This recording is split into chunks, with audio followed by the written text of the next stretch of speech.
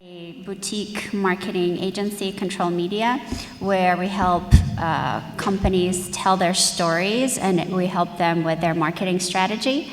And so our clients include large publicly traded companies such as Guerin, and we have media companies such as Leaf Group and Ranker, and as well as tech companies such as System One and Greenfly. And also on a personal note, I work pretty closely with the LA Chamber of Commerce, where I advise as part of their tech incubator for the LA Chamber. Great, Ranjini. Hi, I'm Ranjini Joshua. I'm the president of the Silver Telegram, which is a PR agency that's focused on media relations for technology companies mostly, but also lifestyle brands. We focus on fine-tuning messaging for brands that are just launching and getting them into the media. Leah? Hi everyone, I'm Leah Kaplanis. I'm the founder and CEO of Social Sparkling Wine, soon to be called Social Organics. And our reason for being is to empower people to live vibrant, connected lives by creating the cleanest alcohol available today. And we started about 6 years ago, and today we are one of the fastest growing alcohol companies in the country, and we're also expanding into sparkling water and to liqueurs and several other healthy lifestyle products. Yeah. Wonderful. And we're going to go back through and give everybody social IDs. First I'm going to do mine, and then we'll go to everybody. So I'm Linda Sherman, at Linda Sherman on Twitter and pretty much everywhere else. And my passion is healthy longevity. I am an early investor in a company that produces medical aesthetic products called Miracle of the Sea. That's S-E-A, not C. Everybody at this conference asks me that because there's so much cannabis here, but it's Miracle of the Sea as in the ocean. And I worked as an executive for 22 years in Japan, where I had a big success with Zima, where I repositioned it. As everyone knows, it didn't do that great here, but it was a huge success in Japan, and that catapulted me to CEO of Club Med Japan there in Japan, and several other executive positions there. So we're going to go back down the panel and have everybody give their social handle. I'm at Planet DMA on all social media. I'm at Erin K217 on Twitter. I'm at Ranjini, R-O-N-J-I-N-I on Twitter. I'm at Social Leah on Twitter and Instagram. You can go ahead and give your company, Leah, if you want. At Social Sparkling. Anybody else want to give a company handle? I think you're pretty much good. And Erin, you want to give your Instagram handle because it's different? Sure.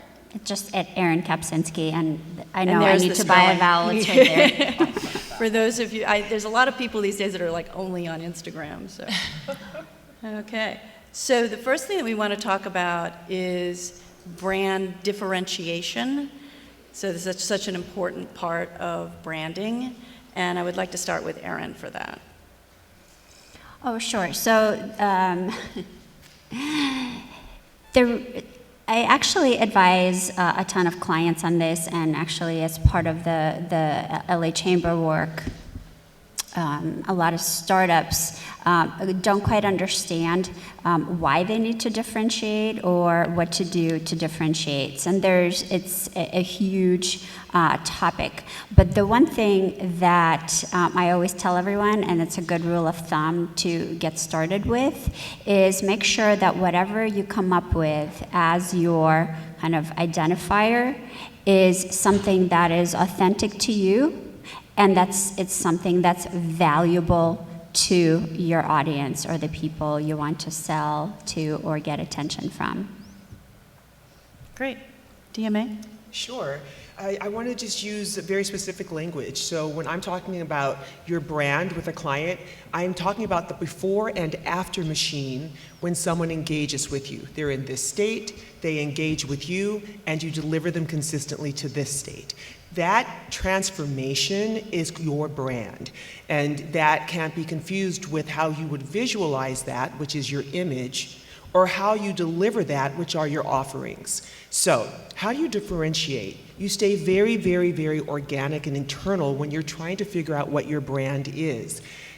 Perception is reality. What people believe you are, what people are coming to you for, is organically your best value proposition in anything you decide to do. And if you try and do something different, it will feel unnatural. So if you really want to know organically, what is your brand? What do I deliver consistently to people as a shift in their space? Talk to your friends, your family, and start asking, what am I the go-to for? Because whatever that is innately in your personal life is the safest and probably most powerful space for you to move to in your professional life. So your most clear distinction as a brand is being true to exactly who you are and what you're already delivering on a day-to-day, hour-to-hour basis, and trying to figure out if there are broader audiences who would benefit from that transformation in your space of expertise as well. Wow. Okay, that's excellent. Ranjini? Well, I just want to add to that. I think a lot of brands also get caught up in like the everyday humdrum of doing social media and often forget what DMA is saying about being true to what you're delivering, what people are expecting from you, and making sure whatever you're delivering on social media is also congruent with those different things, because if it's unnatural, people can tell, and they'll definitely catch you off guard for that. And I think we were actually earlier talking about brands and like the way you communicate and the language that you use on social media. And you know, everyone is watching. It's not something you can delete so easily. People are tracking all that information. So when you are delivering your social media presence, I think it's more often it's better to be cautious than to just put something out because you feel like something has to go up there. You know, if it's not genuine, then that'll definitely reflect on the brand overall. Thank you, Vanjini. Yeah, actually, there's some CSU students here today, and I've been so eager. It wasn't you, thank you. But I'm so eager I'm launching Miracle of the Sea official on Instagram, and so they very kindly offered to exchange Instagram handles with followings with me, and I followed them back, and then I went to look at what they were posting, and it was filled with four-letter words, and it was like, here I am, a brand. You know, it's hard for a brand to interact with you when you're like way out there. And the other thing is employers will definitely come back and look at your social stuff to see who you are. So, Well, and it's really partners and hard other to get people. rid of this stuff. Yeah. Partners and other people as well. It's not, you know, it's not just about employment, but if you are a brand and hoping to partner with people in the future, you want to create a sense of, you know, professionalism that you can carry across all the things you might do now and in the future. So. Unless that is literally a deep part of your brand, unless Yeah. being that Yes. radical renegade voice is part of the brand, in which case, go for it and know what spaces will align with that, because we'll talk about that more. But it really is about brand alignment, especially when we start talking about marketing and organic marketing opportunities. Good point. Leah? Yeah, so I guess I want to bring up just kind of getting down to the foundation of building a brand, specifically for a product, I guess.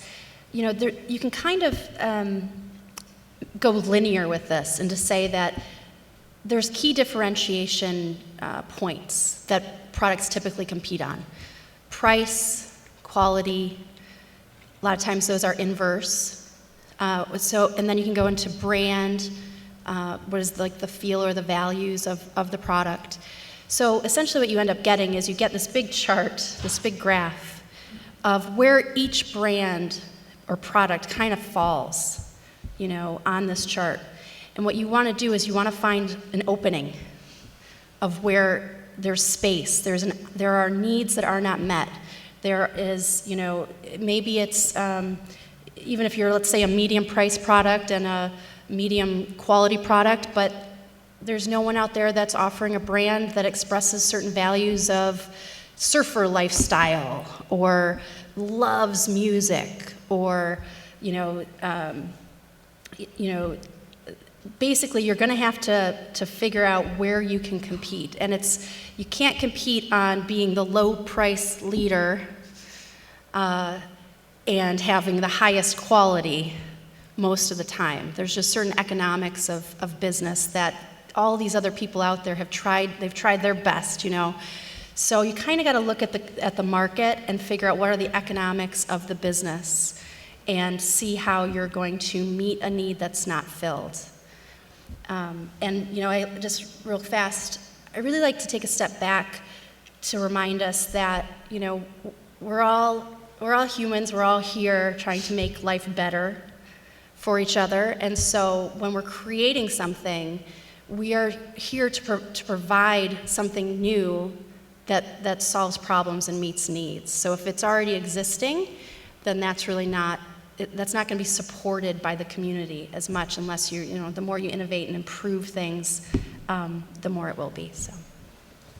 Great. There's another part of branding, and that is focus. Did you want to add anything about focus, TMA? I think it's going to be a counterintuitive thing, because your thought right now might be, ooh, I have a great idea. Ooh, I want to make this great product. And your next step is, how do I go make that? And then the next step is, how do I find an audience for that? And that's a very analog approach to creating an offering. When you have that great idea, the next step isn't to immediately start building infrastructure. Like, oh, I'm going to put my duck together to raise money. Oh, I'm going to form a 501c3. Oh, I've got to hire staff. Sometimes the trick is that you're trying to do that so you can accomplish something you control. And the change that you're actually trying to create feels much, much more out of your control. Here's what you do to really get focused. That first idea doesn't exist to get you started building infrastructure. That first idea exists to get you to understand whose life it is you want to change and how. Those ideas help you to understand who your core audience is. Who do you care about? And when you think about that first product, that first solution, that first offering, then you step back and say, if this were wildly successful, whose life would it change and how? Then you move from the tyranny of the idea and to the limitlessness of the insights that you can glean from starting to have a conversation with that audience once you've identified with it. Where are they trying to go? What are the needs they're trying to have met? And I always say, if you are starting your company with a product instead of a conversation with that product's audience, start again.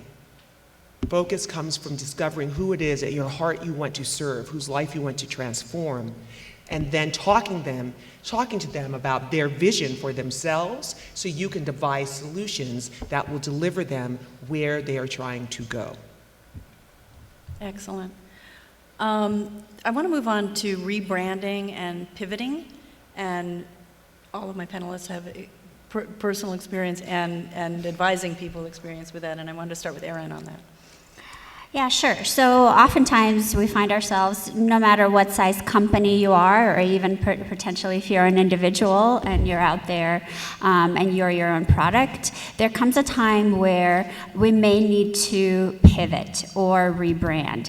And there are very specific sets of criteria that you can look at and figure out if that is something that you want to do. And I'm going to give you a couple of examples from my own clients. So one of the scenarios where you should rebrand is if your business has changed or it's pivoted, or there are some forces acting on your business, or the environment has changed, or the competitive landscape, where it might be appropriate to kind of come up with, if it's a business, potentially a new name, new visuals, new offerings, and how you talk about your offerings. So an example, a client example I had is I was helping a business that was primarily email-centric. So about 90% of their business was around email. And then Google made some changes, and this business was highly dependent on the Google engine. And their email business dropped from about 90% to about 10%. So you can imagine, and it was a sizable business. It was like hundreds of millions of dollars of a business. And you can imagine how devastating that would be to a business. So they diversified. They diversified into different channels. They made some acquisitions. They did some strategic partnerships. And then email was still part of their name and was no longer representative of their business. So that's an example of, we did rebrand them. We got email out of their name. We came up with new visuals for them, etc.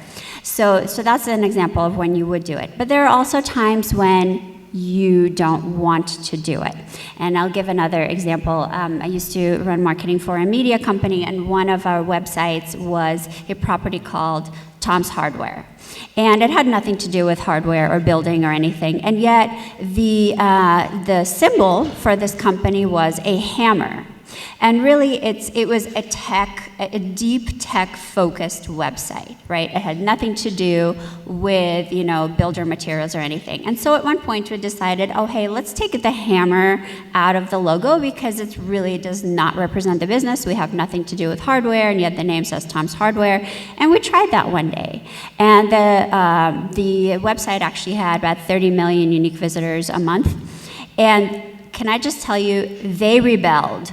We heard about that hammer like in massive amounts. And so it took us a month to basically put the hammer back into the logo because there was brand equity there. There was brand love, and we kind of missed the boat by taking that hammer out because we thought it has nothing to do with the business. So there are times when you have brand equity or brand love or brand affinity, and even though it doesn't really fit your business, still think about keeping it. Great. Leah, you're recently rebranded, so would you like to talk about that? Yeah, I've been rebranding this entire time. And that's actually the point I'd like to make, is that I see a lot of startups lose momentum and get slowed down because they aren't certain of their name, or they aren't certain of their logo, or they aren't certain of their product, or whatever it is. And I'm of the belief that we need to just move forward fast, and that, whatever it is really supports fast action and momentum. So, I started out with, at the beginning, this was called Lotus Enjoyments. I don't know why I thought that at the time. Social Enjoyments, Social Sparkling Wine. Now we're moving as a company to Social Organics as we expand into other products, so looking for what really is going to fit under all of those products. And my wine may become Social Seltzers. So it's just part of the process for me anyway, and I would just say, don't worry about it. You want to try to have your core name that is memorable, that is short, that somewhat relates to what your values are as a company or as a brand, and that foundation. But I think there will be a lot of changes as you grow and evolve, and as competition comes in, as different perceptions happen with people.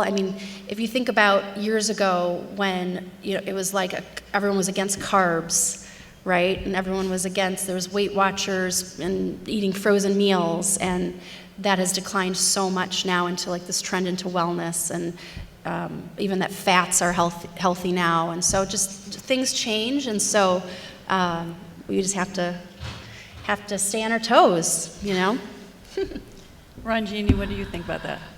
Well, yeah, from the startup perspective, I think sometimes I've worked with two very different brands. One that's been launching since 5 years ago because they can't get their ID correct. They can't stick to some kind of brand affinity within the company. So they're not even launching at all. So they're having a failure to launch problem because they're stuck on that messaging. And then I have another company who launched and failed and did it pretty quickly. So they launched maybe 6 months ago. And so right now we're rebranding because they've realized since they've launched, 2 competitors emerged. We were able to see what the market looks like, and now we can adjust to position them in a way where they can be leading the market. But without those competitors emerging, we wouldn't even be able to see that dynamic between them and those two people because nobody else was out when they first launched. So if they never launched, we would have never seen it. So, like she said, competitors are always going to come up. The landscape always changes. You just have to be nimble enough to change with that landscape. And again, stay true to your voice. So it's like a combination of staying true to your core value and mission that you've developed at the very beginning, but also having the flexibility to change your brand, like the visuals of your brand, and maybe the language of your brand, but while you're still staying true to kind of who you are at the core. I'd like to talk next about personal branding and start out with something very much related to what we've been talking about. It's staying true to your core. We're talking about startups and entrepreneurs. The head of that company is extremely important, their personal brand. Personal branding is important to everyone in the room. If you're an actor, that's very important, and so forth, but especially for CEOs of companies. And one of the things that really helps your personal brand is to speak at conferences. So I have some tips on making sure that your personal brand is in good shape for conferences. So for instance, this conference has both a website and a printed thing. If you're going to attempt to make any changes to what you want to be represented at the conference, you have to get that to the conference leader really early, not the week of the conference. If the week of the conference, you can't even get any changes on the website. So I have fellow panelists here for Digital Hollywood, and So speaking is a great opportunity to be heard, to get on video is especially great, but you want to make sure that all the stuff that's going out and that is going to stay on the web for years is your most updated bio. You update all your bios, or you should be updating all your bios on all of your social media and your own website. Make sure that the bio that that conference leader has from 3 years ago is what you want to be using, because they will just keep slapping it up if you don't change it. The other thing is your headshot. You should have a beautiful headshot, and it should be updated. So that needs to go to the conference as well. And just one other thing, and that is, if you're going to be speaking at a conference, and I'm glad to see other panelists here, attend other stuff. Take advantage of the conference to network and to participate. First of all, the conference host is going to really appreciate that. And the other thing is just valuable. You already drove there and everything, and there's other valuable information at the conference and opportunities to network. And especially, you're running around with a speaker badge, people are going to be interested in talking to you. So, okay, that's on clarifying who you are for the conference. I'd like DMA to talk about speaking gigs and getting speaking gigs and that kind of thing. Sure. I think the most important thing, depending on where you are right now, if you're right now at the point of I have an idea, or I'm trying to transition from full-time employment into my own company, if you're just at the beginning phases, versus if you're kind of in the middle of lots of spinning plates and trying to figure out which one you're going to work with, the most important thing is to try and figure out how you can do the one thing and go deep in that space, as opposed to going as broad as you can and seeing which one lands first. And that keeps coming back to that combination of who am I organically? What do people come to me for, seek me out for, and what is my area of expertise?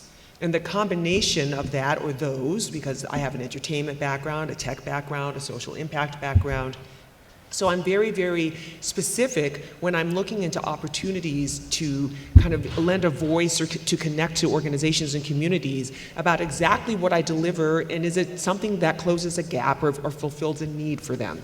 So the way I look at it is, where am I already invested and connected? Who am I following online? What conferences am I personally attending? What podcasts do I listen to? What books did I read? What are the spaces that I'm already engaged in? Because those are your simplest, clearest, lowest hanging fruits to start to reach out to say, hey, this is the relationship I already have with you and your brand, and here's how I think I can elevate your brand. And that's really the biggest opportunity you have as you're developing your idea or your company, whatever stage it's at right now, is to always think of it in service to someone else's acceleration, elevation, illumination, etc. If you're thinking about it in terms of what you will get out of it, you know, the universe is a very specific thing. And, or worse, if you're just kind of sitting there saying, well, let me see what comes up, the universe is waiting with you, like, oh, is that what we're doing? Okay, right? So for you, it's really taking a look at places you're already connected and engaged and saying, can I engage with them in a way that gets them where they're trying to go? And if so, maybe we have an opportunity to partner on something. And that's where I'd always start my outreach as a speaker or as a strategist. And that was a good point about podcasts. Podcasts is a great opportunity for speaking, and Absolutely. and you should also be selective about what you accept too. And again, represent yourself properly for that podcast.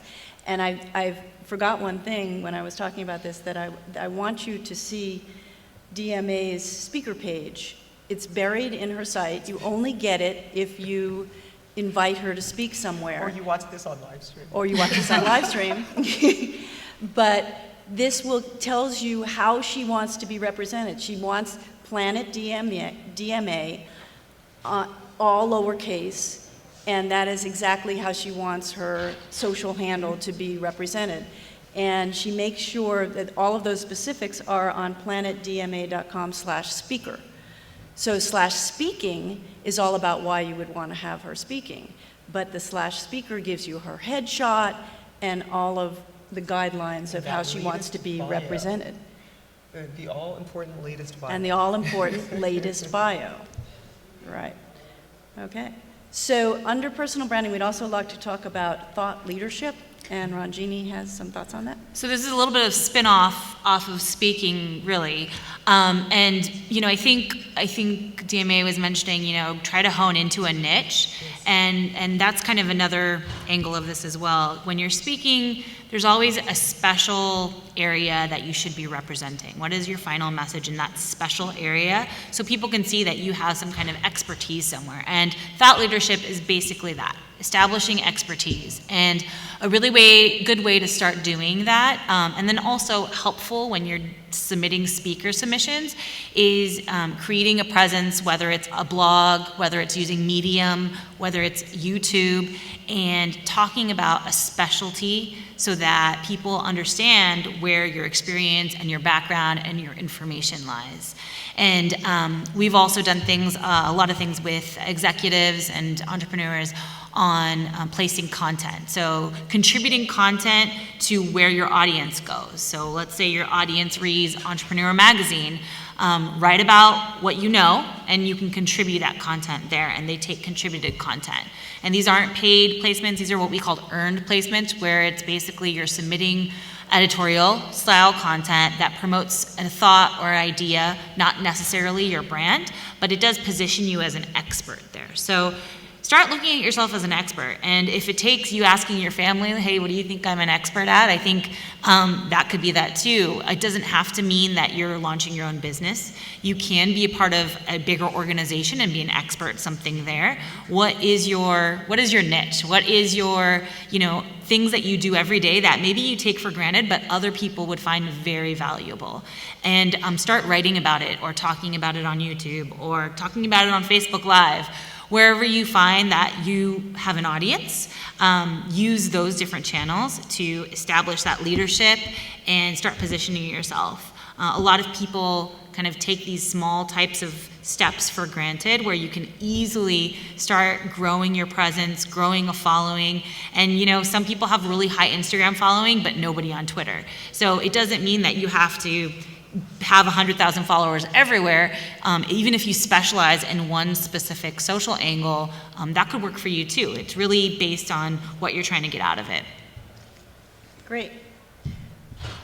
I'm going to circle back to Ranjini again, and I apologize because that was kind of the order we did this in, because I want to talk about PR specifically next and get tips from Ranjini. But I'd like Erin to talk about the analytics that you place against a PR company first. Yeah, sure. So part of it is analytics, but really when I work with companies, including startups, especially startups or smaller companies, smaller budgets, some of them, they don't even know if they're ready for PR. So I think just to clarify for you guys, so Ranjini is actually on the agency side, and so I would be representing the client side. I'd be the one kind of hiring Ranjini.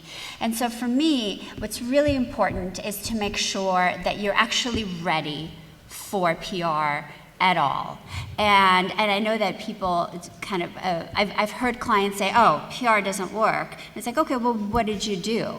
Like, did you have a dedicated resource internally who would manage? Did you have the right fit for your agency? There's so much that goes into whether, this is a successful channel for you or not. So I developed this little checklist that I can share with you guys right now to know if you are ready for PR. So one of them is very much, do you have a consistent story to tell? Have you anchored yourself and talked about, we've talked a lot about defining your brand voice and how to find your authenticity and all that. Have you done that? So that's kind of checklist number one. And then you really have to know who you serve as well, who you want to reach. So that's really important.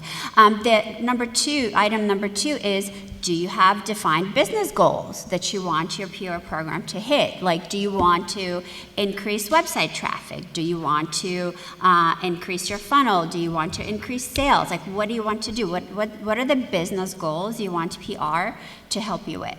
Okay, so then number three, and this is super key. Do you have a pipeline of quote-unquote newsworthy materials? Because there's a tendency, and I think we all have it, it's just human nature, when something's exciting to us, we're like, oh my God, this is gonna be so important to the rest of the world. And so much of the time, it kind of isn't. So, sorry.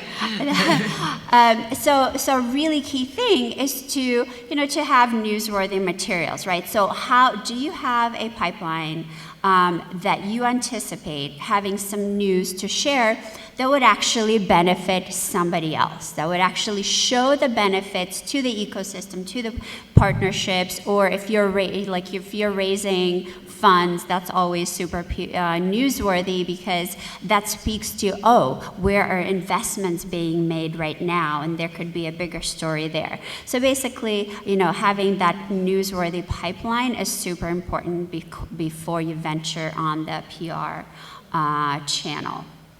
Okay, and then there are really only two others. One is there enough budget to allocate, especially if you're hiring out, there has to be a realistic budget, or if you're hiring within, and there are rules of thumb that I use for that, and if you guys are interested, you can come see me afterwards. And then the fifth, and also super important piece, is do you have an internal resource, that's if you're hiring an agency out, that would manage, that would be able to dedicate time to the PR agency and serve as kind of this liaison and be in a partnership. So you would you'd have this liaison represent the company interests, get the PR company any materials they want, help figure out if executive schedules can line up for a media opportunity, having that internal resource that partners with the PR agency. So I definitely agree with most of what you said. I would argue a little bit that a good PR agency should be able to help you establish some of those news pipelines and stories, because some people, they don't, like you said, like they're drinking their own juice. So you don't really know what's a story and what's not. And I've worked in-house as well. And when I was in-house, I worked in the video game industry, and in-house there, the game masters and the producers would come up to me and just have conversations in the office. And that's the great thing about being in-house, is that you have these conversations you wouldn't have as if you were an agency from outside. And they would tell me stuff, and we would create stories from what they told me inside, and they didn't even think it was newsworthy. So it was just having an ongoing conversation with them that was giving me the ability to create these like news hooks that they thought were funny anecdotes in the industry, and we turned them into news, and we totally newsjacked and piggybacked on a lot of things that they said in the office. So from that perspective, a good PR agency, if you speak with someone, which should be someone, I mean, you're gonna have these conversations with the PR agency anyway, you should ask them for ideas. You know, if they're waiting for your direction, that's the wrong PR agency for you, because like Erin said, you should give them your business goals, and they should be able to match and pair PR ideas from those goals and say, okay, do you have this? No, then let's go this way. Or you do have this, let's use this as a tool to move PR forward. I think in addition to that, you know, being able to know when you are ready for PR is really important as well. But having that internal person is quite vital. I've worked with startups, quite a bit of startups, and that sometimes, you know, we have to go our separate ways because I'm giving them a barrage of opportunities and information or things that I need from them, and I don't hear back from them for a couple of days. And in PR world, a couple of days can mean like death of that article that you're gonna get. So you really have to have someone who can, or direct access to someone who can give you what you need, or a repository. I mean, a lot of times when I work with CEOs that don't have a lot of time but want to get the medias, they basically put everything in a Dropbox for me. I give them a list of things that we need. Here's what we're going to need, and then they put everything there, and then we're able to pull from it. So it's just really easy access. To be able to have your materials and share the materials that you have internally. But ideally, you will have someone inside that can communicate with the internal team for you, and be like your feet on the ground for anything PR related. Sure. I just want to, as you're putting your timeline together, I love that both of them are saying, are you ready for PR?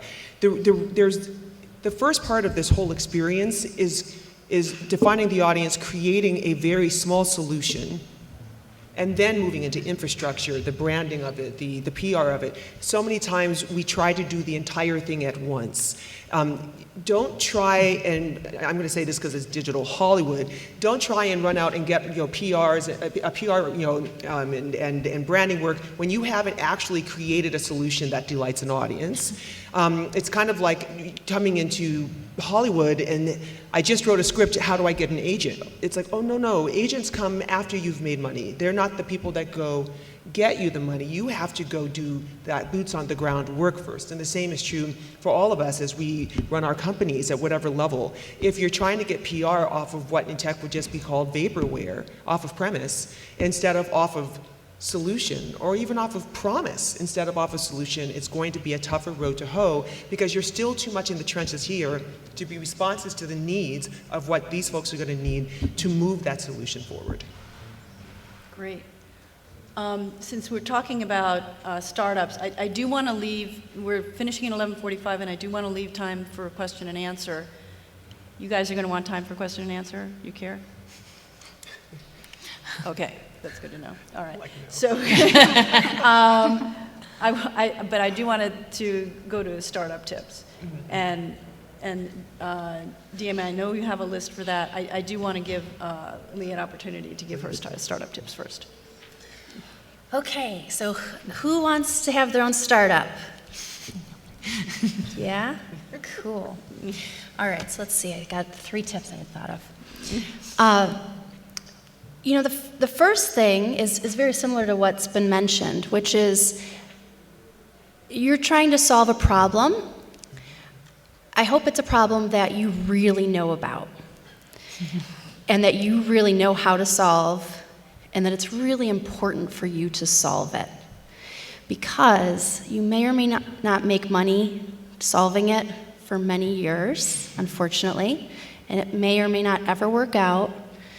But if it's very important for you to move that innovation forward, that will give, because it's going to make life better for people that you care about, whether it's yourself or people like you or someone that you care about, then you're going to have the energy and the momentum to continue on as it gets really hard. Okay, so just really think about it, that you truly are making a difference in the world by what you are inspired to do.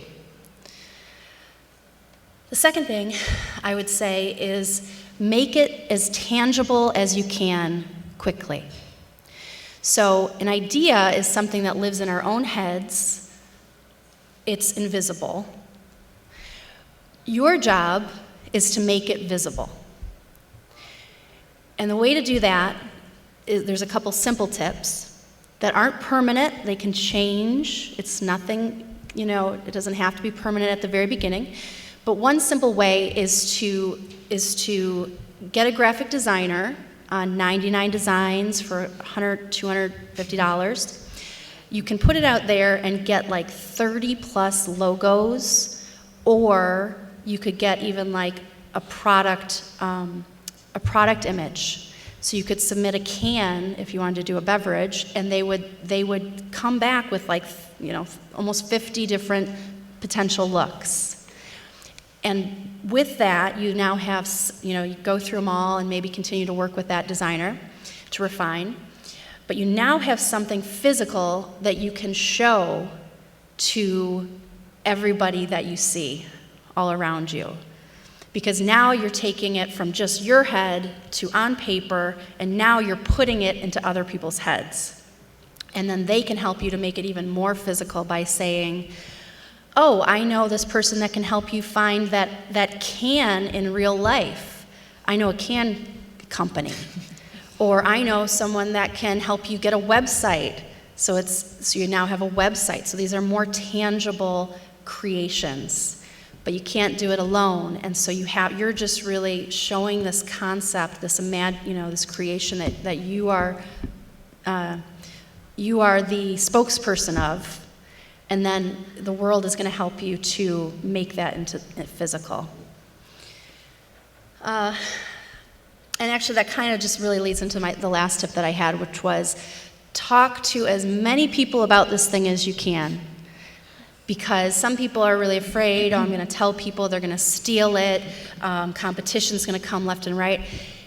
It takes so much focus and energy to create something that really, really grows momentum, that you need to tell people. You need everybody's help. You need everybody's help. So, and you just never know who the person sitting next to you on the plane, who they know, what they know. So build those relationships with as many people as you can who cross your path. And that's how the energy and the momentum and the resources come in to fuel your creation. Great, and I just wanted to make sure everybody got that resource. It was 99designs.com. It's a very good resource. This is what DMA does for a living. Yeah, I'm obsessed with this. In 30, very, very, very clearly, we talked about, I have a great idea. That great idea exists for one reason, to help you understand who your audiences are and how you want to change their lives. Once that's figured out, you have to talk to them. Because the biggest shift you're going to make as an entrepreneur is to accept that you are not and you will never be the target audience. Once you decide to devise the offering, you become the medium. You become the vehicle of the change, not the rewarding recipient of the change. So you're going to be in a constant dance with this audience and evolving and growing audiences for the rest of your company's life, and you have to be in constant conversation with them. Rebranding, pivoting is awesome if it's responsive to an audience that's in love with you. Oprah hasn't been a talk show host for a decade because it was never about the product.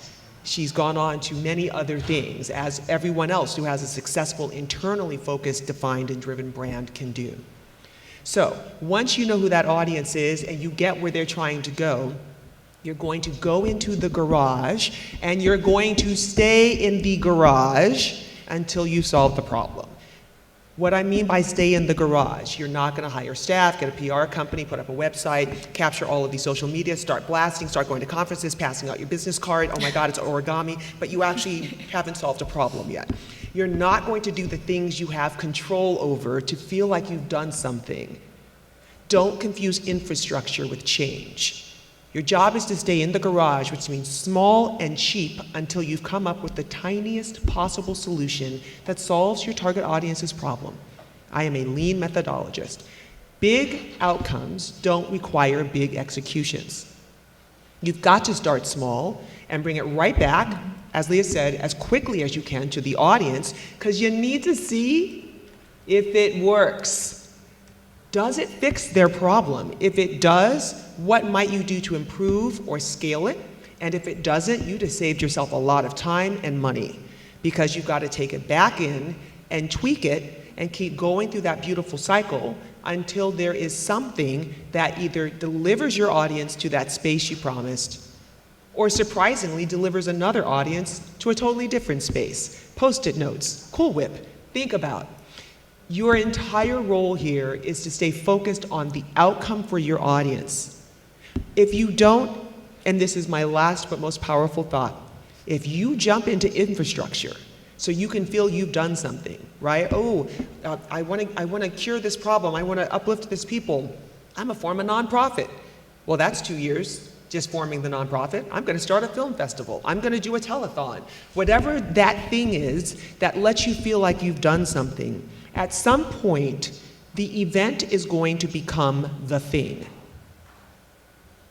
At some point, if you start with infrastructure and all of the Byzantine work that goes into infrastructure, instead of staying in the garage and creating a small problem, a solution for a problem, at some point, instead of the organization existing to solve the issue becomes the justification for the organization. All of your time, all of your work, all of your effort is going to keep going into keeping the company afloat, keeping the organization funded, keeping yourself visible, when the audience has vanished from your daily workload.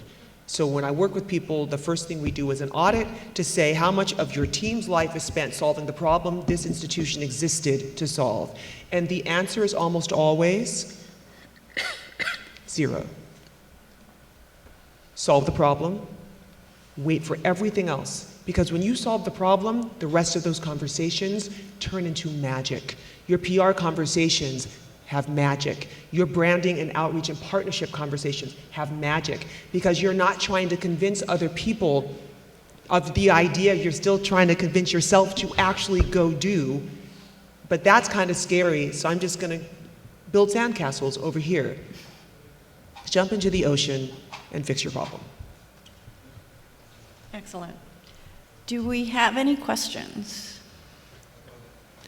And talk very loudly, because we're live streaming and we want the audience at home to hear it too. Well, problem doesn't mean bad thing. So to rephrase, because I love that, he said it doesn't always have to be a problem. Your goal is to close a gap.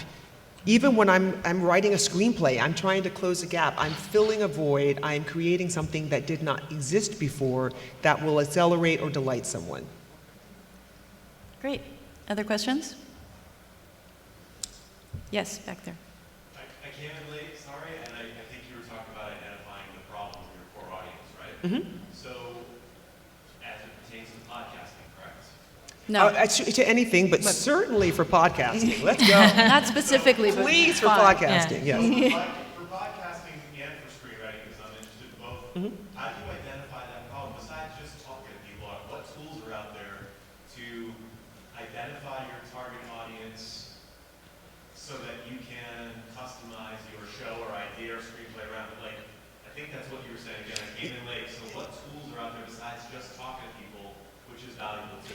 You start with that Can you core repeat idea. his question? I'm sorry. The question is, how do you identify kind of the problem you're going to solve and the audience you want to serve, and what tools could be out there to help you? It's really what I call that motivating moment, that spark, that idea. Ooh, I'm going to do a podcast about the entertainment industry. Ooh, I'm going to create a new set of slippers that has a cocktail holder in it. Please don't do that. Right? Whatever your idea is, before you run off with the first idea and start creating, you actually stop and say, if I created X, whose life would change and how? Because those people are the audience whose life you're trying to change. Then you go have a conversation with them about where they're trying to go. Because if the best possible thing can't be for you to create the product of your dreams, Your goal is to create the product that helps other people reach their dreams. That shift is huge. De-narcissizing, that's not a word. Entrepreneurship is a passion of mine. It isn't about you. It's about your ability to change lives for other people. So take your idea and just take that extra question. If I did this, whose life would change? And then start conversations with those people. Okay. I think I get it. Yes? And he was also asking about a screenplay, which you're very familiar with. That Certainly. too. If you're trying to write a screenplay, you're going to go right into the core of your life and tell the stories that were transformative in your life. That doesn't mean it has to be in the city or even the fantastical realm, but don't try and write something other than what you've lived, even if that was internally, because that takes away that really beautiful distinguishing value proposition that you are undeniable when you are telling your story. At some point, Kenya Barris decided to write Blackish. He decided just to tell the story of his family life. And that's when he got that hit, which became Grownish when his kid went to college, which became Mixedish when they decided to go into his ex-wife's, a story about how she grew up. Your own story is distinctive enough. Dive deep into it. So that's a great answer. I was also hoping, do you know of any third-party, online tools that help you, with solving that issue? I do, actually. I just go to planetdma.com. I have a free ebook called Shift. And it's a workbook to work yourself through kind of the questions that you want to ask as you're starting any endeavor, not particularly a product company. Repeat the website people are writing. Oh, sorry, yes, planetdma.com. If you go to any Planet DMA on any social media, there's at the very top of that, there's a link. It's free, and a lot of what we talked about up here is going to be covered. We're old friends at this point. Yeah. We've done this a few times. Great. Are there any other questions? Yes. Let's say you're a smaller company and you go through your PR checklist, as you do generally have the number of girls usually, and you only want relationships that are all in place.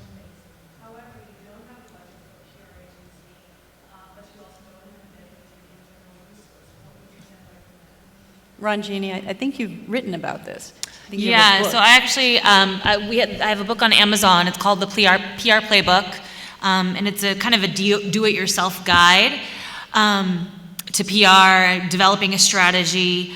But that's the big thing about PR is that you do have to dedicate time to it. It's not magic, And I think a lot of people do come to us thinking like, oh yeah, just do your thing, and all of a sudden some kind of wave of PR magic appears. It's not that way. A lot of time, effort, resources go into it. So you really do have to make a commitment to either doing it yourself or allocating some kind of resource to it.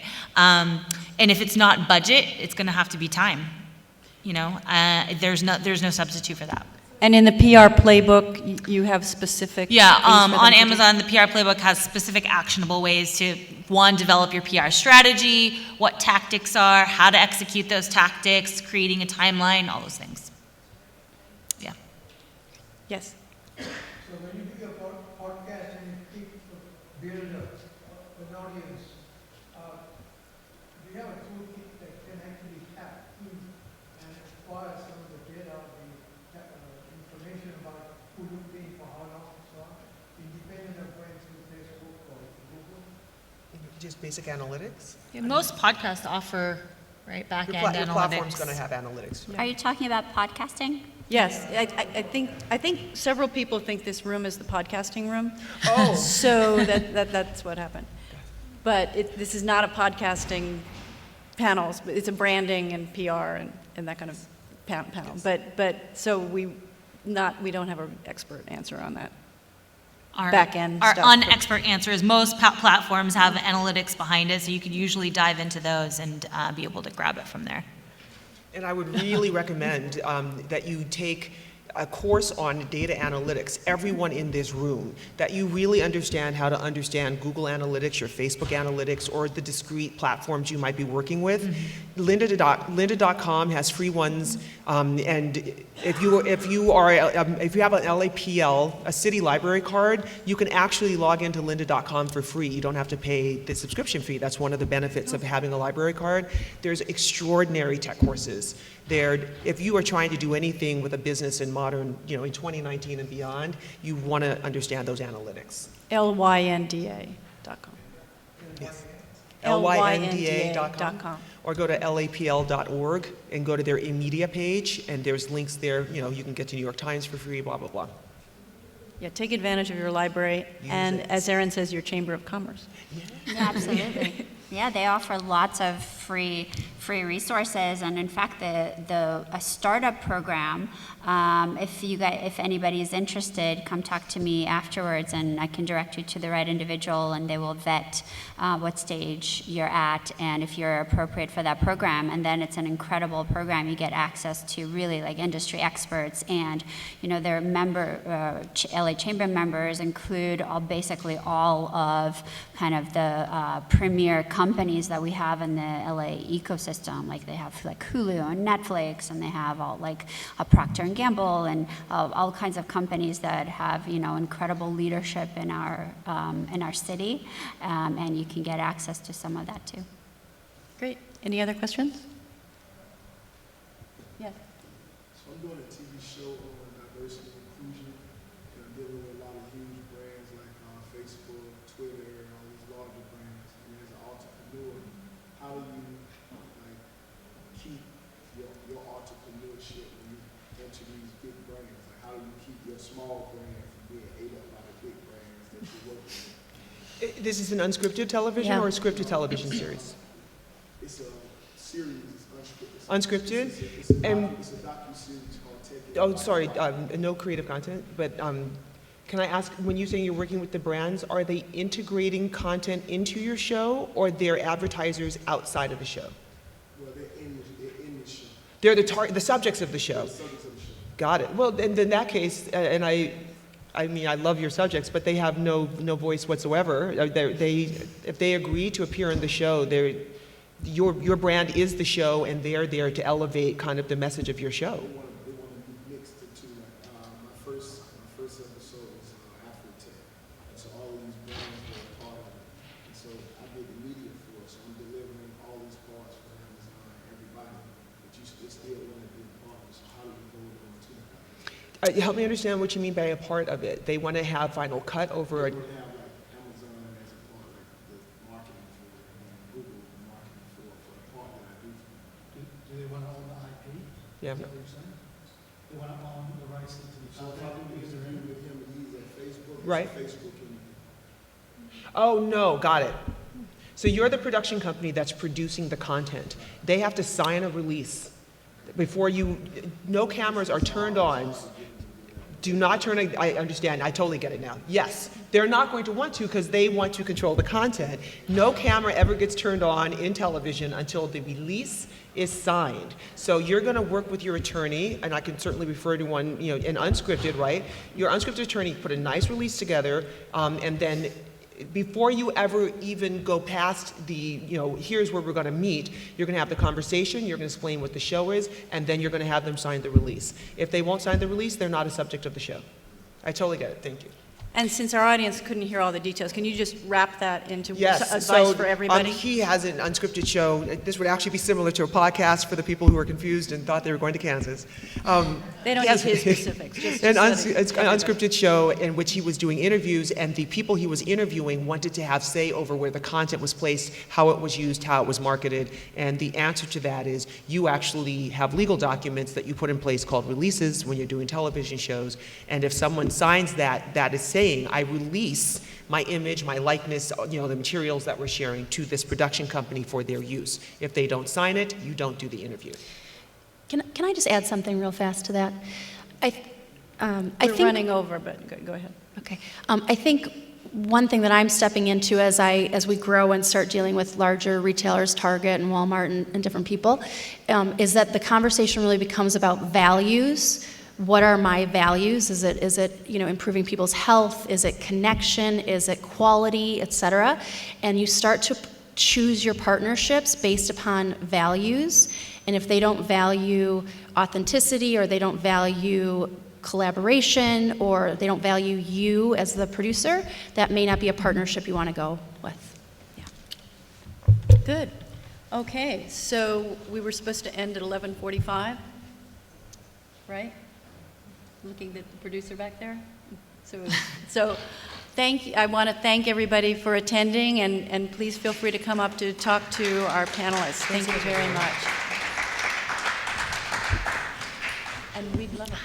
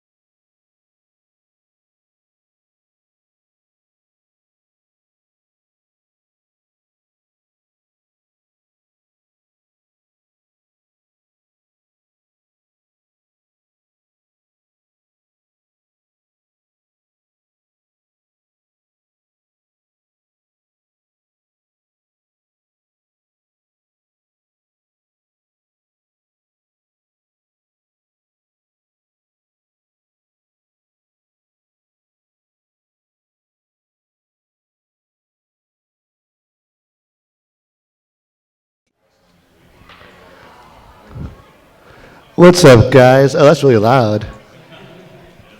This is so we were supposed to have food in here, and people came in earlier looking for food, and then there was no food, and then they left. So now it's just us. But we have food in the back that's loading up right now. So please grab a sandwich. There should be different options for different diets, including vegetarian for Rod over there.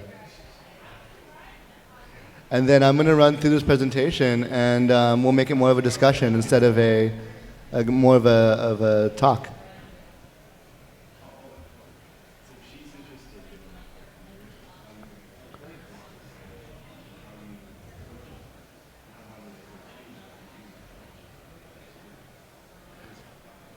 Actually, Rebecca, what's the topic you're interested in? Because we can just make this a round table. We have a free session to do what we want, basically, because it's just us. Getting networking with the brand to Okay, yeah. brand as a creator. We can definitely do that. Okay, so what we'll do is we'll do grab some food if you guys are hungry, and then I'm going to go ahead and I will modify the presentation to match that topic. It's like improv, and literally I know everyone in the room for the most part, except for maybe one person. So.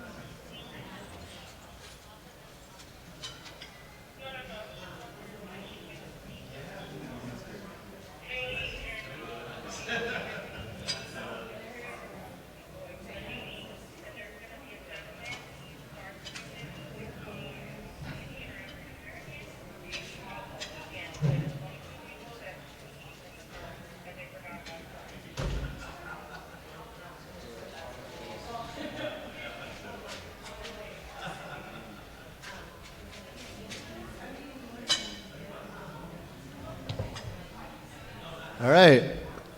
We got our food. I think we can give us a quick start. What I'll do is I had a presentation on the 7 essential rules for influencer marketing, and what I'll do is temper it to kind of give a view on what agencies look for and what brands are looking for, and then temper it more towards the creator sector. I think everyone mostly in this room is a creator, correct? Yeah, except for Sam, who's just the man. Sam the man. This is fun. Okay. So the one person in the room who probably does not know me, I'm Mike Prasad. I'm the co-founder and CEO of Tiny Sponsor, we're an influencer marketplace. And for everybody else, good to see you. So I'm going to go through really quickly the 7 essential rules for influencer marketing. This is a white paper which is actually designed for agencies, but I think it's useful to know as a creator to understand what agencies are looking for and how they approach the buy. So I'll go through that, and then we can have a little open discussion. And then if we're really lucky, maybe RKVC can sing us a song. I mean, it's almost tradition at this point. All right, so global spending on influencer marketing is growing like crazy. This number is 5 to 10 billion by 2022, but if you actually, by our own research, if you actually look at the what we consider influencer marketing, which is more content sponsorship in the digital realm, it's actually more than double that. So the spending in the space is actually growing incredibly, and that's really a US number. If you look at global numbers are actually even higher. The reason behind this is that user-generated content has way more engagement for a brand than the brand's own content. So it makes sense, right? If your friend's talking about how great a brand is, or some product or experience they just had, you're going to engage with that and you're going to be excited by it. Versus if a brand goes like, oh, we have the best thing ever, you're like, that's cool, but you're the brand. So the idea is that by enabling and engaging customers for brands, those customers actually have way more value than anything the brand can say themselves. Further, what you find in social media especially is that when you discuss a brand as a consumer or creator, you don't actually follow the brand, you just discuss them. So your friends will mention it, you might see some of their products, you might look at an experience that someone's engaging with, but you're not actually following the brand account. Like most people follow a very small percentage of brand accounts compared to the brands they interact with. So the mistake that I think a lot of brands make when they go do influencer marketing is they automatically say, oh, I want to do Instagram, and that's influencer marketing. And the world of influencer marketing is not just Instagram, as we all know here. We work at VC, they're on like 7 different platforms. And the idea is that each platform has its different characteristics and different goals. And so as a creator, it's also good to know which of those goals, or which of those platforms you're on, the one that you're focused on, how do they serve a brand? What is the specific purpose or the specific value that that platform uniquely is situated for? So what I mean by that is, this is a really big chart, and if you want to grab a white paper on the front table, there's a booklet that has the full version of this. But every format has a very different mechanism that does or does not do something. So for example, if you're looking at a Instagram story, they're really, really great for click-through links. So you can put link in bio, and you can go ahead and link below, and on your stories you can actually activate someone, engage them in the content, and then they can click through. And so for a direct action of driving a sale or a click-through, Instagram stories are really, really good. But for the same outcome, but for if you're looking for that sale, an Instagram feed post is actually not really good. An Instagram feed post has no follow-through. The most it can do is go to your profile. And if your profile is set up as a brand, then maybe it will click through, but it's still multiple steps away, which cuts down the conversion rate. What an Instagram feed post is really, really good for, though, is selling the narrative, educating, it's building brand awareness and telling a story. And so every format has different functionalities and different metrics and different outcomes. And so for the platforms that you're on as a creator, you want to know what is actually the highest value mechanism on the platform that you're on. So TikTok, for example, is very different than LinkedIn. And audiences are different too, right? So you skew older on Facebook, mid-range on Instagram, younger on TikTok, for example. So by knowing that, you can actually price your offerings as a creator accordingly. And also when you're talking to brands, you're able to clearly identify what your key value is around their goals. Now, brands typically have 4 to 5 goals that are incorporated into any marketing campaign. And there are subtypes of this, but they really fall into 4 core categories and maybe 1 additional. So the first goal is telling a story and building awareness, letting people know what the brand is about, what they do, who they are, what their products are, but the reasoning behind it. It's not about trying to make you buy at that moment. Coca-Cola is a really good example. You're not going to buy Coca-Cola online. You're going to go to a grocery store, buy it at a restaurant, or some other of the million places you can buy it, but they want to keep you top of mind. They want to tell you what you're about. And the holidays, they had their famous polar bear campaign. They want to associate themselves with the holidays and celebration. And so the awareness and storytelling and narrative is exactly what that goal is about. Now the other type of goal is building on, this is specific to digital audiences, is building direct audience and followers. So saying, like for example, right now I manage campaigns for Facebook, and Facebook has a very specific goal of building audience in certain categories.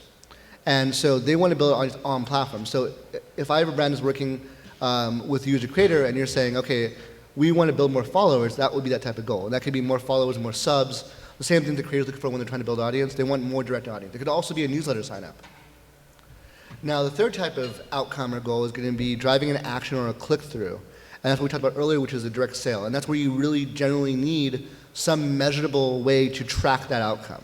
And so a link would be the easiest way. An offer code could be another way.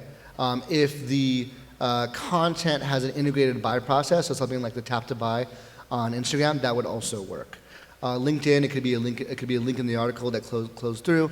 On YouTube, it would be similar. And so those are all very trackable, attributable conversions. So what brands often run into is that with content marketing and social media, if there's no link or code used, they can see an increase in sales, but they can't attribute it. They don't know who it's coming from. And that makes it harder for them to prove ROI internally, and then harder for them to assign a bigger budget, which is why you'll see a lot of people saying, well, I'll pay you on an affiliate basis. I'll pay you on a sales basis. And while that's fine for them, it actually is not ideal for an influencer or a creator because someone might see your ad but not actually convert until later on. And you contributed to that conversion, but you're not going to get credit for it. Which is why one of the reasons why Tiny Sponsors is it's a flat rate basis, and you can pay out additional affiliate, but there's still an upfront fee because there's content creation, there's audience engagement, there's other value that is inherent to what you're doing beyond just the conversion. Influencer marketing and content marketing is a hybrid format. It's not pure performance. You're not just paying per click. It's not pure value of creating content. You're not getting just the value of the creative or someone creating a cool video or putting your photo, doing a photo shoot. It's a mixture of all these things, and you need to account for those values. So once the brand's really figured out what platform they should be on and why they're there, we're talking about metrics. You need to be able to track that, right? So how are they going to measure those things? Click-throughs are the easiest. Audience with engagement is a big metric. Now, the problem with a lot of these metrics is that they're abstracted, they're secondary metrics. So for example, I look at engagement, and most people look at engagement as a percentage of, on Instagram as an example, or on, let's say on Twitter or on YouTube, it's how many likes and comments did it get divided by the total number of followers divided by likes and comments. And so you get a percentage, you get engagement rate. It was a common format. The problem with that is that it's a soft metric. You don't actually know what the nature of engagement was. You don't know who that person engaging was. You don't know if it was a bot, if it was a pod, or if it was a real true engagement. And so if you look at all KPIs and brand objectives and how to measure it, there's hard metrics and soft metrics. A hard metric would be a attributable sale through a click-through or through a code. A soft metric would be engagement. Whenever you present soft metrics to brands, you have to give context, otherwise the brand or whoever they have to report to won't always understand the value. So if you're saying, I as a creator provide really great engagement in this category, that's great, but even better is in this category around this nature and have examples of that engagement. So for example, if we did a campaign with our KVC on a coconut water energy drink, and in that report we provided photos of the comments, of the key comments, of the post itself, of the narrative and how they presented it, but also how people reacted to it, and the key quotes from the comments.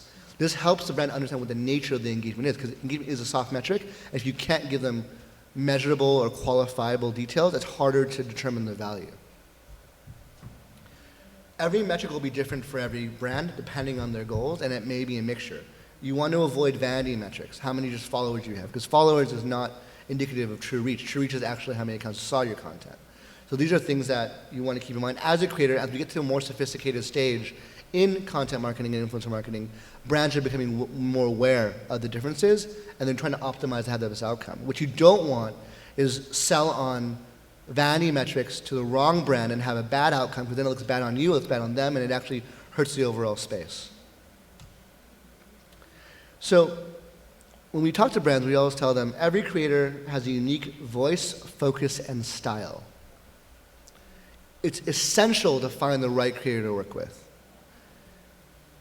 You could have you and I can have the exact same audience, the exact same vertical, the exact same amount of posts per month, the exact same engagement numbers. And for one brand, one of us could outperform and the other one could fail. And the reason why is that what determines outcome and goals and conversion is not the metrics. The metrics are a baseline. What actually determines the outcome is the qualitative metrics, not the quantitative ones. So does my content have the same style, voice, brand, values as the product that I'm advertising? Does it integrate naturally into my regular content feed, or is it something that's clearly different from my regular content? The more aligned the brand is and their product and their value set and their messaging with my value set and my messaging, and the more aligned it is with my audience, the higher conversion rate you're going to have. And you can see a difference by a multiple. So in a scenario where all that's well aligned, you might see a 10x conversion rate than when it's not well aligned. And at that point, it's the same money for all parties involved. And in that scenario, it typically, the high alignment sponsorships are good for the influencer or the creator, they're also good for the brand. the audience does not feel like they're selling out. The audience feels like they're sharing something that is really of true value to them with the people they care about. So the best brands, ultimately, a brand is like a prototype culture, if you think about it that way. Culture is defined as, at least for me, generic elements that come together to create a unique meaning or situation or context. So a really simple example that is like the food you're eating, right? So, bread, flour, meat, and vegetables in one assembly can be Italian. Another one can be American. And so a sandwich can have really different connotations and cultural values, but the elements are actually exactly the same. So if you think about it from a brand point of view, is saying, we care about these things, we have these things, elements about who we are. If you're a creator, it's the same thing. What defines you? Like RKVC, again, because they're my universal example, is wearing a black and red vest that they always wear. If they're not wearing the vest, they're wearing a t-shirt with the print on it. So they're a known brand, they have a personality that comes through and is consistent across all the things they do. And all of their content split up into 3 to 4 categories: music, gaming, and a lot of kind of social, fun stuff around being a creator. So lifestyle. Slice of life, I guess, would be more appropriate. So you have these 3 categories that they're known for, and so within those categories, they're going to be highly effective, regardless of what their follower count is. And as they've done that, they've created people around them that create a culture. There's a certain culture of other creators that co-create with them, and that creates a very distinct group of people. Every creator has their own distinct culture that they create. Every brand is trying to build culture. So when we talk to brands, we always say work with multiple creators. Don't work with one. Work with a number of creators that have similar value sets and similar aesthetic and similar context, so you're actually adopting those values into your brand and you're actually creating community through that engagement. Pricing is a big one. I've seen PR companies pay 10 times the media value of a creator. I've seen performance companies try to pay a creator 1/10 of their value. There's no hard metric other than conversion, and conversion is situational, meaning for one brand it might be great, for another brand it might not be great. So the pricing metric is all over the place. When you're looking at pricing as a brand or a creator, you want to think about the values that you're presenting. Based on the content you create and kind of the formats I talked about earlier, each format has a different value set. So if you're doing a lot of, Anais does amazing photography, that has an initial value in and of itself, regardless of distribution. And she can offer that as a licensing right for the brand to reuse for an additional fee. So that goes in, that's one aspect of presence, the creative, the work, the hours that goes into creating that photo or that video, versus just, hey guys, check this out. That's not as much of a value as someone actually composing and thinking creatively about the content. Another type of value is distribution. How many people do you actually engage with? How many people see that content? Similar to how many times an ad gets viewed on a banner ad or on a commercial. They charge by that amount. And then the third type of conversion is going to be the sales. There's also other values, secondary value, like data, being able to test audiences, getting feedback for how certain micro audiences engage with the brand's content. That might have secondary value. Most brands, it's not their primary value. But a lot of brands will incorporate that into their value proposition. So when you're presenting yourself to a brand, you got to think about what other areas of value do you have. It's going to be your creative value, and that's what the hours you put in. It's going to be your audience size and your media value. How much is that exposure worth? And then your engagement and your conversion value. How much do you think you'll actually convert for a specific area? And then the last part is expertise. Are you someone who's known as an expert in the thing? Are you lending that endorsement? And that's another value. So if I have the top doctor in the world talking about smoking and saying that a certain product is safe, then that's going to have a ton of value versus some random guy in the street saying that. So you got to think about where you're positioned within your own industry. That's what's so important for creators to build up their own reputation and their own experience. More than just, look at me, I have a really cool, crazy lifestyle. You have to be known for something. The more you are known and trusted for that, the higher value you are to everyone involved. I should note there's a calculator for Instagram, tinysponsor.com/calculator. It will calculate your media value. Your media value is what it would cost for similar engagement if the brand had bought Facebook ads or Instagram ads. Never charge below that. You can definitely charge above that. So one thing that creators and brands tend to overlook, unless you're a really big brand, is brand safety. It's something that a lot of creators aren't aware of, which says in your content as a creator, what are the things that you associate with? Are any of those things considered risque? That could be smoking, it could be alcohol, it could be cannabis, it could be more explicit content, it could be vulgarity, it could be religion, politics. These are all things that certain brands have to avoid by policy because it's too toxic to them. And conversely, there are other brands that want that. So if you're a cannabis brand, you're like, yes, show me all the people that talk about cannabis. But you need to be aware as a creator which of the 7 or 8 categories of those brand safety areas that you fall into, if any. And if you're not, you want to say, I'm completely brand safe. That's a great thing for a lot of consumer brands. P&G brands love that. Consumer goods brands like Procter & Gamble love that because they'll pay double the money for that if they have an assurance of brand safety. So one thing you can always do when you present yourself as a creator is know what you're brand safe for and be able to be confident and present that because brands will pay more based on that. FTC compliance, so they just actually updated this.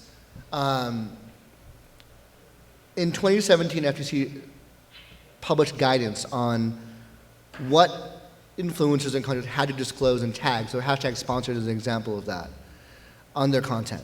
Now, they just updated this like about 2 weeks ago, and they clarified on who's responsible, because the idea was that, yes, you have to do it, but it's a guideline, but then enforcement's a different story. So what they came out to is that the brand is responsible for communicating the rules to their creator, to who they're sponsoring, and say you must use this tag, you must disclose them this way. It's their goal, and the Tiny Sponsor we actually is incorporated into our feed where you'll see that whenever you get a job. But they decided, and this is what's new, is that it's ultimately the responsibility of the influencer or creator to disclose, meaning if they wanted to enforce that, they would go after the creator first and say, hey, you posted this, you did not disclose, you're now going to be fined or have a penalty. So this is different than before where it was more so on the brand side. Now they're saying the brand has to communicate it, but the creator has to actually be responsible for doing it. And so if you're a creator and you're not disclosing, before it was like a slap on the wrist, kind of like, oh, you should have done that, but now they've laid the groundwork that if they wanted to fine you, they could. So those are kind of like the fundamentals of how brands should approach influencer marketing. Tiny Sponsor, all of these things I talked about are incorporated into our flow. As a creator, when you create your profiles, we'll ask you about brand safety. It's all multiple choice. Deliverables are automatically structured based on goals and all this other cool, fun stuff. We support all platforms, and it's something that if you're not on, I think everyone mostly here is on it. Definitely could check it out. Even if you don't use us, you should I would advise going through it and understanding what the pieces are, because when you're presenting on your own, a lot of creators will be on our platform. They'll also have an agent or a manager. They'll also do direct pitches. We're not exclusive. But the things that are in the profile, your audience, your demographic, your style, your brand safety tags, your explicit deliverables, your explicit pricing, your packaging, for example, saying, I don't just do a post, but I actually will do 4 stories and 1 feed post, or I'll do a YouTube video with integration, or I'll do a shout out to YouTube, which is a very different price point. These are all things you need to present to a brand to make sure it becomes actionable to them for them to purchase. And as a brand, they should be looking for an understanding what these things are for it to be effective for them as well. So I would advise taking a look and understand at least the mechanics of it. So when you're pitching on your one sheet or your press kit, you include some of those elements because they're going to help you get more sponsorships. So thank you for that. We actually have I think 5-10 minutes left. So we can do questions, or RKBC can sing us a song. Or, yeah.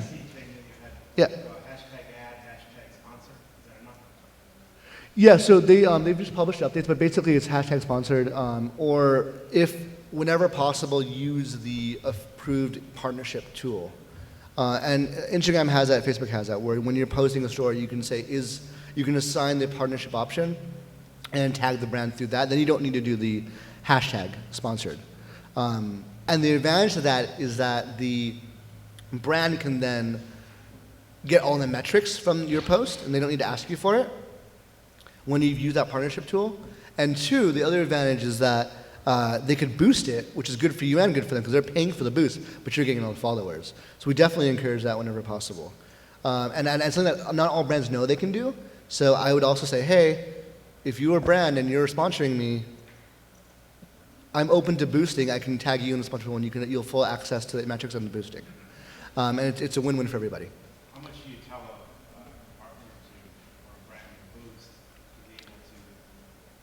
It's up to them. I generally recommend 20% of spend. So if you're saying my package costs $1,000, they should boost it $200. And the best practice that we've seen is boosting 2 to 4 days after the post goes up on a feed post, because the idea is that you're building an organic audience, and that's natural, highly targeted, high engagement audience that came to that post and engaged with it for the reasons that are validated by your content. It's the right audience, right? They've naturally engaged with it. And if you've done that, then when you do the boost, the algorithm will use as a lookalike audience and find more people like them. So it actually brings in more relevance. What you don't want to do is boost right at the post, because then there's no data for it to know how to target. So you'll just start spamming it out to all of your audience and see what hits. And then you actually get a lower conversion rate and a lower engagement rate, because you're actually there's not enough data to know what the right audience is. But you give it a couple days till the natural organic post engagement dies off, then you boost it. That's the best combination. And then you can do it for yourself as well if you wanted to boost your own post to kind of build a specific audience. If you have a really high performing post that has a highly engaged, good comments, good engagement, that's really specific to the core audience you want to engage with, if you boost that a little bit, you'll be able to get more followers that are like that audience. Any other, yeah? Number 6, we talked about brand safety.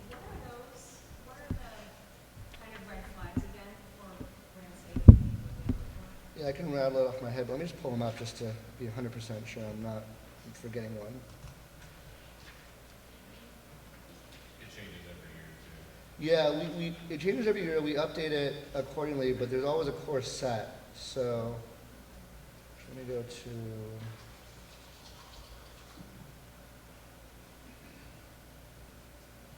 So alcohol, cannabis, explicit or sexualized content, suggestive content, politics, religion, strong language, or none if you don't have any of that. Yeah. So it seems like Instagram is getting more and more sexy. I mean, every girl has a bikini photo, right? Would you consider that sexually explicit if you're in Suggestive would be the. and they want to stay away from that? A lot of brands will, yeah. But I mean, it's almost like a contest nowadays. I mean, who has the best bikini? It's just crazy. So it's like if you don't post any kind of like nice, kind of sexy bikini photo, it's a tough call. It's an audience training thing. So Instagram will look at the audience that engages with you, and it'll give you more people like that audience. So for example, Sarah on the internet is one of our colleagues. She has a couple earlier videos in her career that were more suggestive, that built an audience that way. And so even now, when all of her content is very like makeup, fashion driven, not at all suggestive, even though that's the majority of content for years, she still gets the algorithm pushing her people that followed her for other reasons. And as a result, she's had to police her and ban people actively to get her audience away from being completely male. Because from a brand point of view, that's worthless audience for most brands that are working with her.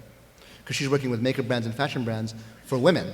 So her women audience is actually where the conversion happens. And so she's got it down to about, I think, 79-ish% male from like 90+% male. But it's a hard thing to do once you've already established that audience. So a lot of your content will determine that. What we found with accounts that are not as suggestive, that are maybe more fun or more around, it takes longer to build the initial audience, but that audience will then become very, very valuable and have a higher value per follower than the suggestive audiences. It's very similar to like call reality TV shows versus mainstream shows. One is kind of like a lower value, but a broader audience, and one's a higher value, specific audience. Same idea. So our content will curate your audience that way. So unless you had a product like, let's say, landscaping, where men would actually purchase it, Mm-hmm. men are worthless, is what you're saying? I mean, to that specific brand. Now, like, there might be categories where there's an item that applies to both parties that can be followed by, will engage with the audience following someone for sexy photos. But that's a very specific type of product, and that doesn't always fit with the creator or et cetera. So we had a bikini brand from the United Emirates that sponsored some very hot, attractive women on our platform. And then they were upset when there was no conversion, except that on their profile, there was like 98% male audience, and none of them were buying a bikini. So, that's the issue you run into. Now, there's other products that may be about like sexual health, awareness, other things that might translate, but it's going to limit that value for that account. So whenever I look at a brand, that's why pricing is tricky. When we take our approach to packages, we ask the creators not just to say like, oh, I'll do a post for X amount of dollars, but do something very, very specific. So like, look at like Jack Jerry. Show her Sarah. She hasn't seen. Oh yeah, Sarah. I know, but show her. Right. I'll do RKBC and Sarah since. So at KBC, they have Songs Explained, a single video. So you're sponsoring an existing video series they do. Or you can do organic placement around a musician's Instagram post, so specific to music, right? And then they have like a pop duo thing, so they're very music driven. So all of their things aren't just like, we'll post about your product, but we'll do something very specific in a specific content is about who they are. To the right brand, that's really, really high value. And they can charge a lot more than an audience count because of it.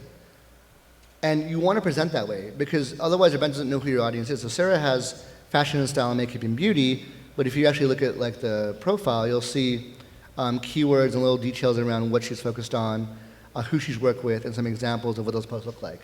But Sarah's prices are much higher than these guys here. Well, Sarah also has about 200 times the followers that they do. So, again, media value, right? So there's a base, huh? Limit yourself if you give a lower price and you're worth more. Limit you or what? I would always have a slightly higher price because the brand can always come through and make a custom offer, and they'll base it on your previous price. So we used to definitely see brands say, hey, I want to work with Sarah, but $4,500 isn't really within our budget. They might come back and offer based on that. They might offer $3,000. And then depending on the brand, if it's a good fit or if it's an easy job or whatever, she might take it, and she has in the past. We've also had brands come to her and pay double her rate. Yeah, you guys should update your rates, for real. But like if you go to her profile, you can actually go make a custom offer. Oh, that's fine. We got like at least 7 more minutes. Oh, let me get this guy over here. I was just curious, how do you, what's the way to get this to be more authentic going forward, since having people actually, one of the speaking yesterday, said that they're actually posting as an influencer products that they use, kind of pitching back to the brands. This is something that actually is meaningful support. So a program like this, like, makes it so that you can go out to tons of people and say, hey, would you be willing to enter into a sponsorship with the brand? But it's kind of spur of the moment that they're thinking, oh, I kind of like that concept, maybe I'll do that sponsorship. But they weren't really using the product, and they didn't actually necessarily go and use the product. True. Yeah, so how do you create authenticity in sponsorships? And I think that goes back to, it starts with the creator, actually. It doesn't start with the brand. I think a lot of times creators think that, oh, well, the brand will tell us what to do and we'll figure it out. And you wait for offers, you're just pitching brands. But really, it's kind of the way you should be saying, this is what I do, and then you should be telling the brand to do what you do. So by that I mean is specifically say what you're about or what your content's about. Again, using the RKVC example, they have a very specific implementation of brand integrations. And there are brands that when they get the deal, they'll turn down because it isn't the right fit for them. And I think being a content creator influencer is like consulting, right? You can have 100 clients where every single client is amazing and it's a showcase and portfolio, and you can be like, I'm the best person. Or you can also have 100 clients that you can't talk to anyone about because it was crap, and you want to have the big hits. So when you're looking at brand collaborations, it's on the creator to say, this is what I do, this is what I'm about, and if this product fits that really well, it's something I would legitimately try, they should try it and then communicate that in their content. It should be a natural integration, whenever possible. Whenever a brand says, oh, I want you to post this, and they give you verbatim what to post, it's typically a bad deal, because they don't know anything about your audience, they don't know anything about what you're about or what your value set is, and that's actually bad for the creator because it kills their audience. It's also bad for the brand. It's low conversion. So I think there's a lot of people that will just throw stuff in their story because they get paid, and generally that is a very short shelf life, both for the brand, and their accounts tend to become less and less valuable over time. The ones that try and understand a product, even if it's a new product. So I'll give you a really specific example. One of our influencers, it's a sexual health product. It's an alternative to a tampon. They'd never used that before. It's a reusable, environmentally friendly, all values that this creator cares about. And she tried it out, and she gave it a shot, and actually ended up liking it, and she talked about her experience, and also the pros and cons of it. But as a result, her audience, which is mostly female, engaged really heavily with that product and the idea of it as a new alternative, a more environmentally friendly alternative to tampons. And it converted really, really, really, really well because she gave it a shot, and she could have also said, hey, it's not right for me, but it might be right for someone else. So there's ways to build in authenticity into your content as long as you've actually approached it in a manner that focuses on your own experience with that product and contextualize it. And also, you can also say, hey, this is what it's about. And you can also say, if it's something you don't really like, you can also say, hey, this is the experience I had, this is what I think it's good for, and you just exclude that it's not good for you, but it is good for a certain situation, because every product generally has a good situation. That said, if it's a knockoff or a bad product, then don't take the job. And brands, the problem that we found is that brands will always look at influencers generically. Oh, you're in beauty. Oh, you're in fashion. Oh, you're in tech. But that's actually the worst way to do it, because that could be tech around AR, VR. It could be tech around mobile gaming. It could be tech around like kids' toys. No one, like, it's that specificity is what makes it valuable. And if someone, for example, the number one account on YouTube earning is the unboxing of kids' toys, right? Like, they're in family friendly, they're in retail goods, but you're not going to give them some food product, you're not going to give them some power tool or something to do, just it's the wrong audience, right? And the reason why that connects so well is because there's authentic reactions to it, even though every single one is sponsored. So I think if you think about how do you integrate in a way that's really authentic, that creates a natural reaction, and then you just temper that, you filter it. You say, okay, well, maybe I don't want to trash the brand, but maybe I do think it's good. Then you can build around that. There's different ways to do it, but I think it starts with the creator, and then also with the brand it starts with a brand understanding that they're not just creating their own content, that they're going to a creator for their own perspective versus just a dumb robot to spam it back out. Like, that's what ads are for, right? I hope that answers the question. All right, so I guess we're time. What do we have next? The do and don'ts. Do's and don'ts of influencer marketing? All right. So we have another panel coming up, which will actually dive into some of this, on what to do and what not to do on both sides. And a lot of, we'll talk about authenticity, which is a recurring topic that happens, I think, in almost any discussion on influencer marketing. So please stay. We'll have some panelists up here, and we'll go from there. Thank you so much.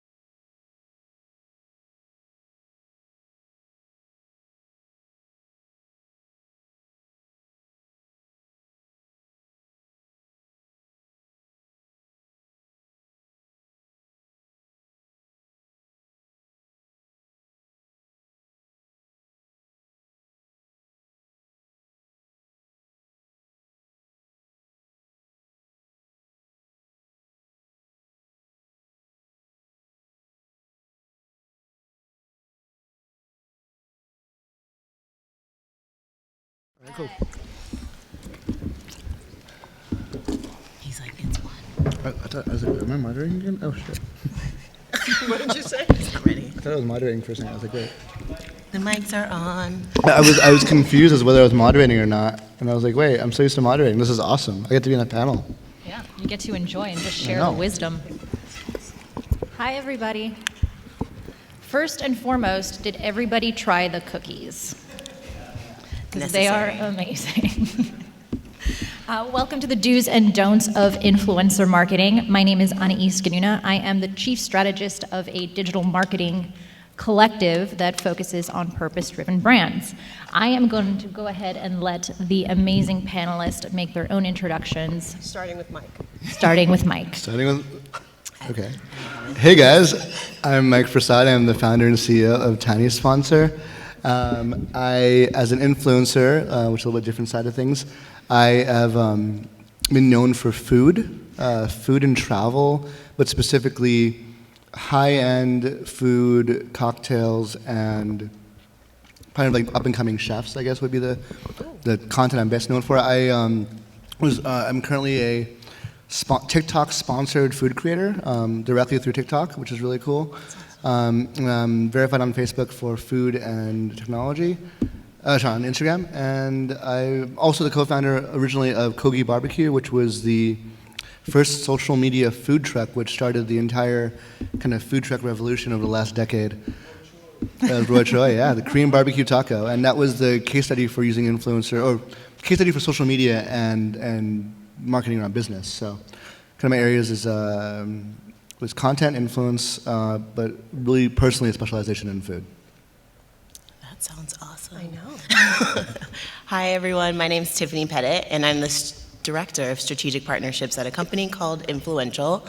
We are a little bit more than an influencer marketing, run-of-the-mill kind of agency. We look to really drive brands' biggest KPIs, utilizing influencers as the vehicle. So really closing the loop and measuring attribution at the end of the day. Did this influencer drive in-store foot traffic? Did they drive sales? Did they get viewers to tune in a specific show or live event on TV? We look to really try to edify the space and make sure that the influencer at the end of the day has a success story to tell along with the brand. You both sound really impressive. Tanya Brashadsky. I have a boutique agency called Casting Influence. We do influencer casting, booking, live events, and marketing campaigns.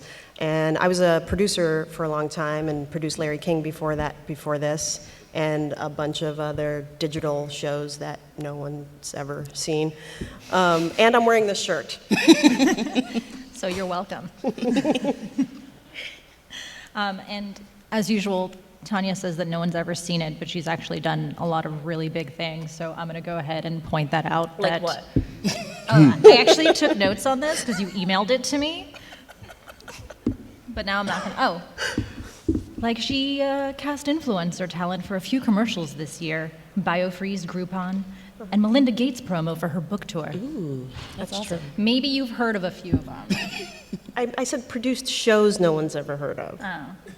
Fine, I wasn't listening then, I'm sorry. So this is actually a panel that I've moderated at a few different conferences, and one of my favorite things about this particular panel at this particular conference is that first of all, you can see that we have a very real relationship off stage, but also the quality of the panelists here, they are very upfront about making sure that we are delivering value to you in the audience.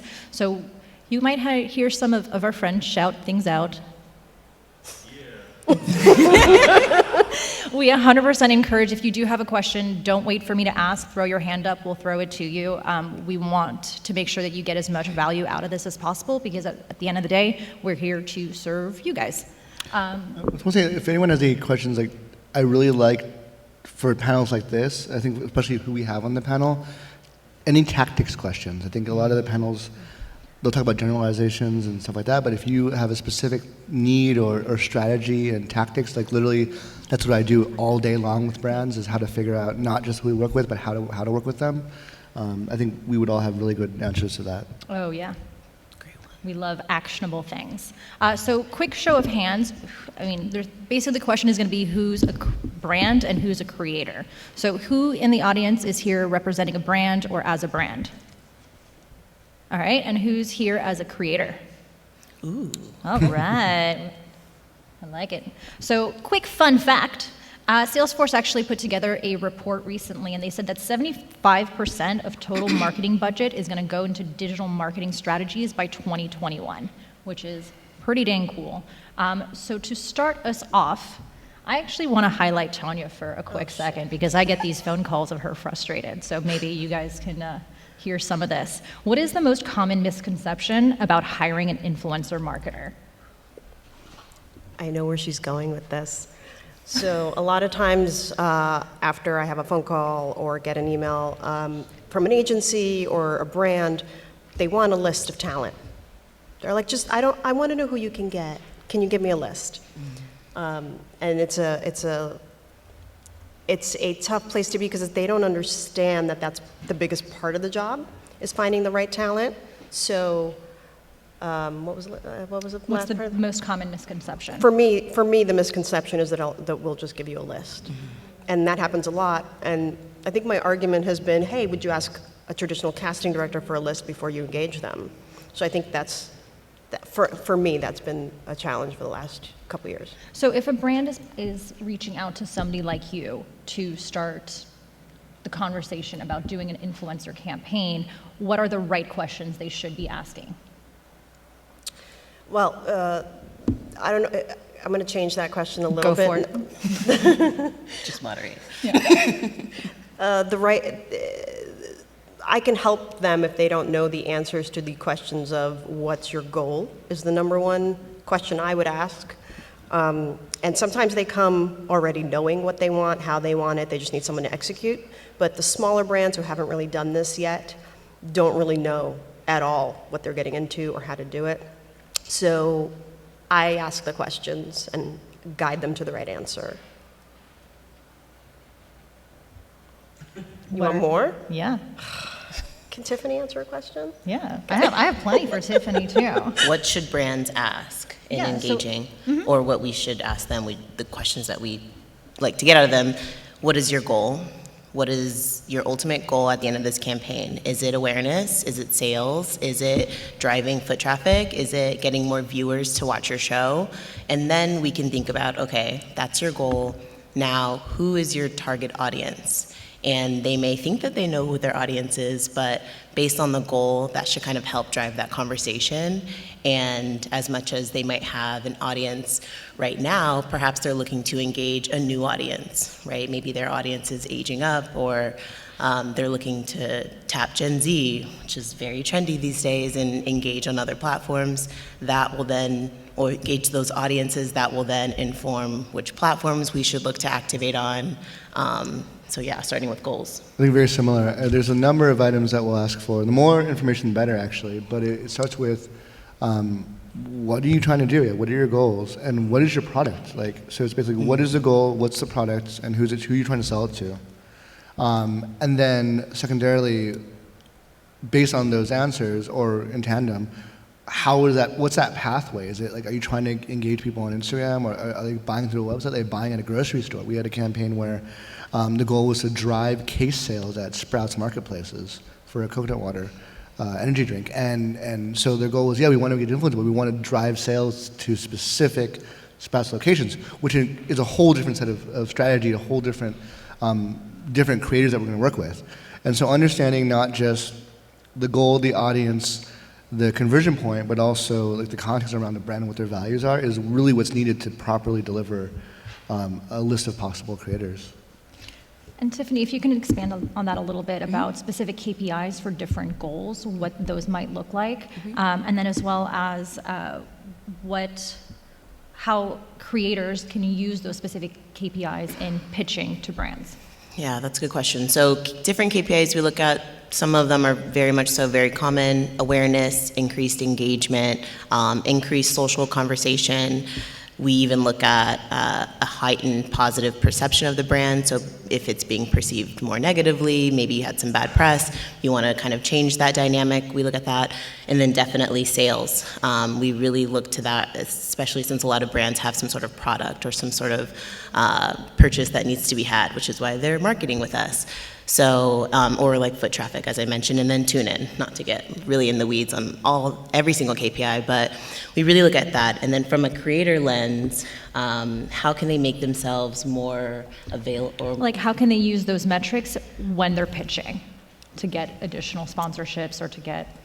Yeah, I think understanding as a creator, understanding what makes you special and what your audience is really into. Do they listen to you when you talk? I know it sounds really general, but are they engaging with you on all platforms? Is there one platform that engagement is more? How do they differ on each platform? Maybe you have certain audience segments that are always swiping up on your stories to buy whatever you told them to buy, or to look at a little bit deeper what you are engaging with them to look at.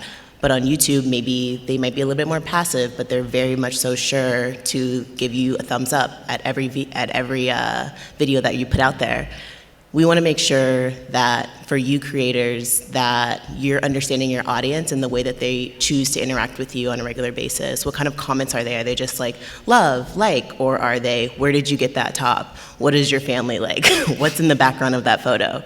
Understanding that kind of puts you in a place to say, hey, I am the perfect fit for this campaign. You want to increase your engagement, you want to make sure like people are driving to a specific location. I know that my followers do whatever I tell them to do.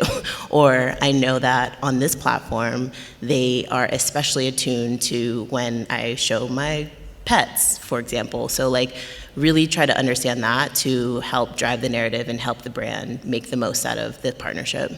I think it's up to the creator. I mentioned this in the last talk, but like it's up to the creator to define what specifically makes them valuable, what their audience responds to, and what they're all about, because that's where you want the integration point to happen.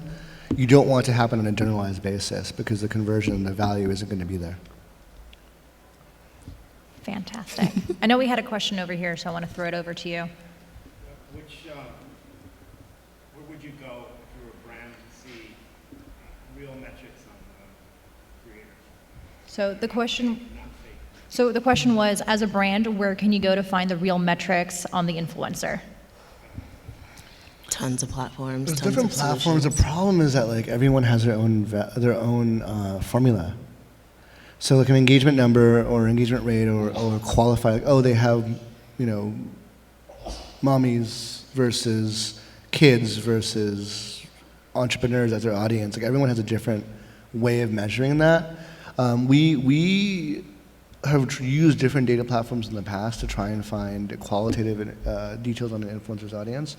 And whenever we work with a company, we try to say, well, what's the basis of your metric? How are you measuring engagement? Are you counting likes and comments? Are you filtering those by like similar comments that are just like love, heart, emojis? Or are you actually looking at like qualitative matter of the content? Is it an actual real response, or is it like something else? And you can also reach out to the talent or the rep and ask for that information. It's fairly common. I think the thing is that like you have to do it. I think the rep, the talent manager, or the creator are the ones who are going to have the most true insight. The tools that we found out there are hit or miss. Some of the metrics they get really, really good. Some of them they don't. I think you can. Yeah, there's tools that do that. There's a lot. I think you guys do that as well. Yeah, so we have a technology we've built with IBM Watson. We're one of 5 of development partners with them. And so there's a huge investment that went into, about $30 million went into creating this tech. And what we're trying to do is glean real publicly available information in a way that is compliant and safe. So like for platforms like Facebook, we definitely do go through an authorization process if you're trying to get more in-depth information on your own accounts on that record. But yeah, we're getting this information in real time. To your point about metrics, whether they're like holistic over the last 7 days, like do they include comments? We are sure to include a historical account of like whether that engagement rate is, whatever that engagement rate is, it's for the last 30 days, but you can also toggle to see the last 6 months or the last like year. There's also a capability that we have that's more recently that we featured since brands were asking for it. What is their sponsored content engagement rate versus like organic engagement rate? Because as we know, when people put on hashtag ads, sometimes that engagement rate does vary and sometimes it actually goes up. But yeah, it's important to kind of like do some research and find those tools that work for you. And also know the basis of the tools, like how are they measuring engagement rate? That's a key thing. A lot of platforms like yours has a lot of contextual data, which is really, really great. A lot of other platforms don't. So I think anytime you can use a platform and a tool to get the data, but also get the direct information from the Yeah. creator and the manager, then do the contrast and see if it makes sense or not. You have to look at it from Get that them to point of tell view. you screenshots, like even send them screenshots. And Tiffany, is that a public tool or internal tool? Let's talk after. Okay. It's an internal tool right now, but I can hook you up. Sweet. Also, to what you were saying, I bought this shirt on an app that was promoted by an influencer, so I swiped up. Half of all of my products are from ads on Instagram. Well, I think Tiffany and I were working together on a client, and there was some metrics that we came across of something that there's so much ad exhaustion that's coming up from people that are just averse to traditional ads versus people who get advertised through influencer marketing are 80% more likely to make a purchase. Yeah. Which is not a small number. Yeah, it's huge. I know there was another question here. Are you good? He answered it. Sir?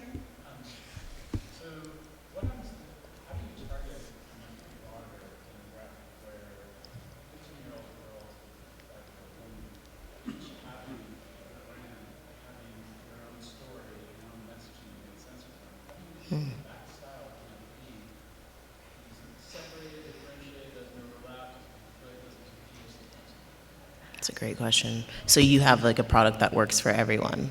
There's like fantastic messaging for each stage of a woman's life, and it's different enough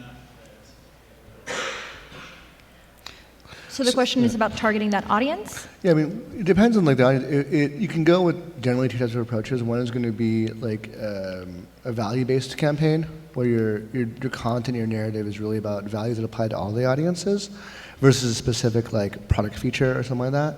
Another way you can do it is just by doing micro at scale, like targeting small to medium-sized creators that have very specific audiences, and then targeting across a campaign of so doing subsets of that, right? So maybe you have 5 of each creator in each category based on the demographic, but then having the same overarching value narrative, but having a slightly different call to action depending on the audience. And that's definitely a very structured common approach.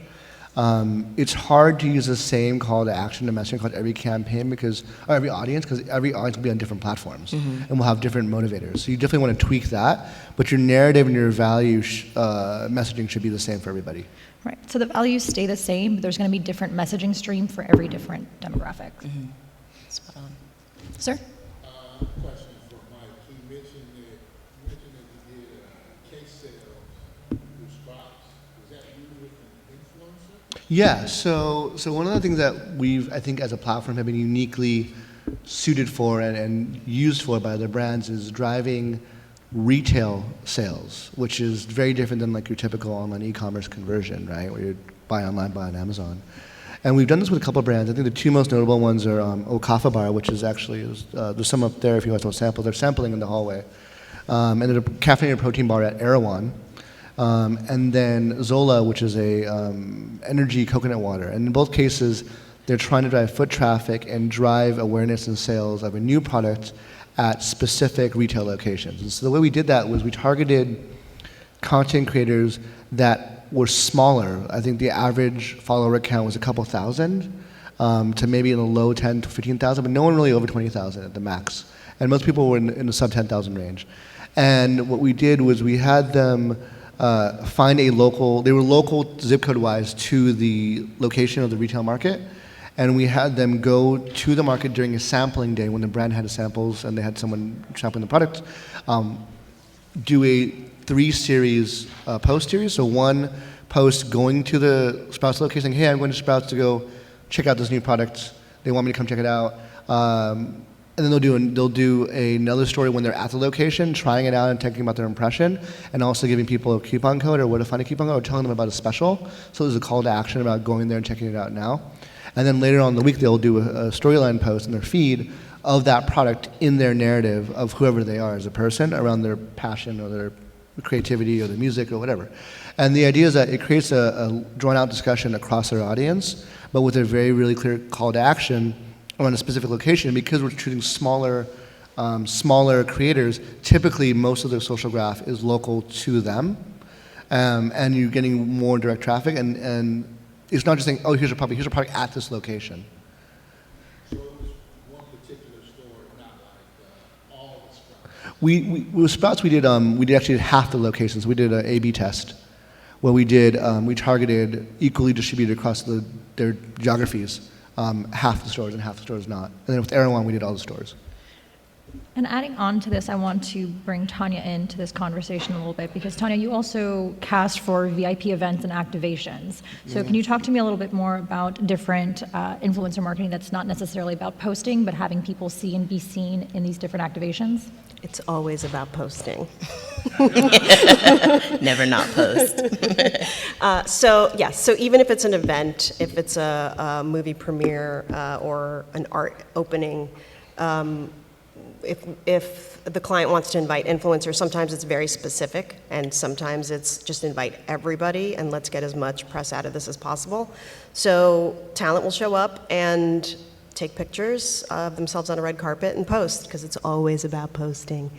But I really like getting images, though. I like seeing my photo up there too. So sometimes it's just about my ego. Yes. Well, that's why the influencer invite service works, because people like to feel like they are on the red carpet because they're special. So. What was the specific question? Well, I just wanted to talk more about VIP events and get you in on this conversation. Oh, thank you. So that's all. That's all of it? Yeah. I mean, we done that. We had an activation, I think, Del Mac, who's a nice, we had him come out to a tequila day, where it was National Tequila Day, and Jose Cuervo they had these tequila fountains. It looked like it was like water fountain, but it was flung with tequila, you get a shot. And we had them come at the beginning of the day, because it's a one-day thing. They wanted local people to pop by lunch and try it out and have a shot. And so all of our influencers came at right before the opening of the event to post stories to tell people to come down that day. And there was a really good result of that. But we did targeted locations. So you can look at the data with a tool like your tool with Influential, or with to say what are the key cities of the audience, and then also what is the key city for that actual influencer, the creator. And the combination of that should give you a nexus of what's going to be the highest conversion, highest engagement. And if you time it right, especially with stories, because the consumption there is more constant, you can get real-time conversion in the case of a same-day event, for example. Excuse me. So, yep. I have a question about sponsored ads on Instagram. Being a content creator, I try to create something most professional looking. And my friend is always like, well, why can't you do these sponsored ads? And I said, all that is Facebook advertising, right? Or is that an actual advertising agency? Because they look so much more professional. It's a Facebook ad. So, do you want to take this? Or? It's a Facebook ad. You can add to it. But something to add to it, actually. So when you're doing video ads, especially through paid social, things that are less produced tend to have higher conversion rates. So you can see these beautiful ads, and obviously you want to stick and watch them, but the most success that I've seen with the brands that we've worked with is when it's something that's talking straight into the camera. It looks like something that somebody, one of your friends posted, and those are the ones that actually get the best conversions. So there was actually a quote from somebody that was speaking earlier, and she said that the big outcomes don't require big execution. So as long as the messaging is there, as long as the values are there, that's when you're going to get the highest conversions at the end of the day. I have a question for her. So let's say it's $200 toward advertising. They said that they found it to be low quality, and they weren't going to show it to as many people. Yeah. As they usually give you. And I'm like, what? So Facebook scans the content as a technology called Lumos, and they basically like scan all the visual and the messaging content, and they feel like the quality is low, it's not going to convert well. They'll basically limit the audience that they'll throw it against. No, it's like a technology Yeah. that does it. And it'll scan for text, for example. It's like, is there a lot of text in the image? Is that text more than a certain percentage of the image? Stuff like that. And so whenever you're doing this is more of a paid ad campaign question, but if you're doing a paid ad campaign, you want to A/B test multiple creatives on the image and multiple messages to actually find the right performing one. Otherwise, it's hit or miss whether you're getting a good rate or not. And Facebook actually has tools built in that you can upload the actual creative, and they'll tell you how it'll test as well. So it'll tell, Yeah. I have a quick question. Are you talking about actual sponsored, you're selling something content, or just your own video? It was like a ticket company, and they wanted me to, so I put this really fun ad together, and I guess then Facebook came back and they said, well, if you word it this way, like, you're not going to believe, and it was almost like clickbait, what they really wanted to do. And I was like, wow. And I didn't know if that maybe the hashtags threw it off. I didn't know what it was to say low quality, but I was really shocked. Yeah, a lot of times it's the image that does that for low quality is what we found. But yeah, anyway, there's different tools. so they've separated out that low quality to 3 different categories now. So you can actually see which of those 3 categories it might be rating low in. Okay, I have to go back. Yeah, I'm happy to help. So if they saw hashtags, could that be? No, it wouldn't be the hashtag. It would tell you the creative, it'll tell you if it's the audience, it'll tell you, and one thing that I've also found that's super interesting is that I'll have the same creative put in different ways, test completely differently from like get a low quality on Instagram stories, but a high quality elsewhere with exactly the same creative.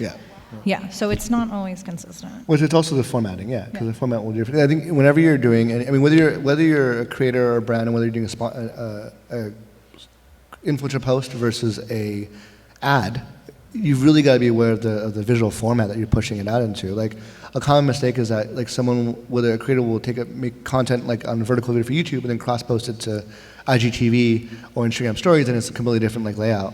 And one outperforms and one just sucks, and there's a reason behind that, right? Like a lot of the content houses that we work with now, they're filming on 2 cameras at the same time, one vertical, one horizontal, for example. Or if you're doing a paid ad, you might upload your like 4x6, with paid ad, but if you enable all the categories, Facebook's going to push that to 30 different formats that are all different form factors that'll crop accordingly. So you want to make sure that you take the time to create the original do the original content in the format that's going to be displayed in, and you can actually control that if you decide to do that as a creator, posting to different story versus feed versus whatever, or as a paid ad buyer posting to like a Facebook ad manager, for example. I can talk about ads for hours. Okay. Do we have any more audience questions? Oh, yes. Sir? Sorry, I got excited. Kevin has a question. I work at the digital department for a dance agency, and it was just natural they have a big social following, so it was natural to have somebody negotiating those deals that come from brands.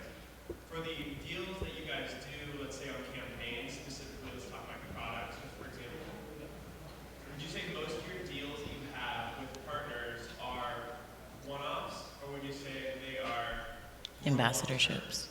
We strive to do longer term partnerships. strive to, but so do I. I find a lot of them the way that it goes, they are one-offs. And then there's a handful of like good partners that are excited to develop something longer, but in this fast pace. My question for the second part was, if you do have long-term business relationships with your partners, like what would you say are the key, like what do you focus in on to make sure that you retain that partnership? What are your most important things?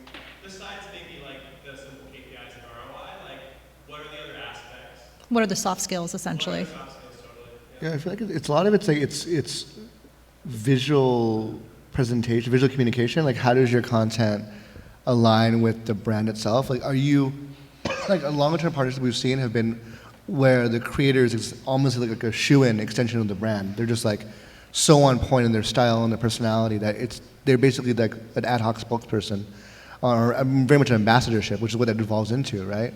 I think those are the qualitative is really what it comes down to. Are you building on the brand narratives, on the visuals that they're doing, and making it your own, but also making it clearly like them? even on the short-term stuff, we've done things where we don't recommend a single post. We'll recommend 3 stories in a post instead of just 1 post. Yeah, to this point, I was going to say definitely having your talent that you're using post multiple times. Like, this is the story we're going to tell, and let them know this is what will resonate with your audience. Like, they definitely, the engagement or the relationship between influencer and brand, their audience, is already there. Why not maximize that effort and play it up as much as we can and let them know that this is really what's going to be best for them? We always say the best influencer or creator is basically a customer or someone that should be a customer. Mm-hmm. So if the brand looks at it from that point of view, you're able to really just, oh, cool, that makes sense. They're actually a natural voice for us. And that's where you start seeing someone who gets sponsored once or twice or 3 times with a brand, and then the brand's like, hey, you know what, this should be an ambassadorship. This should be an ongoing type scenario. Maybe give a discount. I don't know. Sometimes if it's like for the full year, like this is going to be, there's a deal that can be had there. Yeah. Yeah. But also I know from like a sign-off point of view, getting an annual or longer-term multi-point thing requires way more sign-offs. Most buyers come from like a specific campaign or quarterly-based ad budget, and so they have to spend it with a certain amount of time around a certain goal conversion, and that's that. They're independent of any broader campaign, so that's how they're just authorized to spend it. So a lot of times, like we have brands that will sponsor the same person multiple times, but it's from different campaigns, and those budgets come as they come. So they're not able to make a long-term commitment just because it falls in a different category of the company. So typically, like, oh, sorry. No, go on. Ad budgets are like performance-based. Then there's like the marketing side, which is more like the visibility. And then you have like the PR side, which is a different type of budget and different type of goal. The PR side is where you start seeing more of the longer-term plays.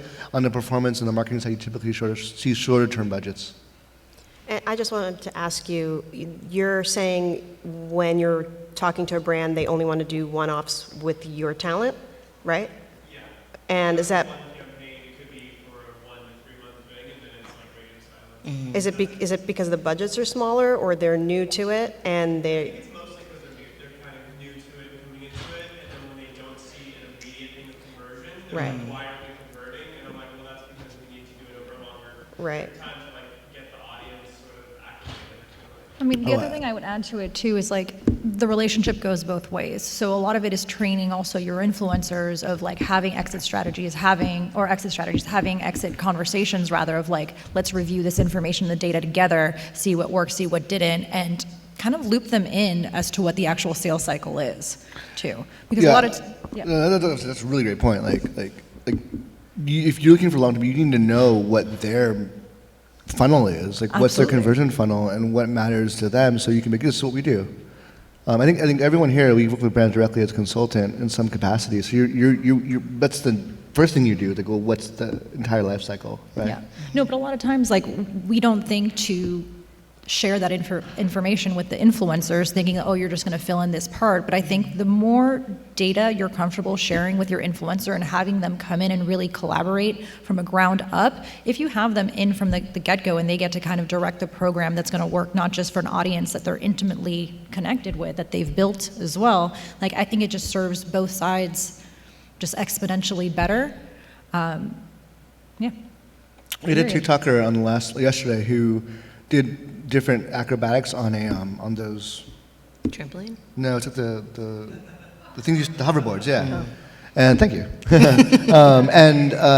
She was saying how she was just doing fun stuff, and then there was a challenge, trending challenge on TikTok, and she's like, I'm going to do that, but I'm going to do it on a hoverboard. Mm-hmm. And it's like, that's something that she uniquely does.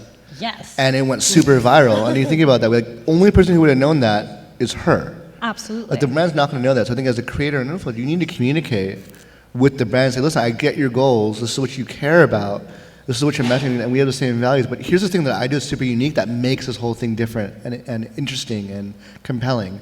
And then pitch that. I think that those are the type of things that create longer term relationships. Yeah, so back to the original question about soft skills that I look for is I look for people who are excited to share themselves and to collaborate and to build something from scratch. And that they respond, because a lot of times like you'll reach out to somebody that seems like a perfect fit, that has the perfect visuals, that has all the things, and then they take 4 days to respond to you. And if that's 4 days before anything's happened, like what's going to happen when I need to get actual metrics from them? What's going to happen when I need to get actual information on a time sensitive? Well, and one thing I think a lot of I've had problems with this where an influencer's like, I don't actually know Oh, hey, Kevin. They don't know how to do the call to action in their messaging. That's also, make sure you do a call to action. Otherwise, it's like, oh, cool product, but there's nothing to trigger the viewer to do something. Yeah, so nurture the relationship so that it's an open communication throughout the entire cycle. Yes. Hi. Hi. Hi. Thank you so much. Hi, Rick Sparkley. Thanks. My question is, can you talk about using TikTok specifically? Because a lot of teens and preteens are on that, and TikTok is not about, hey, here's what I'm doing, it's so cool, like follow me. It's more about what the trends are that people are talking about on TikTok to have effective dances, and trying to do something that fits that. So how do you work with the brand and the influencer, and whatever happens to be turning to create something that might get used on TikTok?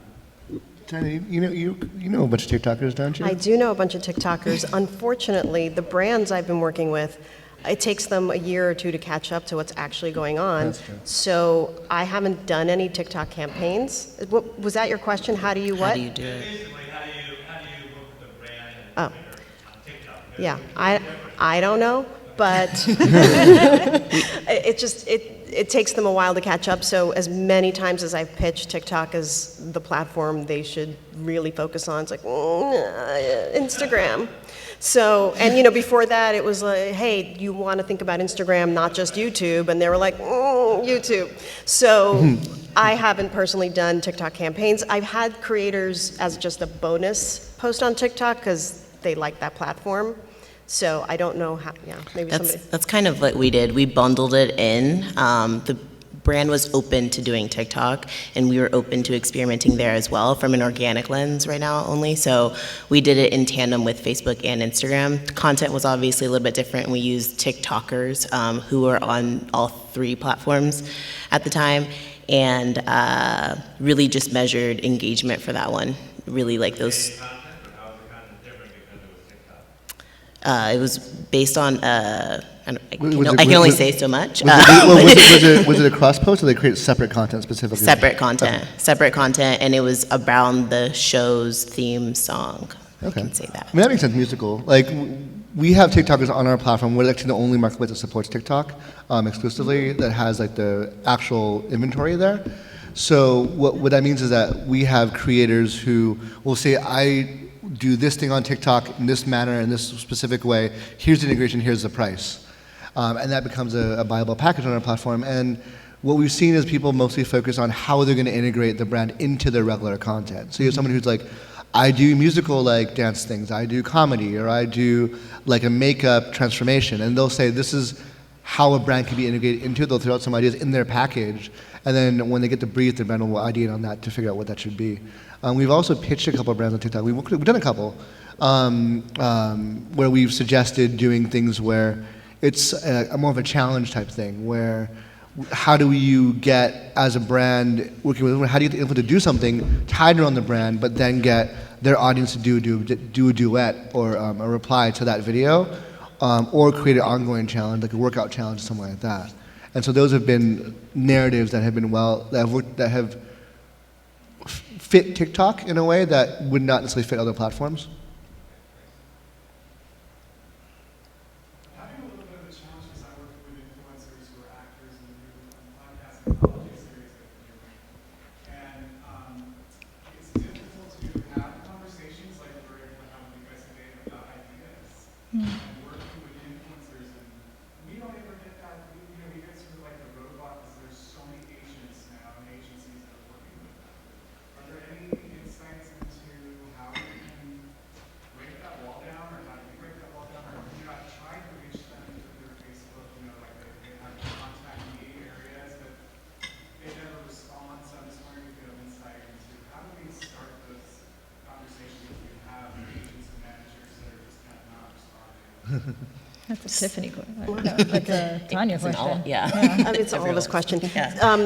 Can you be a little more specific? What are you looking to do with the influencers?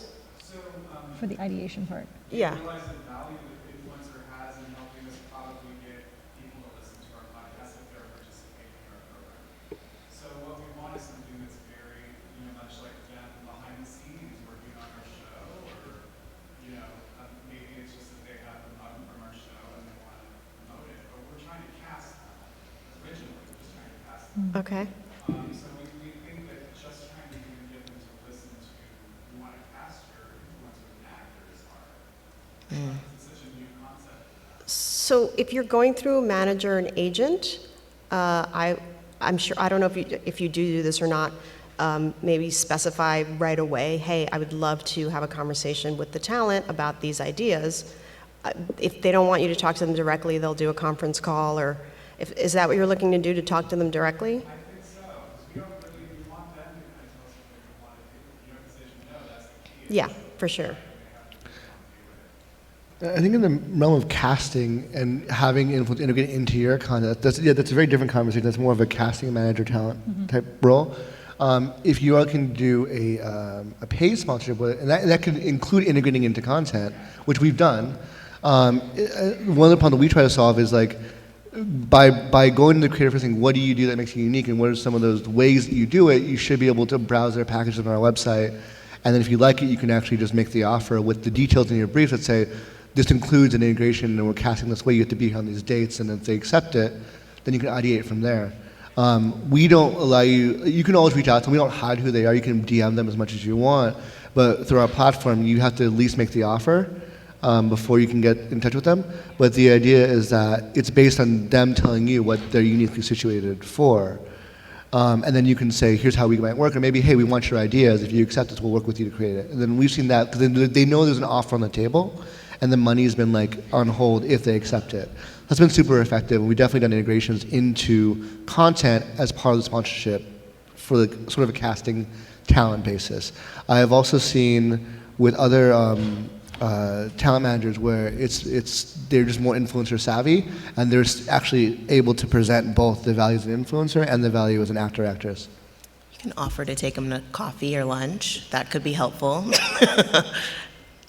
Just my 2 cents. Yeah. I know we had another question up front. Yeah.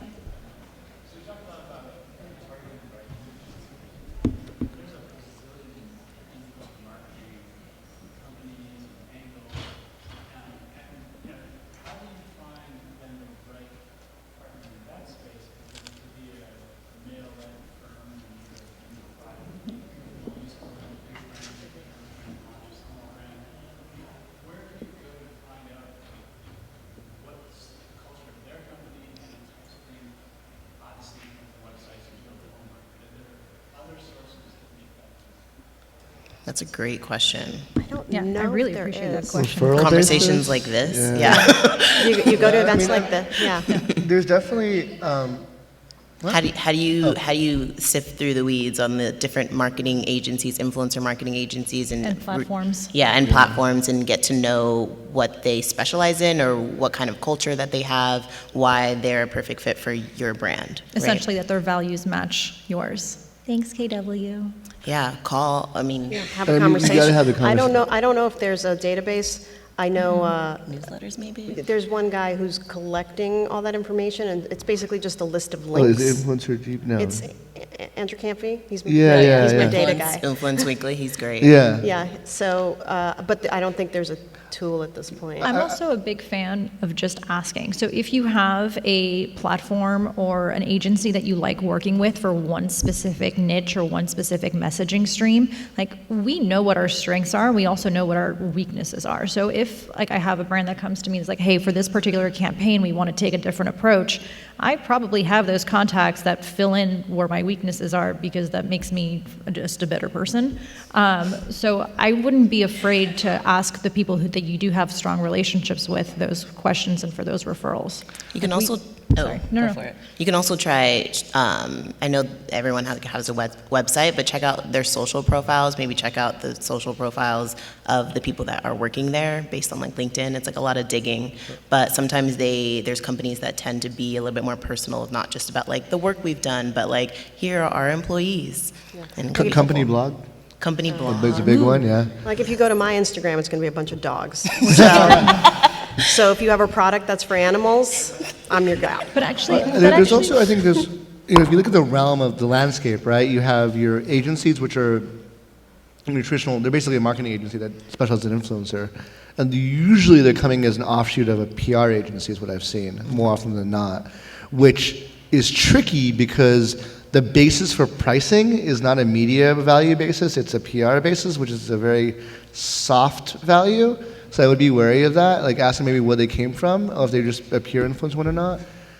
There's also companies that are a more data-driven platform, the analytics kind of like influential. And then there's also like us, we're a marketplace with inventory where you can actually book it, and it's more about the booking versus like the strategy, but we do offer that as a service. And there's also directories. I would categorize things like FameBit as more of a directory where you can where you can do a bid for. It's an RFP system. And all those are going to have different use cases, right? How much you're hand-holding versus how much you want someone to hand-hold for you. Generally speaking, if you're talking to an influencer agency, I would make sure that they're taking a blended approach, so not just PR, not just a PR visibility value, but not just a conversion value, performance value either. You want something that understands the value of both. I think that's kind of the big thing I run into, is that someone tries to paint influencer marketing as a one type of metric thing, or it's just Instagram, or it's just this. And depending on the size of your company, your spend, your goals, there's so many possibilities that they need to look at it holistically versus just like a single channel, single metric basis. And to add to that too, depending on what the values are that you're looking for, it's very easy on quick scan to see if they're actually embodying those values. Like I had a brand reach out to me that was like a women's activewear that was supposed to be very inclusive, very body positive, but a quick scroll of Instagram and also their C-level executives showed that that was not the case. So I know we have a couple more minutes, but do I have to end now? No. One more question? I wanted to actually, before we jump off, talk about, since we're talking about processes and having that be aligned with values, talk about burnout. As a human. marketer, or as a human, because I think it's something that happens both on the marketing side as well as the creator side. And I know that we have a lot of personal experience on this panel about that. So as far as a don't for influencer marketing, what can both creators and brands do to help prevent burnout? I would say when you work with talent, don't give them very clear guidelines, but don't try and dictate. I think the more you dictate and just telling somebody explicitly, do it this way, say it this way, one, that burns them out, and two, it's also then why are you going to them? Just go run your own ad or commercial. You're kind of wasting your money at that point. Can you recommend some good scheduling services so we don't burn ourselves out? That's a very personal thing. So my burnout schedule is way different than yours. So posting could, I don't use, it depends on the platform. For Twitter, I'm fine with doing auto posting and schedule posting managers. Yeah. But for Instagram, I absolutely do everything manually.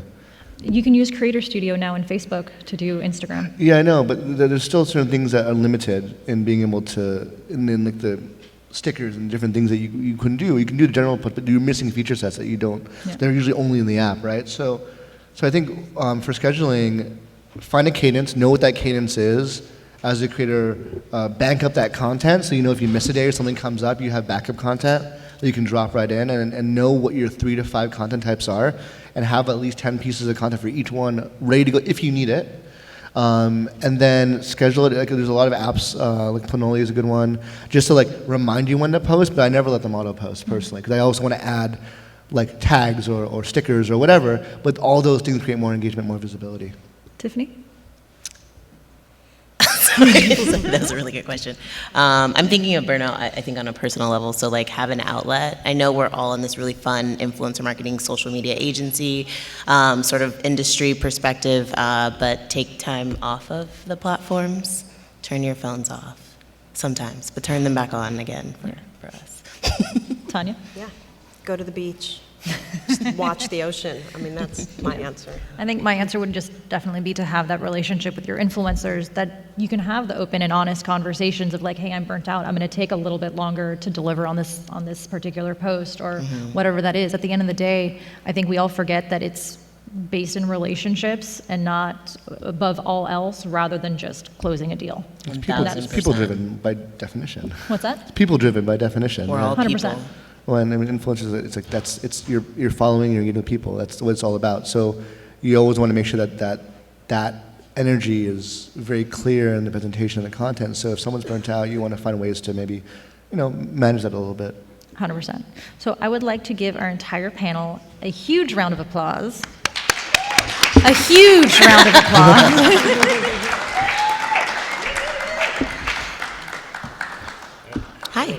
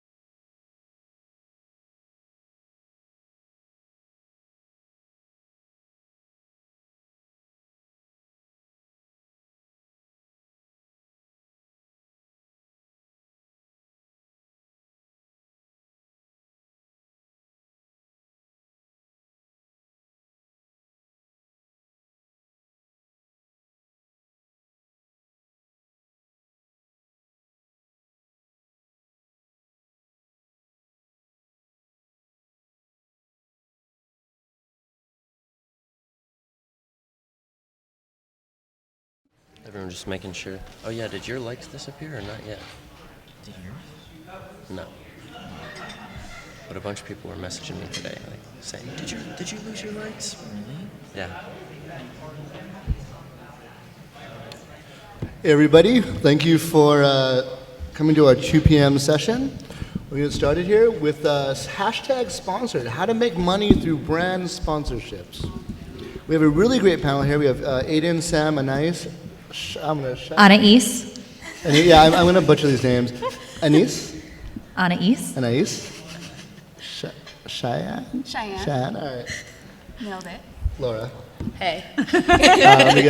We got Sam and we got Aiden at the end. So everyone here has slightly different backgrounds on whether they're on the influencer side, whether they're on the brand side, whether they're on the strategy side. So can you give me an intro of who you are, what you do, and also where people can find you, just because it doesn't hurt? So my name is Aiden Calant. Oh, sorry, it's a little loud. So my name's Aiden Kalansky. I moved from New Jersey about 4 years ago. So I grew up always loving to entertain people and just have attention around myself, making people laugh, just trying to make people's days better. And I was sitting on my phone one day and watching all these people make videos, and my mom asked me, "Why are you watching all these people do this when you could be doing this yourself?" And I gave her every excuse in the book as to why I couldn't, and really didn't have a valid one. I started to put myself out there on the internet, started to just show my personality, have a lot of fun online, and started to gain a following online and start attracting brands. Nice. My name is Sam Podworth. I was born and raised in Southern California, and I started making YouTube videos around 12 years ago with my friend, just because we wanted to show all of our other friends like how funny and stupid we were. And it was kind of like a snowball effect where we started gaining followers. We started realizing it wasn't just our friends watching the videos, and it kind of just grew from there. And then we started making money from all of this and it becoming a career for us. And you can find me on every social media with my name, Sam Podworth. Hi, my name is Laura Barrett, and I am a fashion and lifestyle content creator. My main platform is Instagram, but I have Facebook, Twitter, TikTok. I don't really use TikTok, but I'm learning. And I also work on the brand side as well, running my own consulting firm called Barrett Social, where I help lifestyle brands kind of nail down what their audience is and create content for them as well. Hi everyone, I'm Cheyenne Brink. I'm a talent manager at Gleam Futures. We are a London-based talent management company who prioritizes digital-first talent. You can find us on Instagram at Gleam Futures and on our website, Gleam Futures. My name is Anais Ganuna. I am the chief strategist at a marketing collective for purpose-driven brands. Awesome. Well, so let's start with the creators, or anyone who, or if you represent talent, that would also count.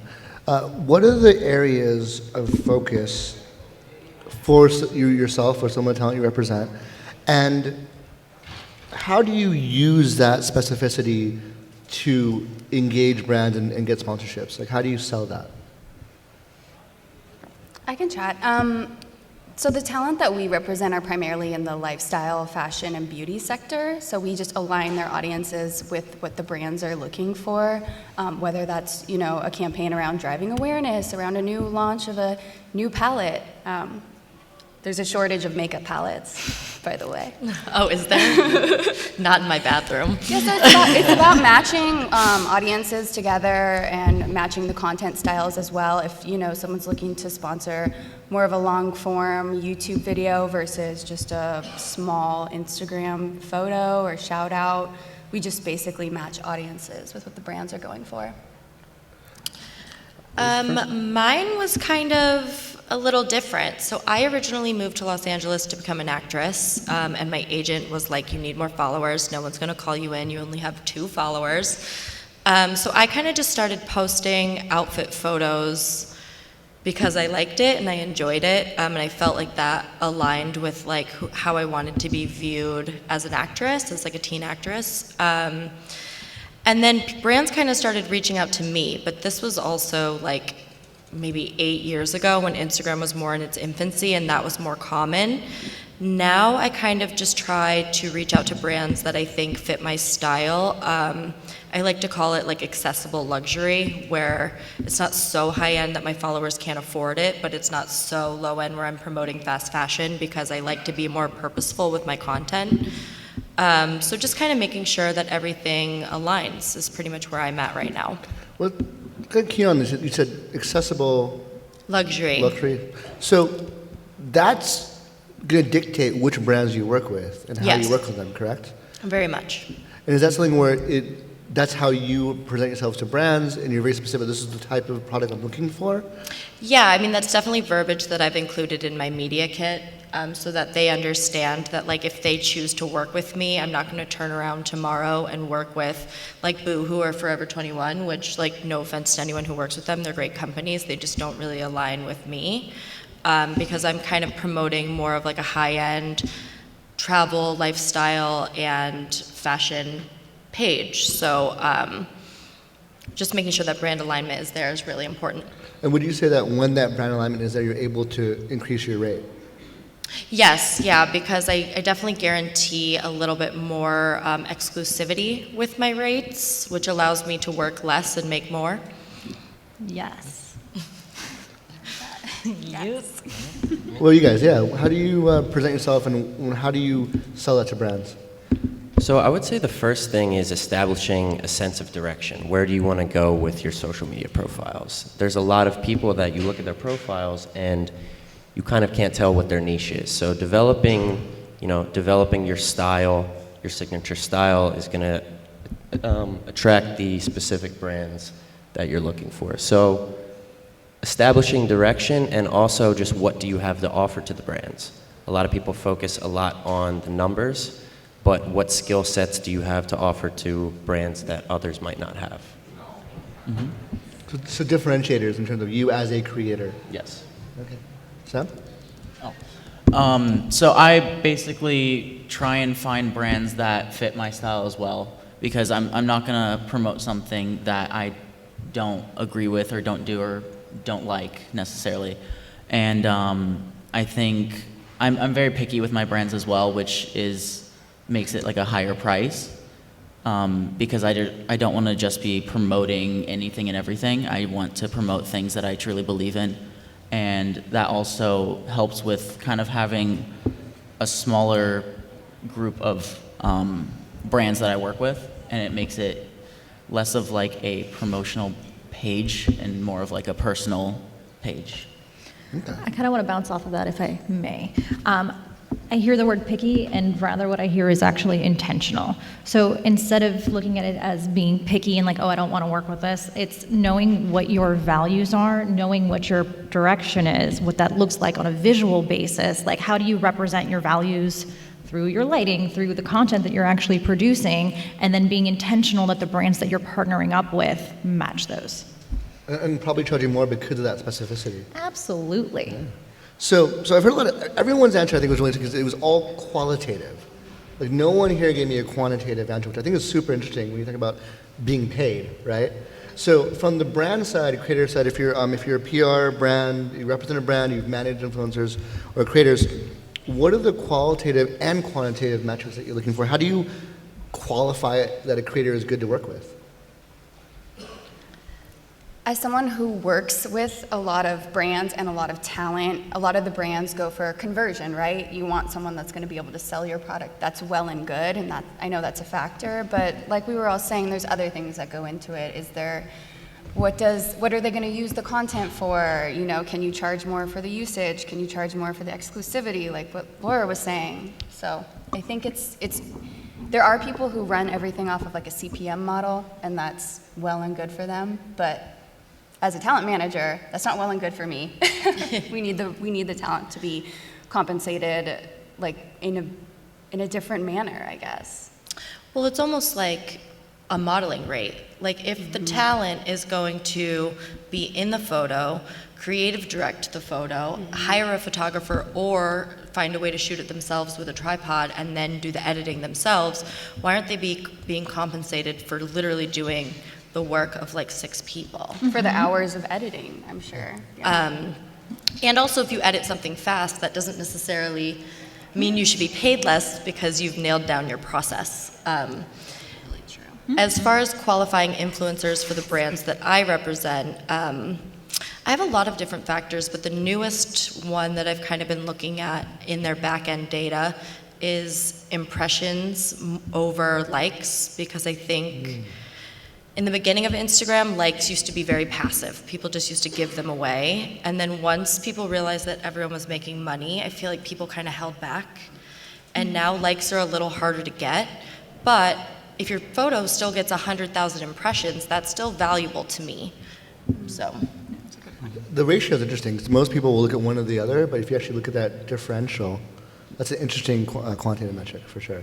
And one trend that I've seen actually lately too is the pieces of content that have lower click-through rates will actually have higher conversions. Interesting. Fun fact. Something to think about. Well, I think I wonder what happens. So if you think about a campaign, right, you have a ratio of click-through rates. So like what is percentage over impressions, and that metric can tell you the audience that will deeply engage with that piece of content and activate the call to action. But in terms of customers and spending, there's still a drop-off past that, right? So that could be one argument that if the content is very, very specific, even if with a lower click-through rate, there's a higher targeting of that customer. So I would wonder if the smaller influencer actually outperforms in that versus the larger influencer. I mean, I think it's just interesting because I also, when you're working in like the luxury space as I do, it's very hard to quantify conversions. Because if somebody saw something on an influencer's page that was $700, they may not exactly like go click on that and be like, oh, I'm going to make this impulse buy that's $700. That's somebody's rent. Like, you're going to save, you're going to purchase it maybe 6 months later, and you're not going to put in the purchase like, oh, I saw this on so-and-so's Instagram feed. So in that space, it's very hard to quantify, which is why with my clients, I focus a lot more on brand awareness and liken it more to a billboard or a magazine ad, and kind of try and keep them in that headspace, because if you focus solely on conversions, you're going to drive yourself insane.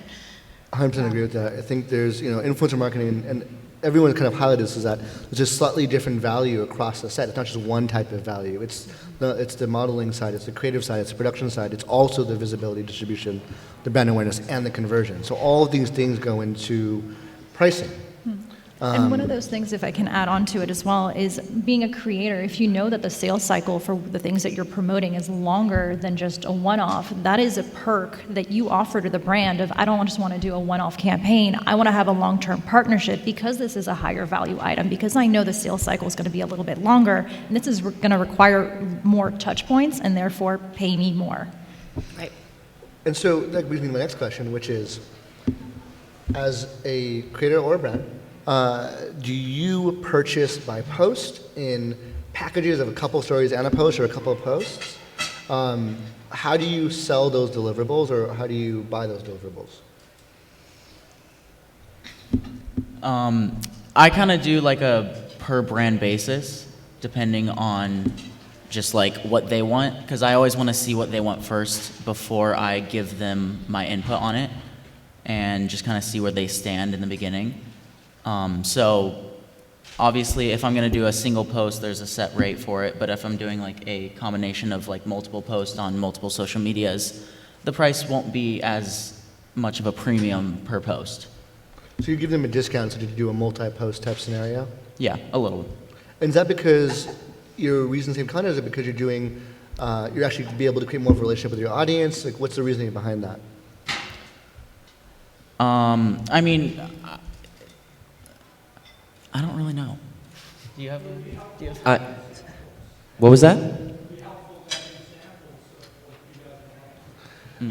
Yeah, so you're saying you're doing a multi-post, meaning you're saying there's 2 ways this could happen, right? One would say, I will do a post, I'm primarily a YouTube influencer, I will do a video, but I will also cross-post that to my Instagram and my Facebook and my Twitter as an example. And that will be like a multi-cross post, we'll define it as that. I'll also define another category as a multiple post engagement on a single platform, where instead of me just doing an Instagram feed post about a new product that I like, I might do that, but before the feed post, I might do 2 story posts. And after the feed post, I might do another story post with a click-through link. And that will be a multi-post, single campaign, single platform. And then as opposed to just doing, I'll get paid for one tweet or one video or one post in and of itself. So the question is, as a creator, do you find it better to sell singles? Or do you find it better to do singles with cross-post? Or do you find it better to do a multi-post narrative? So kind of back to what Sam said, I always like to give the option for either a single campaign or a long-term, multiple post deal. And the reason for that is because it's being mindful of all parties. You're being mindful of the brand too. The brand is worried about the risk of having multiple paid campaigns with minimal results. But as the digital creator, you're worried about being overly promotional and appearing as a sellout to your audience. So you're basically giving them the option saying, look, I would rather have a long-term deal because it's going to be a lot more authentic to my audience. I'm not saying that Pepsi's my favorite drink this week and then next week I love Red Bull. They can pick up on that. So being mindful of the audience by pitching the long-term and being mindful of your own personal brand by giving both options. Yeah, so I'm actually very lucky in the sense that fashion is, we deal with the issue of like the oversaturation of ads a little bit less because people are following you to see like what brands you're wearing and where you got your clothes. So sometimes I'll tag brands that I'm not being paid for. Those are usually like much higher end brands that I don't even think would work with influencers, so I'm not really risking a partnership. But yeah, I definitely like to partner with brands that are more long-term because it shows like your loyalty to the brand, but sometimes that doesn't work with their budgets, especially in spaces where a newer fashion brand just doesn't have the budget to compete with the larger ones. So I start by sending off my media kit, which has 2 packages and the pricing for those. And if their needs don't fall within one of those 2 packages, I kind of customize from there. You give them guidelines on how to engage you. Yeah. Interesting. So, just about making money in terms of what is the format the money comes in. So we talked about the different value sets between like value as a model, as a face, value as a creator, as a production person, and as distribution and click-through. But those all can be measured and paid in different ways. So when you're looking at a deal, are you paying a flat rate and conversion just happens or doesn't happen? Are you saying I'm going to do less money and then get paid on sales? Are you saying, oh, there's a fee around maybe the visual endorsement or the modeling side, but there's a separate fee structure for the distribution and engagement side? What are the different formats you get paid? Is it a flat rate? Is it a hybrid? Is it purely performance? What's the basis? I would say for me it's typically flat rate because of kind of back to what they were saying earlier, a lot of these campaigns are going to be focused on brand awareness. Me personally, I may see a clothing brand that I'm interested in, screenshot it, and then 6 months down the line I order the shirt. So just because the conversion doesn't happen immediately doesn't mean that the sale isn't going to happen. Sure. Yeah, I do flat rate as well. I actually turn down most affiliate offers unless they're really high.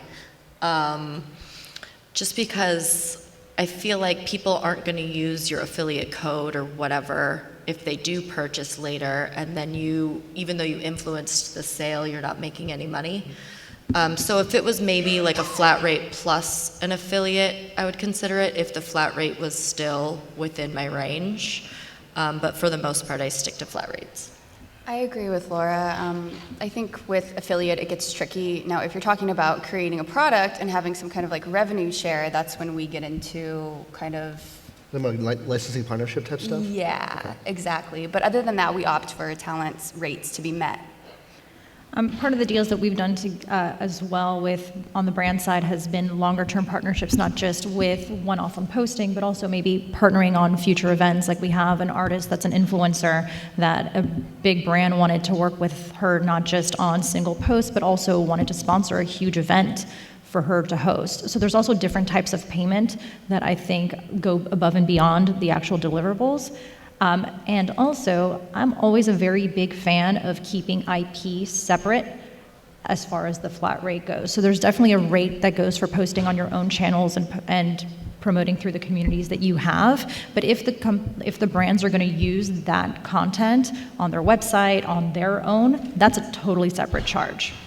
Well, it's a different deliverable. I mean, it's Like if they're whitelisting the content, they're putting paid media behind it. If they're going to use it on their website, that's a totally separate fee because those are outside the parameters of what the talent's agreeing to, which is a post usually.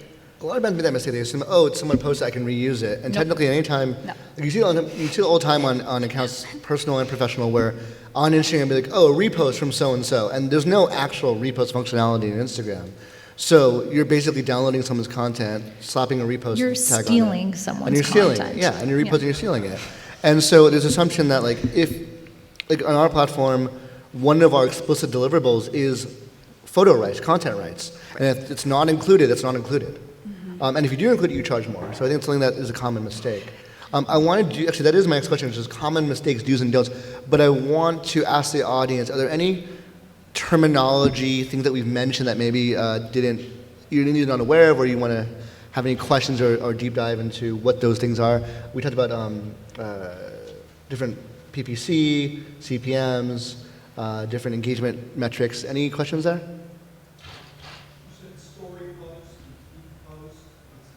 Sure.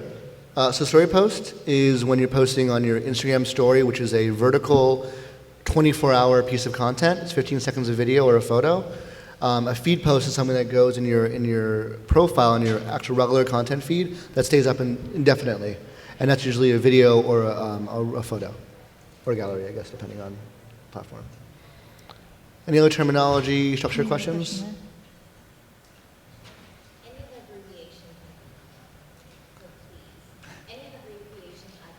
Okay. Yeah, so PPC in performance marketing is price per click. It's how many you get paid when someone clicks on that link. CPM is going to be cost per 1,000 views, the M being 1,000. And so that's when you see a banner ad, every time it runs, there's 1,000 views, they pay out a fee or charge a fee for that. I think engagement rate is looking at the likes or comments over the total follower count to get a percentage of engagement.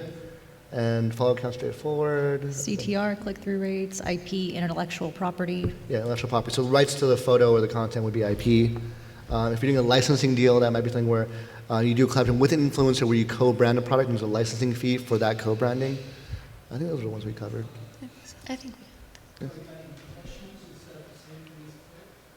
Sorry? Impressions are not the same thing as clicks. No. So impressions is how many times somebody has seen it versus clicks is someone who actually clicks on the content either to a specific link or whatever the CTA is. The call to action. Yeah, CTA, call to action. I think a lot of people confuse that because you can't see someone's impressions unless the creator shares them with you. And that can be done either by engaging the paid partnership tool on Instagram, because that links your account to the creator's account, and then you can just see the data through your own profile. If the creator you're working with doesn't have that tool for whatever reason, you have to ask them to screenshot the back end of their data. And anyone who won't do that for you, that's a huge red flag. Yeah. So red flags, which is exactly my next question. What are red flags, either with you working with the influencer or creator, or with you as a creator working with a brand?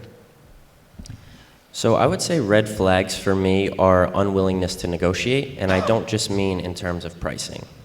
When I mean unwillingness to negotiate, I'm looking for flexibility on the brand side and flexibility on my side. So if there's things that I'm not comfortable with promotionally, I would hope that they'd be open to listening to my concerns. And the same goes for them. If there are deliverables that they would like to add that, you know, they want to press on me, I'm going to be, if it's a brand that I'm passionate about, I will take some sacrifices in order to make them happy. You know, so in the past, I've had some brands approach me which were some pretty solid contracts, but some of the terms were not protecting me, they were not protecting my team, and They seem to, it seemed to be a take it or leave it type thing. And for me, I want that personal relationship with the company that I'm working with. So if they don't seem concerned about my well-being, I'm concerned about theirs. So, you know, that's a red flag for me and a big turnoff with brands. I think a red flag for me is not wanting to write a contract up or anything. That's what I was going to say. Yeah. But that's pretty. Contract. My red flag, my biggest one, is trying to over creative direct someone's content. I think if you're working with an influencer, it is because you've already decided that you like their content. So once you start nitpicking and making them lists of everything that you want to include, like I worked with a brand a few months ago that over nitpicked my editing because they didn't like the shade of yellow that was like in something, and I just about lost my mind. So don't do that.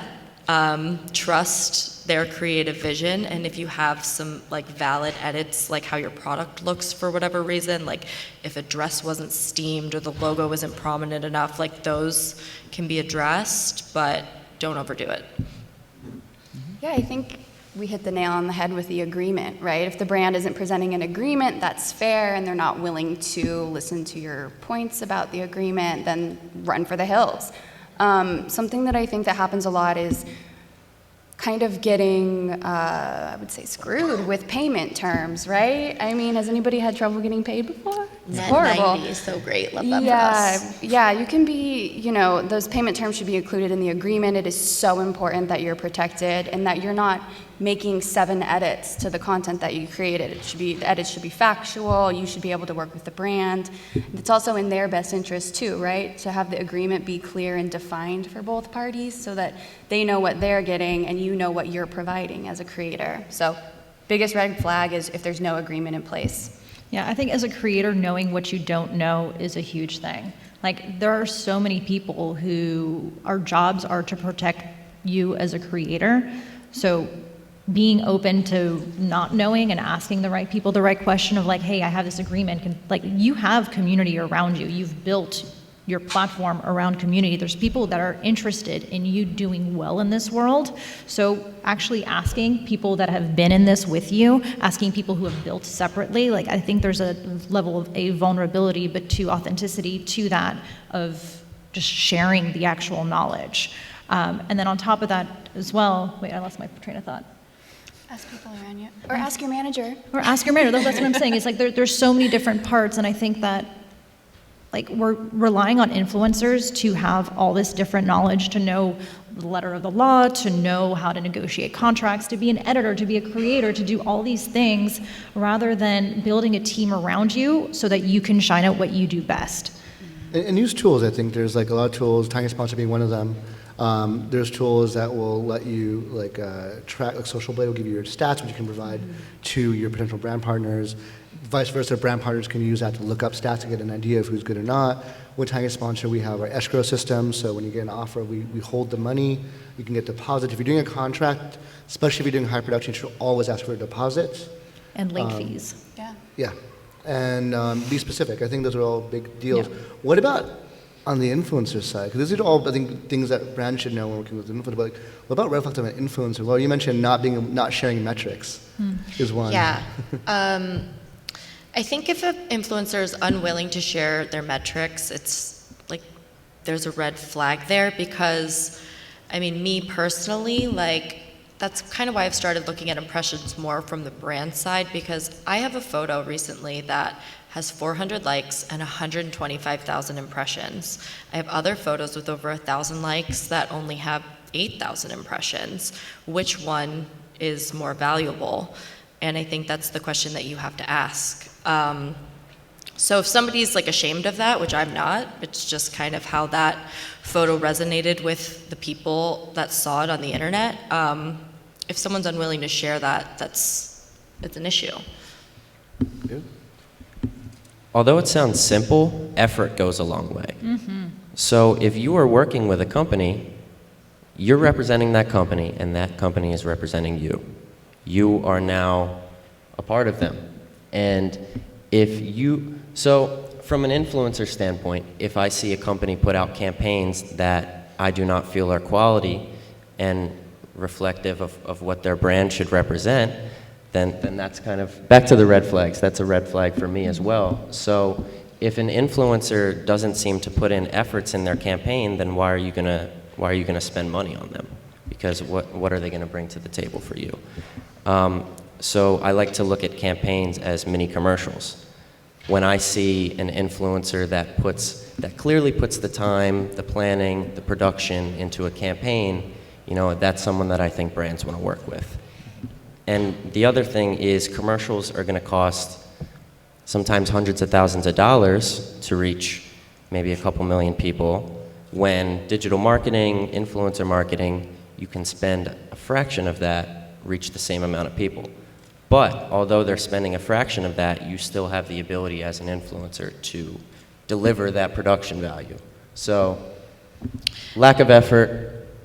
And to red what flag. you're saying right now, I think the bigger benefit to digital marketing over standard marketing is that you can actually choose who you are marketing to. It's not like putting a commercial on a cable network and just being like, whoever sees it, sees it. You can actually be asking these creators for who is following them, like how many men versus women, how old are these people? And then you can actually nail down your target demographic, which is super important. Another thing I'd like to add too, since we do a lot of work with purpose-driven brands, a big red flag to me, both on the influencer side and on the brand side, is when people don't actually embody the values that their messages are. I think it's very easy to see when people say, oh, we're about, I had a brand that reached out recently that was a women's athletic wear who was all about body positivity and inclusivity and diversity, but a quick scroll through their Instagram showed that wasn't the case. A quick research into their C-level execs showed that wasn't the case. So being able to actually do the due diligence to make sure that the values are actual values and not just marketing terms that they're piggybacking on. Yeah, I think those are all really good points. On the side of when you're working as a talent manager, right? What are the things when you're choosing which of your talent? Because we've worked with you before. We've represented models, and some of them have been, some of them have not been. So how do you choose which ones would be good in that type of sponsorship versus just being a model face? Yeah, I think it's back to a little bit of what Laura was saying, making sure that the demographics are aligned, like CVS or Walmart, for example. They have a different target market than like Honda. So aligning those, making sure that the actual product that they want promoted is a fit for that specific talent. Home Chef, for example, some of the people I represent, they are just not meal kit people. And that's totally fine, so we just kind of pass on those opportunities when they come in. But Home Chef is great for so many people, and there's tons of creators who promote it. So I know my talent well enough at this point to know what they're interested, what they'd be keen on doing, and what isn't a fit for them. One of the things we found is if a creator, when I'm looking at who to work with, if a creator can't tell me what their content is about, what they specifically, if they're like, oh, I'm a fashion influencer, I'm like, great, but like more specifically, what does that mean? If they can't tell us what they're about, or what their audience knows them for, or what their unique style or aesthetic, or what makes them unique is, then they're probably not, it doesn't mean that they're bad creators, I mean they're not objectively understanding what they do. And therefore it's harder for them to integrate a brand into what they do naturally, so they'll generally just end up following what the brand says, which makes for a less quality piece of content for both the brand and them as a creator and their audience. So I think understanding and being able to communicate that's important, and as a brand, making sure that you're keying into that and not just saying, here, repost this, which I think a couple of people brought up. So we're going to do one quick tip from each person on making money through brand sponsorships. And I want to open up for questions. We have a little bit of time left, and I want to keep a discussion going. So, yeah. So again, we spoke about this earlier, but setting and understanding your value and sticking to it.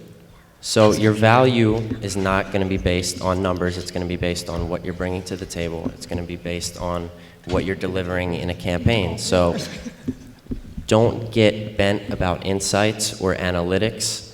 If you feel that you have something that is of value to a company or a brand, then you stick with that value, and someone will want to work with you for who you are and what your values are. Yeah, I'm gonna kind of run off of that. I think you should definitely stay flexible. I'm not saying change the price of what you're worth, but kind of cater to the brand, and as a brand, cater to the creator. Don't just be totally strict on what you want and have it that way. So he took mine. But also, I would say understand your data. Like, don't get too hung up on it, but do understand it so that you know how to pitch yourself. That way, if anyone is ever questioning your value, you know how to say, no, here's my data, and I understand it very well, and this is what I'm worth. Wow, so many good responses. Piggybacking off of those, like in regards to what Laura is saying, know your audience, know what you can sell them, know what they won't be interested in, and then also like stick to your value, know your, like I was saying earlier, know your market, and make sure that you're protected. I really can't stress, like get an agreement in place for everything that you do, or seek representation. I'm going to go a different direction, which is protect your creative energy at all costs. I think that we can get very easily caught up on all these data points and on like all these different conversions and all these different abbreviations, but as a creative, that is an energy that is worth protecting above all else. And it's one of the things, it's like when you know your story well, when you understand the value of your story, you are undeniable when you're sharing that. I think those are amazing responses. But it highlights this idea of quality over quantity. I think this is this idea of do something really, really well. You'll have the right audience. You'll have the metrics to back up. Know why. Like not just say, like know what you do. Know how to differentiate yourself. I think that any good brand or business will know this or should know this. I think the same applies to creators because creators are building their own business too.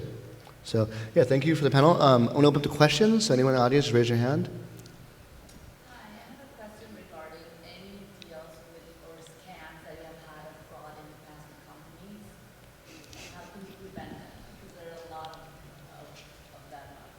Like if you're a brand and you want, or if you're a talent and you are getting offers that you don't feel are real, or... Especially you work in the past with a brand, and apparently like, so you say brushes or like whatever, so they promote it via whatever it is, like story or post, and actually the people who order the product, they never get the from, or they don't Oh.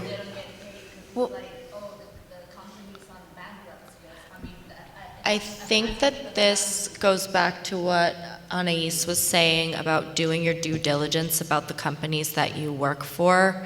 If they don't have like a prominent, if you can't find who the CEO of this company is on the internet, that's weird.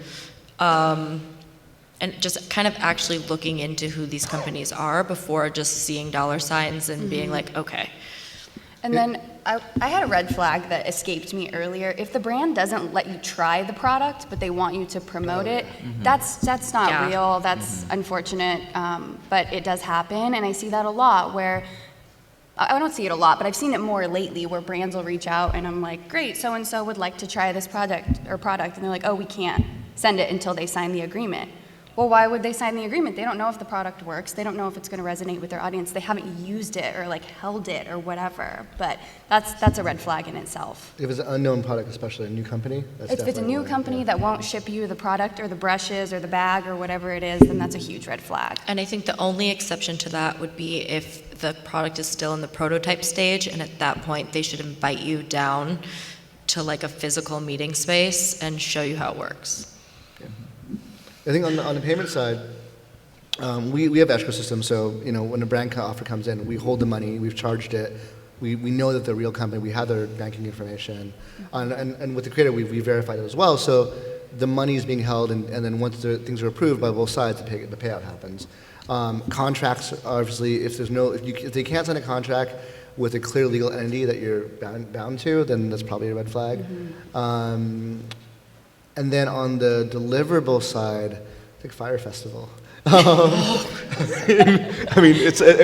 one of the things where can you actually show the product? In my head, I'm like, this is a no-brainer, but maybe it isn't. Is that if the product doesn't exist, like what you're saying, if you can't try it, you shouldn't be posting about it. And as a brand, you shouldn't be expecting someone to post about your product that's never tried it.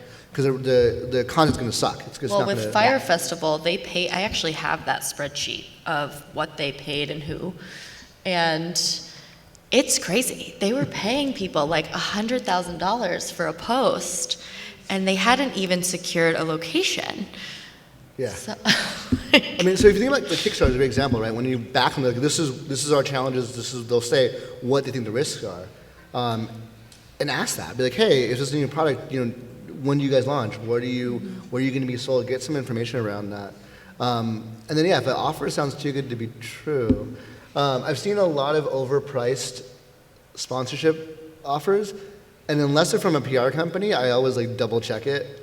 PR companies tend to overpay. But every deal we tell the they've overpaid. They've literally paid double when we give them a number. It's insane. Anyway, Fantastic. Sounds like a great problem. No, it's a great problem for the creator. It's great.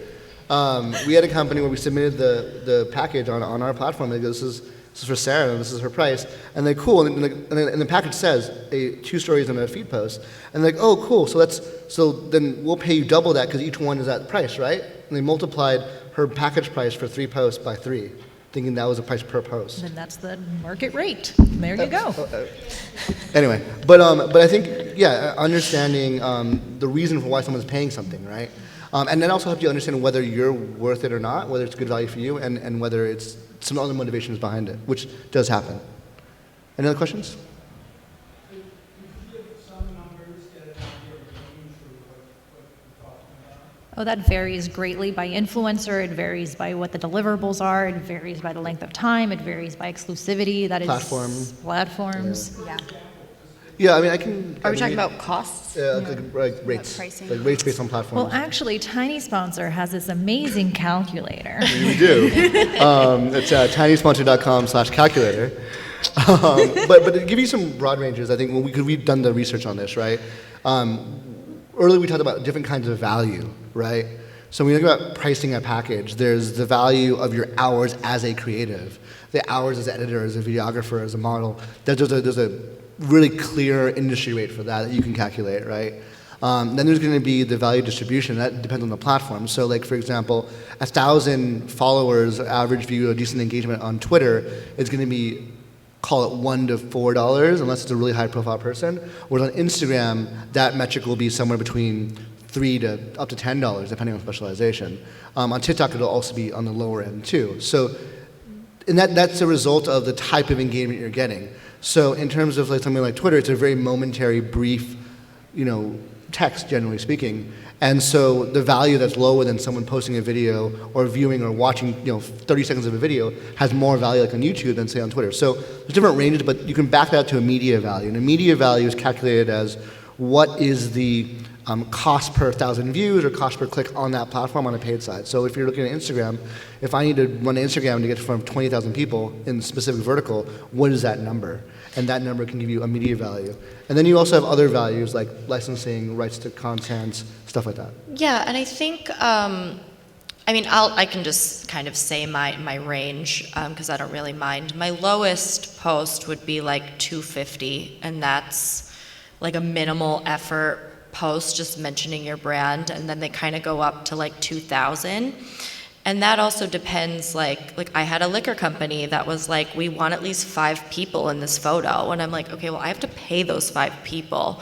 I'm not just gonna get like 5 cute friends and buy them a drink and then like somehow magically get this professionally shot content. It doesn't work like that. I have to get a photographer. I have to get a bar that's gonna let us do this. So that goes to like the higher end because it's a lot more effort. Whereas like if it's something I can shoot with a ring light in my house and a white backdrop, like fine, $250.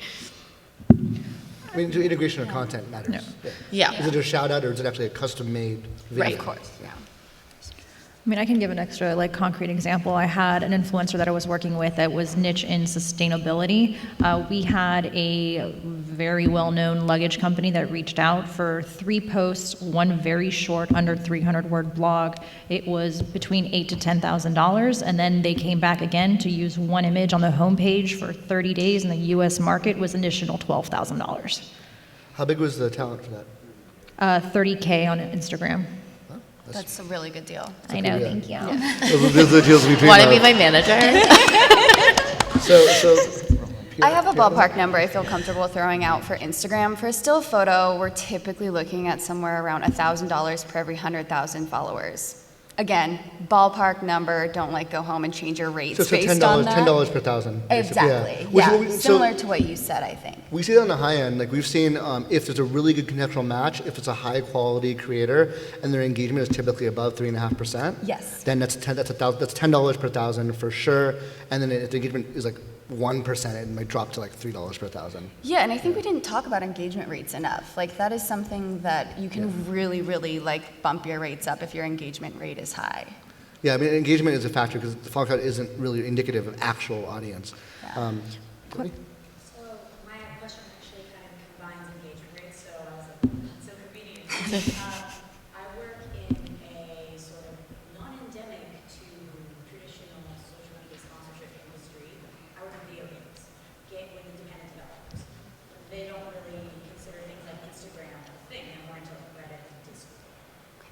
How would I find, besides the tinysponsor.com/calculator, a situation like, it's unique content, so engagement's high, engagement's king. Like, if King Kylie does something on your thing, it doesn't necessarily transfer into sales. So what advice can I give my constituents on like where to put their very snack-sized budgets in non-endemic spaces? That might be a little. So you're talking about non-W, you're defining it as like not specifically gaming, so not Discord, not. Would Twitch fall into that? So endemic would be like, so say my game is like Super Mario, and then you open, you're playing Zelda on your phone, and you know that stupid ad pops up that's like Super Mario, and you're like, oh, that's totally endemic game.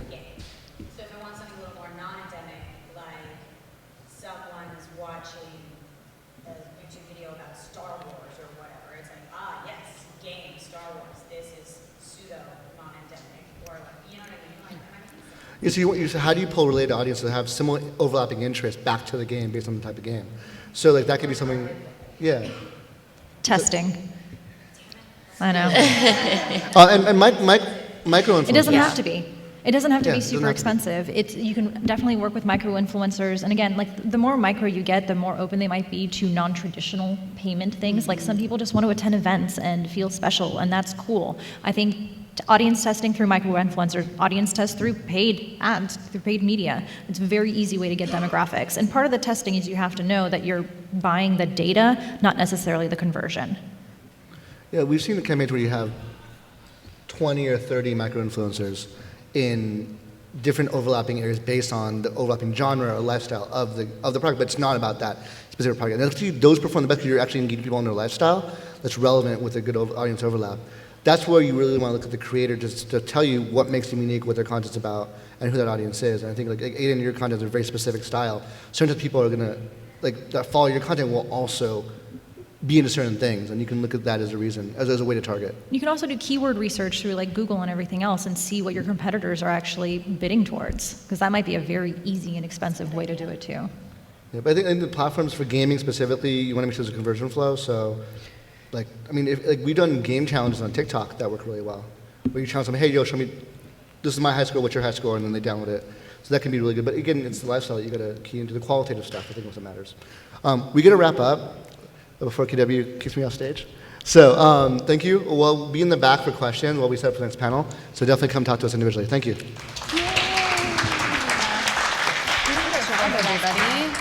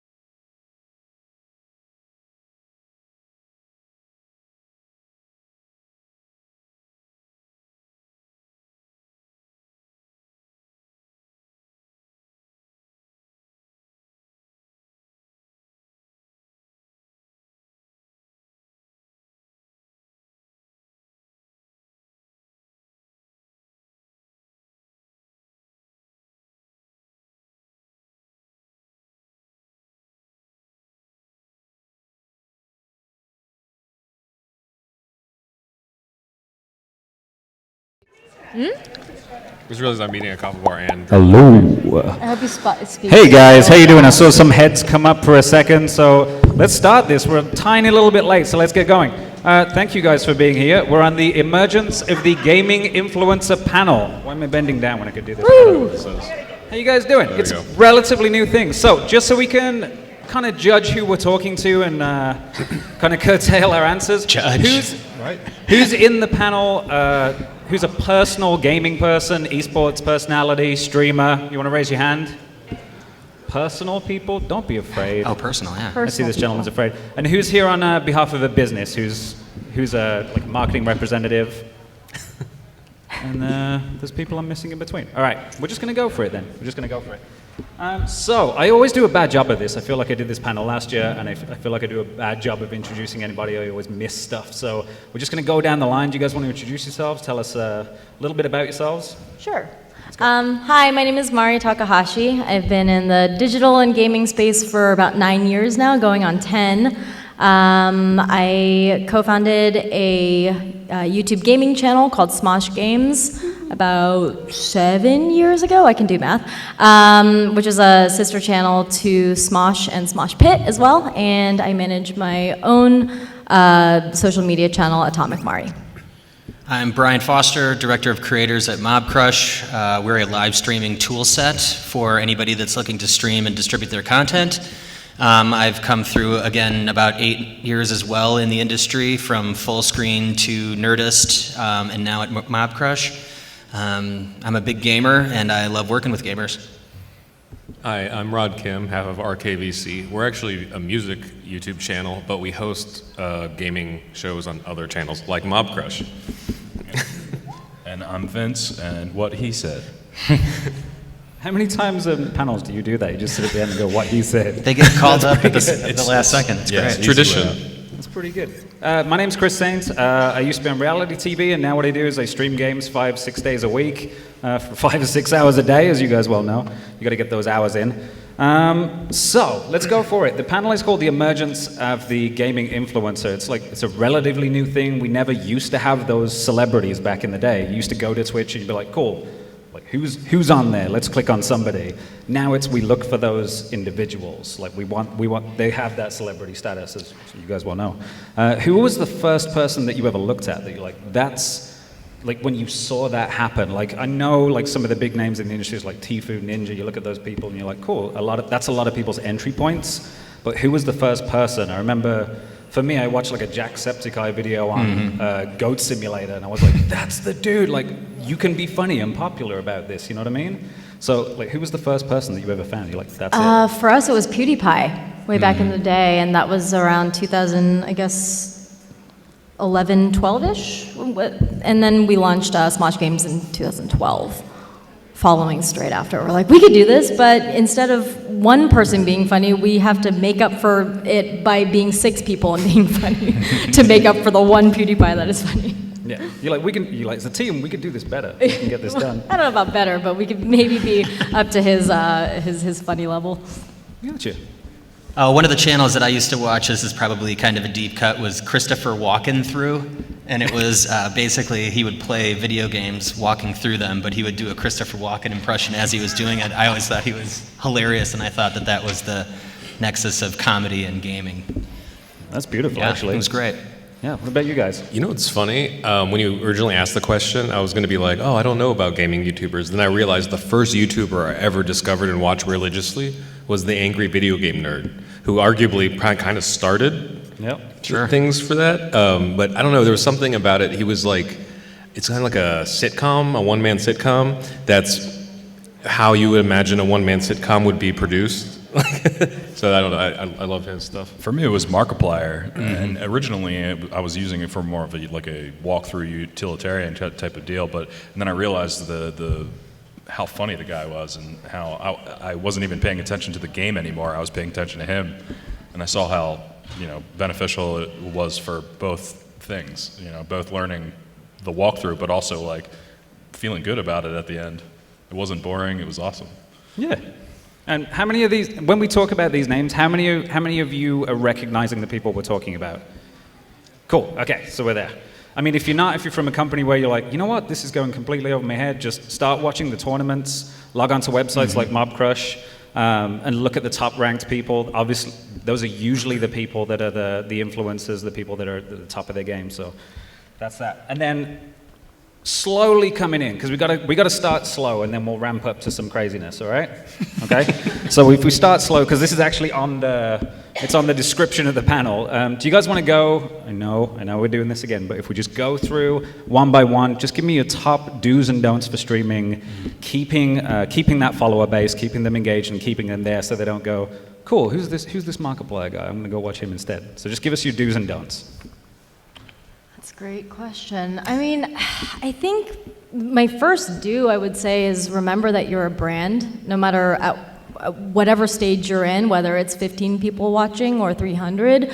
I think just remembering that you can tailor yourself to how a brand would treat it. And it's like, if you're a brand that swears, if you are, a little bit more edgy and that's it, then stick to it and hold to your guns. That's great. If you're gonna look for more, like brand friendly, even family friendly, although that line is being, it's a touchy line right now because of YouTube's new standards.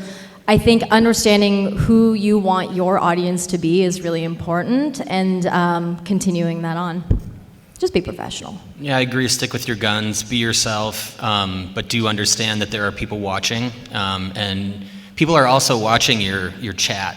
So do moderate your chat, do moderate the people that are coming in, because you don't want to spoil the crowd, or however you want to look at it, because that could really mean the difference between a troll being part of your chat room and someone else that might be a little bit more beneficial and a better someone from your audience. So make sure you're taking a look at not only the content that you're making, but also who's there and viewing it. I think so Vince and I are kind of new to the gaming on social media thing, especially since we don't actually host the gaming on our channels. We're usually on Mob Crush or other channels.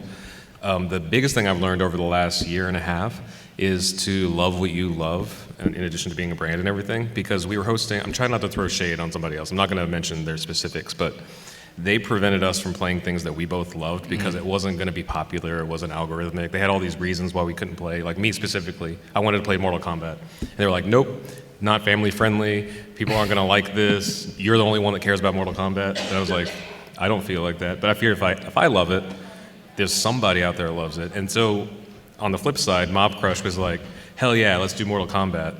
And it's like been it's not viral or anything, but it's been like the biggest thing, I think, for both our platforms, right? That game and stuff, because we love it, and I think it shows on the stream, because when you're playing something for 8 hours, there's only so much you can fake being on, but when we did the first Mortal Kombat launch stream, 10 hours, everybody was like in it, we're like, yeah, rip his head off, and it truly is the real energy. Nice. Piggybacking off of what you guys all had said, something maybe on a different note, is the vocabulary that you're using, especially like the do's and don'ts and driving, not driving traffic, but just like keeping people engaged, is trying not to say things that to the audience may seem like you're ending your stream. Like saying like thank you in the middle of your stream may cause some people to be like, oh, it's over, and they jump out. It's interesting. I don't know if that's necessarily a do's and don'ts, but it was the first thing that came to my mind. I think it goes back to like you control your audience. Like you have full control of like who watches you and what sort of conversations go on in your chat by being conscious of what you say, how you say it, like the positive reinforcement you give to people who are like yeah, I want to see more of that in chat, so I'm gonna recognize that versus maybe trolls or negative comments. And I think it's important to remember that you really do harbor the things that you highlight. So the way that like any company, whoever's the head honcho trickles down, that sort of like company culture trickles down to like the all the employees. It's the same way. It's like you as a streamer are controlling that show. So remember that you do, and remember that whatever you highlight, your voice really matters. Because it's really easy to get bogged down by those negative comments. So highlight those positive ones. And something else too, especially since the reason we host on other channels is because we love video games because we're kids of the 90s, you know? Mortal Kombat I love, he loves the new Zelda games and stuff. We are not good with the technical side of streaming whatsoever. So Sam Proof down here produces the show on Mob Crush. He runs like a bunch of different cameras and stuff and moderates the chat and everything, so all we have to concentrate is playing the video game. Because we're musicians who already had to figure out how to do YouTube, and so that was already like a stretch. And so to figure out how to like run OBS and like do plugins and then all this stuff, it was crazy. It's not impossible, but it allowed us to like enjoy the experience, and then hopefully, you know, the audience also enjoyed the experience with us. I think you brought up another point, though, is that this is not easy to do, and people think of it as just, oh, it's another gamer on Twitch. Oh, they're just playing video games. These people have become studio executives that are not only making the content, creating and developing the content, but also shooting it, editing it, and they're the main actor in it. So, like, there's a lot going on from not just the technical aspect, but also the personality and things like that. So you need to really know how to run a business from all angles if you want to do this successfully. And you know, that's why a lot of these guys, they tend to come with a higher price tag, because these guys are putting in the time and the effort and their own money in order to make this content produced, you know, at a high level.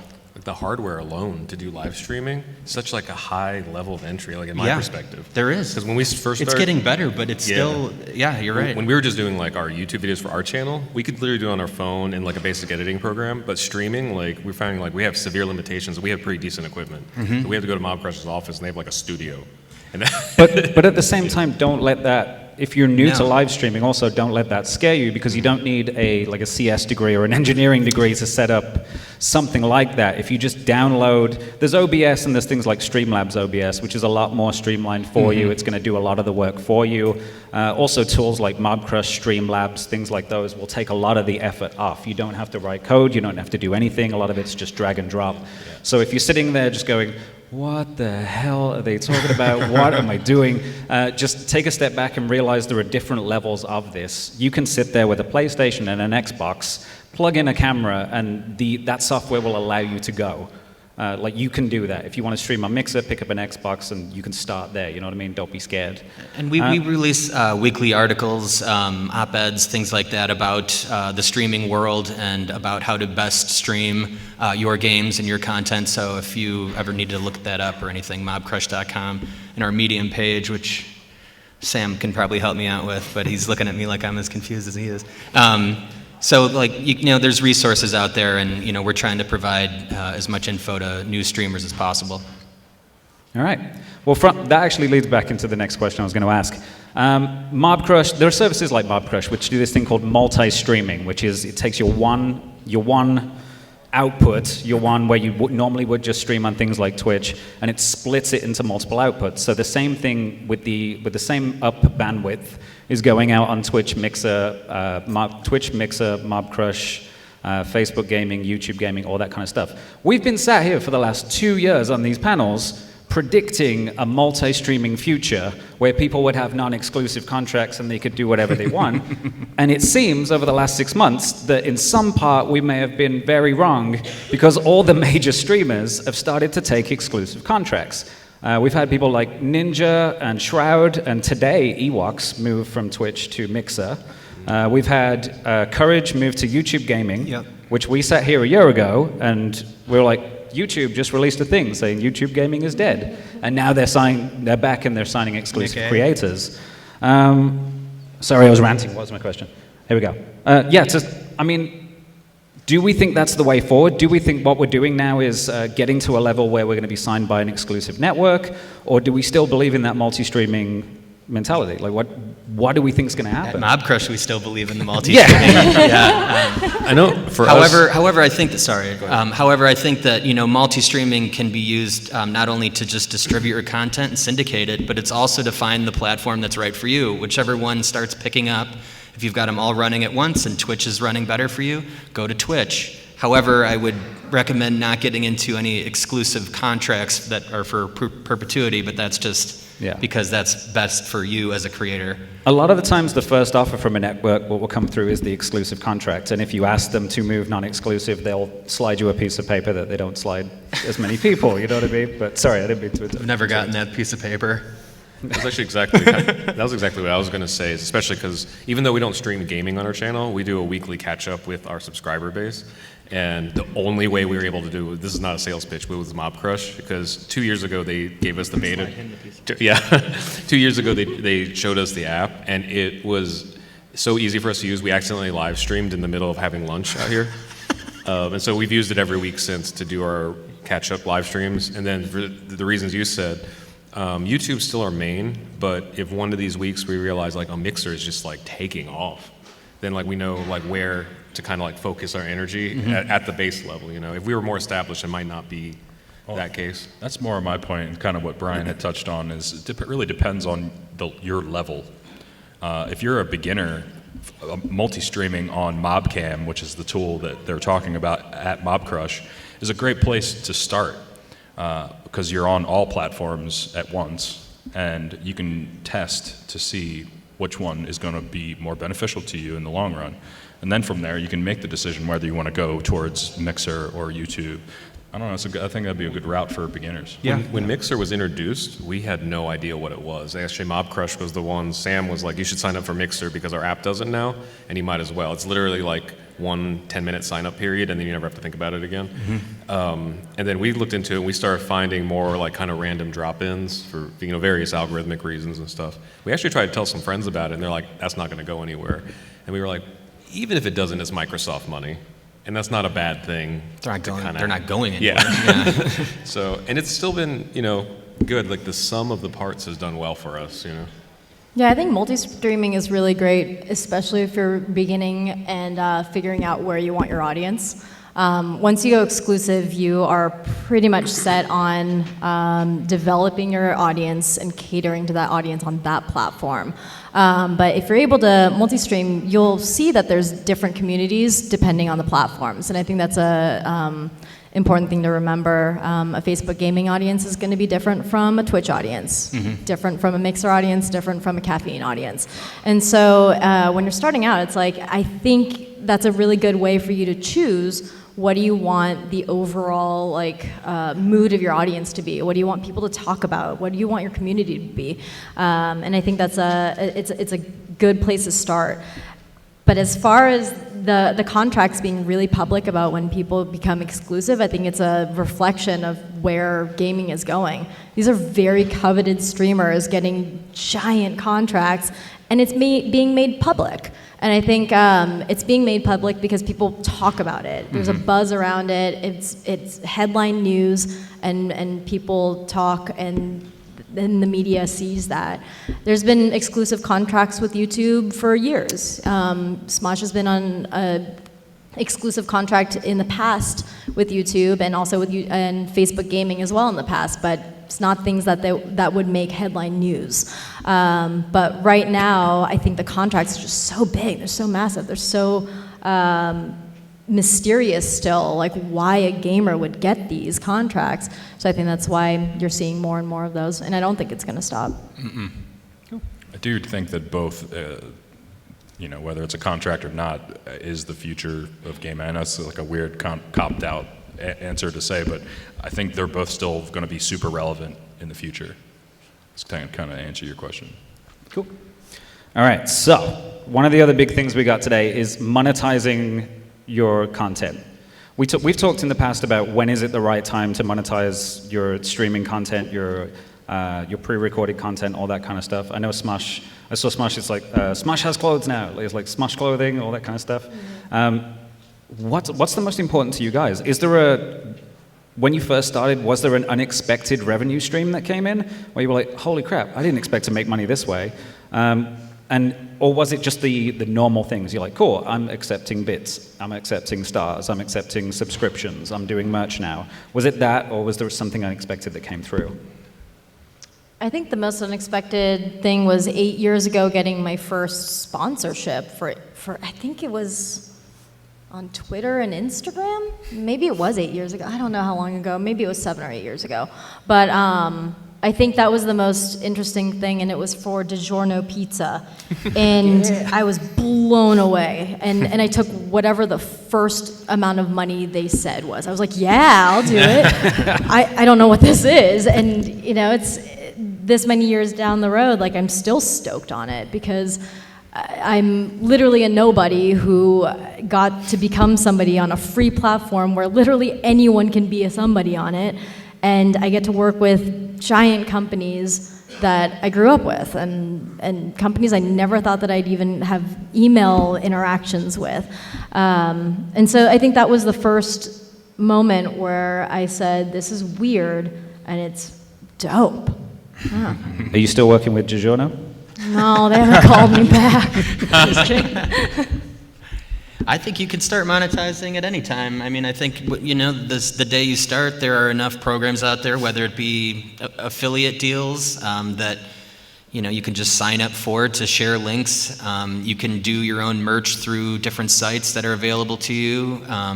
Tiny sponsors are a reason for that, or a version of that. Yeah. I think you guys are having success with that. Yeah, Tiny Sponsor was probably the biggest surprise because I know when we're still pretty small channel, but when we hit our first 1,000 subscribers, I think Tiny Sponsor, Mike had approached us about doing some sponsorships, and immediately we were like, well, what kind of reach do we have that anybody would care about?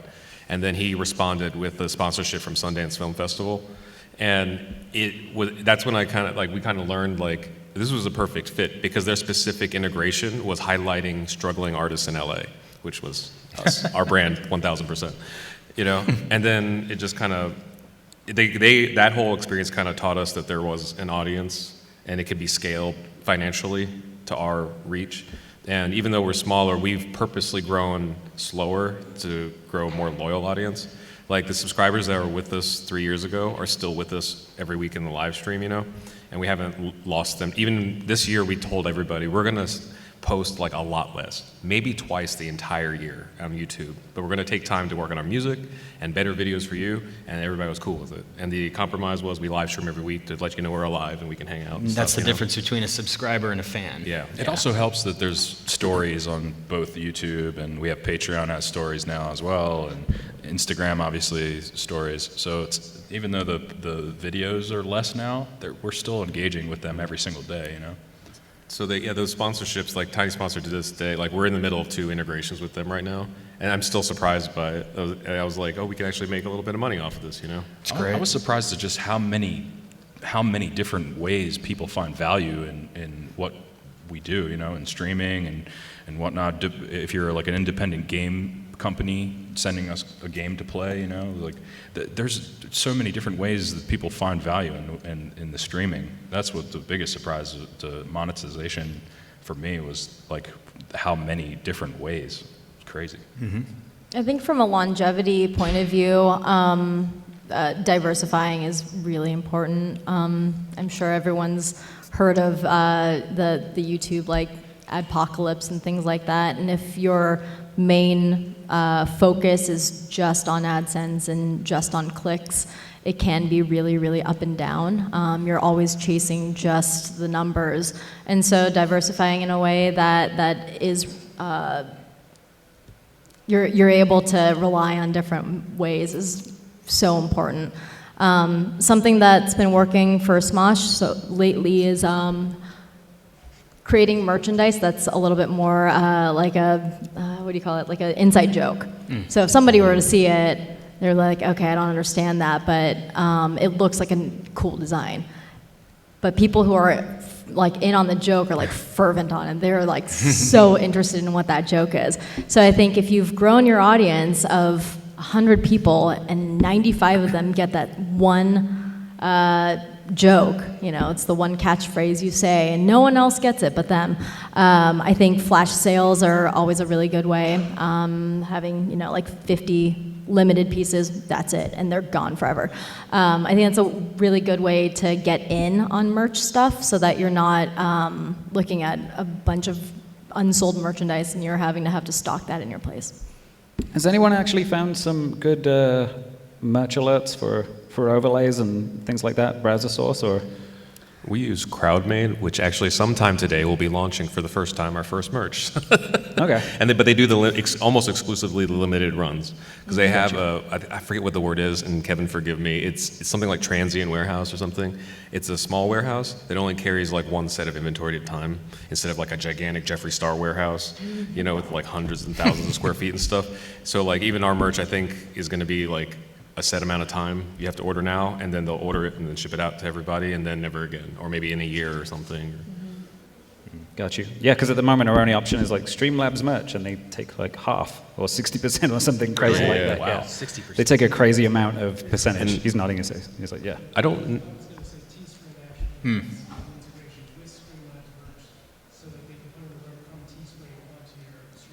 Yeah, that's great. I mean, all we're really begging for is somebody to do some WooCommerce, Shopify integration and just push it through. But I'm getting into my own thing. We were talking about monetizing stuff. I just wanted to ask Brian, I know Mob Crush you've been doing this ad content for a while that works with gamers, where it basically comes up on the side of the screen, and then you go, do you want to push this ad right now? And you go, yes, and then it comes on the screen and you earn money straight from it. Do you want to talk us through that? Well, I think that's more our Go Live Get Paid system.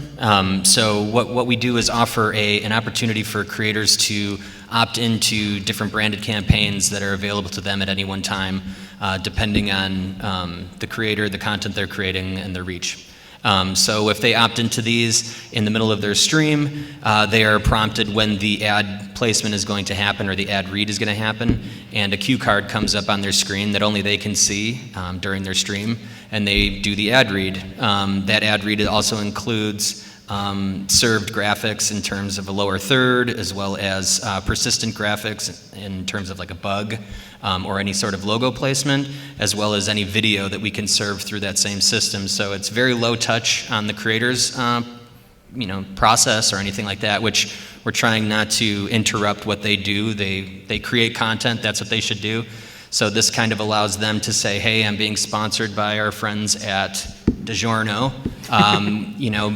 Be ready during my stream. You'll see a few different pop-ups during there, but please, leave a chat message, leave a link or anything like that, and make sure you support DiGiorno. So things like that. But we also have another system called Action Replays.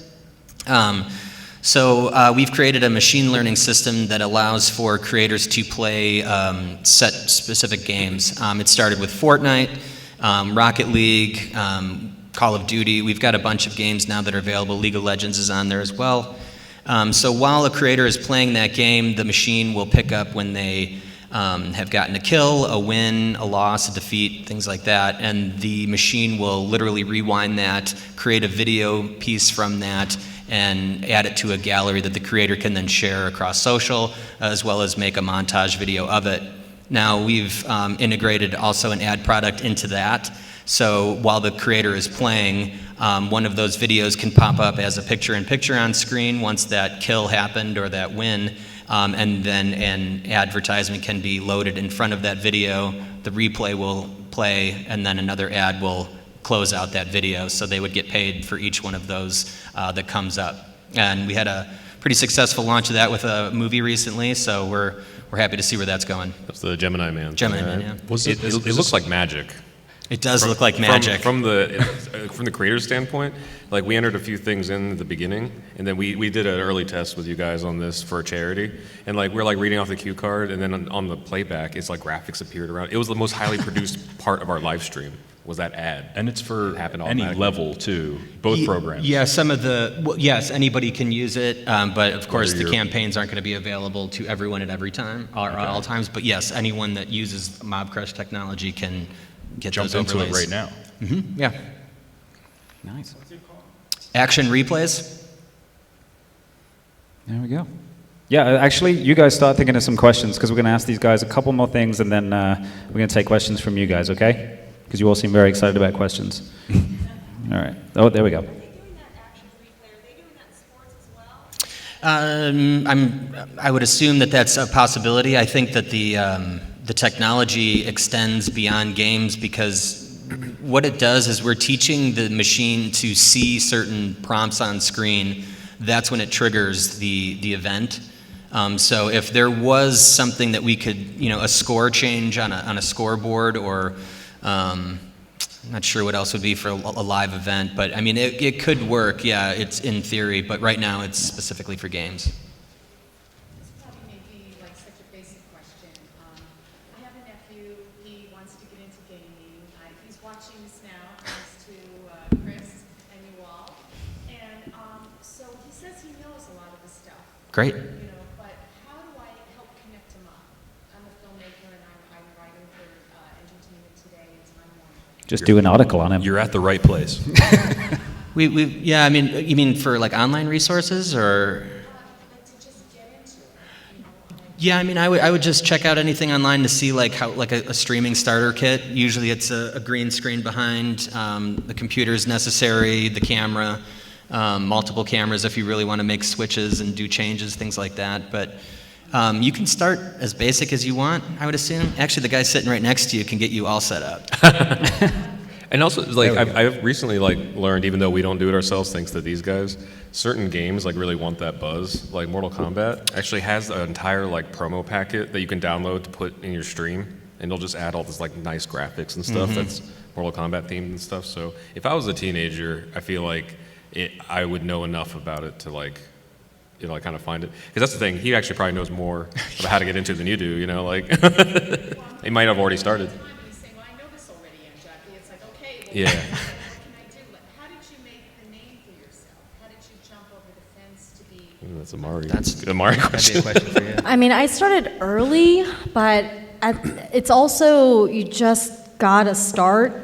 And I think it's hard for people to start now because they have a expectation of what it should look like or what it has to look like in order for you to be successful. And it's a total fraud. You don't need to be that level when you start. It's a matter of starting it and grinding and grinding and grinding, and that's the hardest part because you see all these superstars who have risen and who have so much success, and I can understand a young person wants to be that immediately.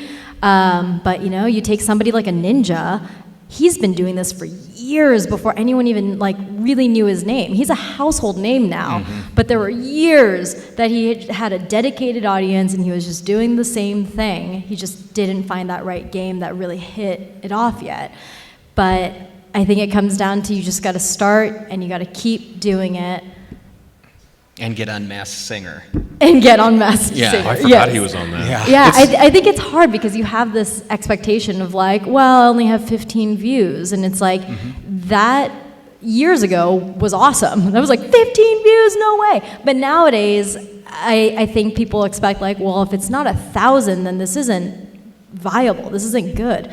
It has to start from somewhere, and it's important to keep yourself motivated. Because if you're only chasing fame and success via numbers, it's not going to last. You just have to do it because it's the only thing you can do to go throughout your day, And it's after all these years, I still love it. I still play games for work, and then I go home and I sit and play games with my husband for hours. It's my outlet, and I love it, and that's why I've been in it for this long. Actually, I'm gonna pimp out some of Mari's stuff. If you haven't checked it out, she did a podcast with Matthew Santoro. You should check it out because she has an incredible story on there about how this all started. It was just starting. Yeah, my one-man show. Yeah, and just how you said you can listen to it on the podcast, but there was a moment of should I go back? Yeah. And it was the divergence in the road. What if I didn't go back? Yeah, I was a professional ballerina before all this, and it kind of merged at the same time. I started making YouTube content at the same time that I was still working full-time as a ballet dancer. And there were a lot of questions of why I'm putting time into this and why I'm not sleeping at night, doing a full-time career, and then staying up all night to make videos and editing at 4 a.m. to go to work at 6 a.m. the next morning. That's the work. But that's the work. And that's the part that you don't see. All the creators that you see who are working hard and doing stuff, you don't see the work that goes into it because that's the boring part. That's sitting at your computer with your eyeballs all red at night, But also keep doing it, even if you're getting those 15 views. and I'm not trying to say anything bad, you guys don't get millions of views. Not at all. However, now you guys have, can I tell about the YouTube music? Oh, yeah. You tell about the YouTube music. A couple months ago, we released our, YouTube hired us to write music for the audio library. And they found us, even though we're not the biggest channel. You know, the YouTube reached out to us to do it, and then coming soon, we're releasing another round of music on there. Good content, you know. Thank you. Yeah. The point is that we don't do it for the views. We do it because we love it, and because we love it, our audience loves us. You know. Well, when you're first starting out, which was like one of the questions you asked, to me the first thing is consistency. If you just if you just log in for 1 hour on a Tuesday and then randomly 2 weeks later log in 1 hour on a Thursday night, your viewers aren't going to know when you're on. They're not going to be engaged with you. They're not going to have any confidence that you're going to come back. So if it's a company starting or an individual, my advice would be sit down, work out what you can do at the same time every single week, make that schedule. And then stick to that schedule and do not deviate from that schedule. It's also good that you're supporting it too, because I heard this story about the recent Fortnite tournament where like one of the winners won like over $1 million, but his mother had always like supported him playing video games, so he bought his mom a house. You know, because like I know we showed up at I think Zach, what was it, League of Legends that we went to? Okay, we went to a League of Legends tournament, not even the biggest one, just one of the bigger ones here. And I forget how many millions of dollars were on that stage at this esports thing. And it was a weekly event, so it wasn't even a special one. It just like happened that week. And I took a picture of the stage, sent the dollar amount to my brother, and was like, remember when mom told us in '93 that playing video games would never make us money? You know? All right, guys, so we got time for a couple more questions. We got like 5 minutes, so does anybody have any questions that need answering that you want to direct to one of our panelists?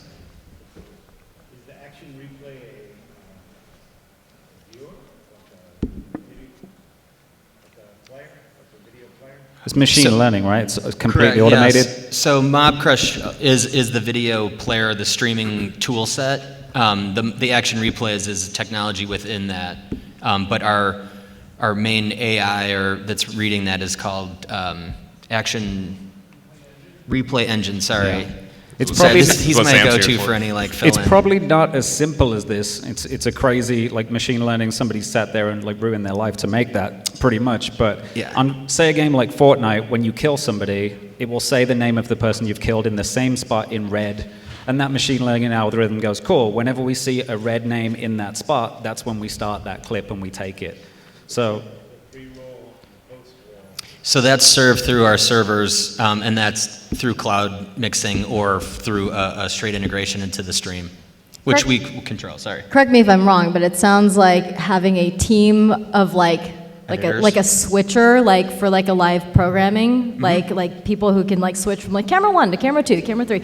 It's like having that entire team through MobCrush. Yeah, the whole goal was to eliminate any need for having to collect all those clips. Because a lot of times streamers will stream, they'll set up the VOD, and that's about it. They won't do anything in terms of cut downs. Some of them do, don't get me wrong, but this allows anybody to just go in, grab 10 clips or whatever of their kills, put those up online, and then put those as, publish those as a VOD. You have more opportunity to monetize, you have more opportunity to syndicate, you have more opportunity for new eyeballs to see your content and to drive people to your next stream, and then the process continues.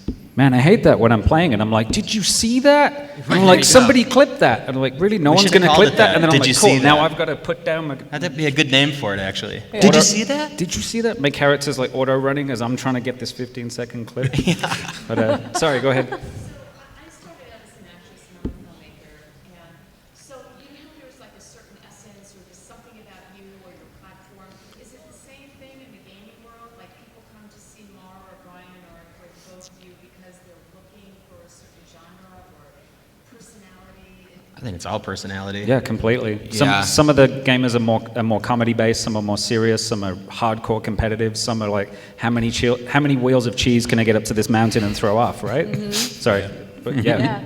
Yeah, I think it comes down to like micro communities, aka also micro influencers, right? Like there are certain people who go to a certain influencer or streamer because they have that that specific tone. It's very different from someone else. Like, we all have very different voices, and that's exactly what audience members are looking for. They're like, oh, I like this person because it reminds me of blah, blah, blah. I like that they're more subdued versus this other person who's like a wild banshee for an hour and a half. And some people want that, and that's great. You have so many options. It's kind of like having like Netflix and Hulu and Disney Plus and all those things. Like, you can find your thing, and there's all these different creators Millions who of provide options. that. Yeah. Literally. That's it's interesting to add on to that point. You know, when I was talking about the previous live stream that wouldn't allow us to play like Mortal Kombat and Zelda and all that stuff, they would also say like, guys, you got to like amp it up. Like, you got to be more on. I'm like, that is so not like my vibe, you know? Like, unless there's a specific thing. Like, if I get a cool kill in Mortal Kombat, you'll see like all the bells and whistles going. But like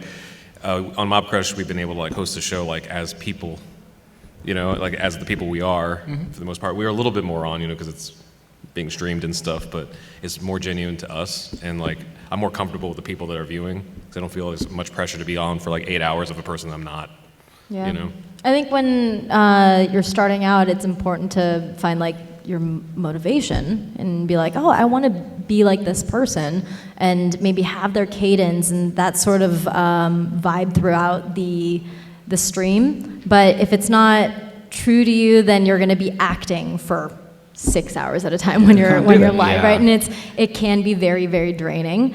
And so I think when you're starting out, especially now when there are just so many examples of people who are successful, as hard as it is, you don't have to be that same person. Like, you can just be yourself, and finding what that is, audiences will find that, and they'll enjoy that for that. If somebody wants to go see, you know, another type of streamer, they have that choice. But I can't imagine how difficult it is starting now, because there's so much pressure, and be like, you have to be, you know, this level in order to equate a success, and it's not that. You'll find the audience, you'll find people who love you for you, and it's important for longevity. Yeah, cool. If you look up like Atomic Mario and Smosh games online, you'll see the history of like you've probably lost count of how many games series you've done, right? Yeah. So it's not like Mari's a Minecraft channel, you know. It's like there's so many things. They definitely go there for her. I don't know if you know, she did like a personal like meet and greet thing with like McDonald's a couple times and stuff. Like, there's real fans behind this, you know, like. And it's not tied to a specific game, because I think that's a dangerous thing that I hear from everybody. Like, oh, you should play Fortnite because people like Fortnite. It's like, I hate Fortnite. Like, I tried, you know, and it's like, this is not going to come across live, like, well, you know. Just build, man. What's that? Just build. Yeah. I don't even know what that means in the game. All right, and on that note, that's as much as we've got time for today. But our panelists said themselves that this is all they do. This is their lives. They want this. So if you want to harass them after this, I'm sure they'll be fine with that. Thanks for attending, guys, and we'll see you later. Thank you. Thank you.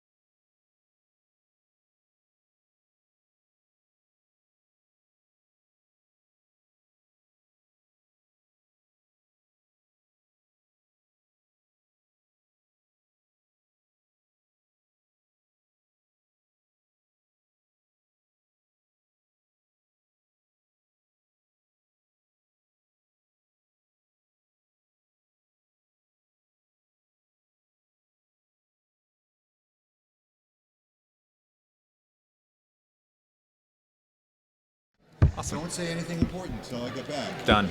Frank Okay. runs a class at Chapman. Oh, cool. Freddie Long was my student. Bernie Sue was my student. Oh, cool. And I started my own school of psychology. We're actually about to start the panel here in a second. I'm so sorry about that. Nice. Yeah. What was your question? Okay. Beijing Film Academy just went nuts over us. Yeah. Okay. Number 2 film school in the world. They hired us to do the promos for the Olympics. The Beijing 2022 Well, platforms are playing on TikTok now. I don't think they will because they're That's owned by amazing. different companies. Yeah. It's, Awesome. I can actually talk about that later in the panel. Yeah. Very cool. Thank you. Okay. All right. I guess we'll kind of start here in a second. Boom, boom, boom, boom. All right, folks. Thank you guys so much for joining us. My name is Zach James. This is my good friend, Matt Gillian. Hello, how are you? I'm going to kind of wait for the doors to shut, then we'll kind of pick it up here in a second. All right, so basically, give you a quick rundown on what this semi-panel's about. Matt and I, we've been in this industry, I've been in this for 10 years now. What about you?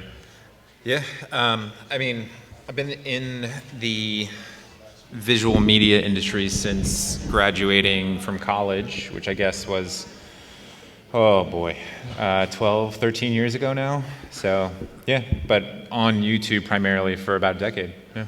Okay, so basically the two of us combined, we have about 20 years of experience on YouTube. We've known each other for about 5 or 6 years, about 5 years, 6 years.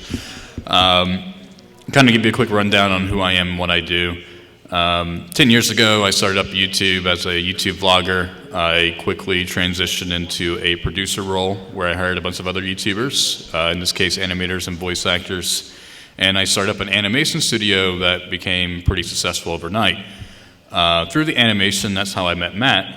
Matt can probably give you a better rundown on what he does. Yeah, so when we met, I was at a company called Frederator. If you haven't heard of Frederator, they produce cartoons like Wow Wow Wubbzy, Fairly Odd Parents, Adventure Time, My Life as a Teenage Robot. And then on YouTube, things like Bravest Warriors and then Bee and Puppy Cat, which when we funded it, had the third largest Kickstarter of all time, raising just shy of $900,000 for 9 episodes of Bee and Puppy Cat. Was at Frederator for about 3.5 years, and then went and started my company, Little Monster, and that was about 3 years and change ago. And we help people and brands build audiences on YouTube, primarily through interpreting their data and giving them recommendations to perform better on the platform. There you go. Good little book cover. So when you look at being in the industry for 10 years, especially something like YouTube and social media, digital media as a whole, something so young can be very volatile, and it can shift and change really fast. And as a content creator that's been here for 10 years, I can tell you there's probably maybe a dozen or so people that I still recognize in this space as being successful, still doing what they did from day one. And when you look at those challenges, not just from an algorithm shift, but from a personal shift, when you become a different person, when you grow up, when you start off as a teenager on YouTube, and then you start to approach your early 20s, your late 20s, you begin to think differently. And that's where we kind of begin to talk about things like creator burnout. So there's a lot of things that can be very challenging in these past 10 years and these next 10 years. Everything from a technical perspective, like an algorithm, to a physical perspective of just being a living human being trying to keep up with the algorithm. Yeah. And you've seen a lot of changes over the years. Certainly. And you haven't always been a fan of those changes. This is true. But we both come from the animation world. Mm-hmm. And I think one of the biggest changes that challenged us was watch time. Mm-hmm. You ran a network full of animators, different animation channels. I was part of that network for a while. From your perspective, how many animation channels kind of fell off the grid once watch time came in? That's hard to say, because we started the network right around the time of the change in the algorithm to watch time. Like we were maybe, I don't know, I was maybe there for 6-8 months when they made that change. And our network was only 100 channels at that time. And by the time I left, it was over 3,000. I know that there was quite a few high-profile channels that had made it like their primary revenue stream, that were very upset about the changes and decided to no longer create content for the platform. Now, a fair number of them still actually continued to make content for the platform after saying they were going to quit, in no small part because their content wasn't necessarily solely promoted by the quote-unquote watch time algorithm. They made highly shareable content, right? And anytime your content is bringing people to the platform, especially YouTube, starting watch sessions and keeping people on the platform after they start that watch session, YouTube is going to promote that almost no matter what the length is. But that said, there was definitely, I would say, at the very least, I would estimate somewhere around 30% of the top 100 animators just left. But then there were animators like you who adapted.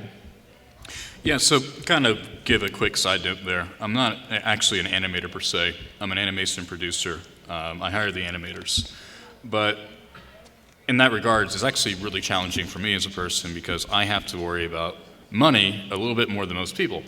So a lot of the animation channels and a lot of content creators across the YouTube space, they are their one-man, one-woman business. They'll handle a lot of it from beginning to end. They might bring on an editor or someone to help out with filming, recording, things of that nature. But for someone like me, I'm working with a team ranging from voice actors to animators to audio engineers. Got social media manager now on my team, bringing in an editor, bringing in a few more people on my team. But to be honest with you, I definitely spent over $2 million making videos since I've started. Yeah. And that expenditure has definitely gone up rapidly in this past year as we scaled up as a studio. But I think in a lot of ways, as a content creator, it's been in this space for 10 years. And knowing how you think, I feel like there's a lot of things that I do as a person, as a content creator, that a lot of content creators are not necessarily doing for themselves. And I say that in regard of seeing content creators like animators fall off the path that they were on as the industry shifts and changes. And I don't think it's necessarily luck per se. I think it comes down from kind of looking at everything from a bit more of a business perspective, a little bit more raw into the numbers, because numbers don't lie. Math doesn't lie to you, unless you're really bad at math. Then you're just lying to yourself, really. But like Matt over here, I have to look at the algorithm every day. Matt was doing it from a network perspective. I was doing it from a content creator perspective. And when you look at the algorithm, you discover really interesting things that you get excited about. And when I get excited, I like to share it with people. I'll talk about it on Facebook, or I'll sit down and have dinner with somebody. Matt will turn it into a presentation at VidCon, and then some TubeFilter article and a video. But I'll be honest with you, when I talk to a lot of creators really don't care, which is kind of weird. I mean, some do. They act like they care in the sense that they care about their success and their failure. But when you sit down and you're like, hey, have you looked at a click-through rate yet? And they're like, no. Should I care about that? And as you know, the number one rule on YouTube is if they provide you data for it, it's probably going to be really important. Yeah, for sure. What's one of the most important data points that you think really exists right now on YouTube? Well, definitely the click-through rate, as you mentioned. Is everybody familiar with what click-through rate is? All right, so click-through rate at a basic level is the number of people that have clicked on your video divided by the number of impressions that video has gotten, right? And that seems pretty straightforward, right? The higher the click-through rate, the better it is. The problem is that that's not the case. The real answer is that click-through rate is relative, right? And click-through rate is relative to your own channel, and it's also relative to the platform as a whole. So as it pertains to your own channel, if YouTube puts your video in front of 50,000 or 100,000 people, right? Let's say your audience is 100,000, right? And 10% of them click on that, you have 10,000 views, 10% click-through rate. If YouTube shows that video to that same 100, or another video to that same 100,000 people, but you get 20% click-through rate, you'll get 20,000 views. What then ends up happening is YouTube shows it to more and more people within your audience, less and less targeted people, right? And then it goes beyond people that have watched one of your videos before, right? And during this process, what's happening is you're getting more and more impressions. And as you get more and more impressions, they become less and less targeted, and so your click-through rate begins to drop. So you might have a video with 1 million views with a 1% click-through rate, and another video with 100,000 views but a 10% click-through rate. Well, the 1% click-through rate actually was better within your core audience and was better for the platform as a whole in terms of expanding your audience, right? The one that has 1 million views. So it's not as clear-cut as better click-through rate equals better video or better programming choice or better thumbnail or better title, right? You have to take kind of all the context into account when looking at your click-through rate. Because the ultimate goal, really, when you post a video is essentially for that video to generate more and more views and expand your audience in that way. And so click-through rate is paramount, and click-through rate is paramount because you can't get any watch time, right, or average view duration if people don't click on your video. Which is kind of the number 2 metric, is average view duration. How long people are spending watching your content. That relates to how long people are spending on the platform and that sort of thing. And so definitely the 2 metrics that we look at the most, just from a YouTube analytics perspective, is click-through rate and average view duration for sure. So see right there, as a content creator, there's a part of me that goes, I listen to those metrics. I'm listening to click-through rate, and I'm thinking, okay, well, are my titles or my thumbnails right? And then I hear average watch time, watch time, average view duration, and I think, well, are my videos getting the right, are they really capturing people? And I start to think more from a production standpoint.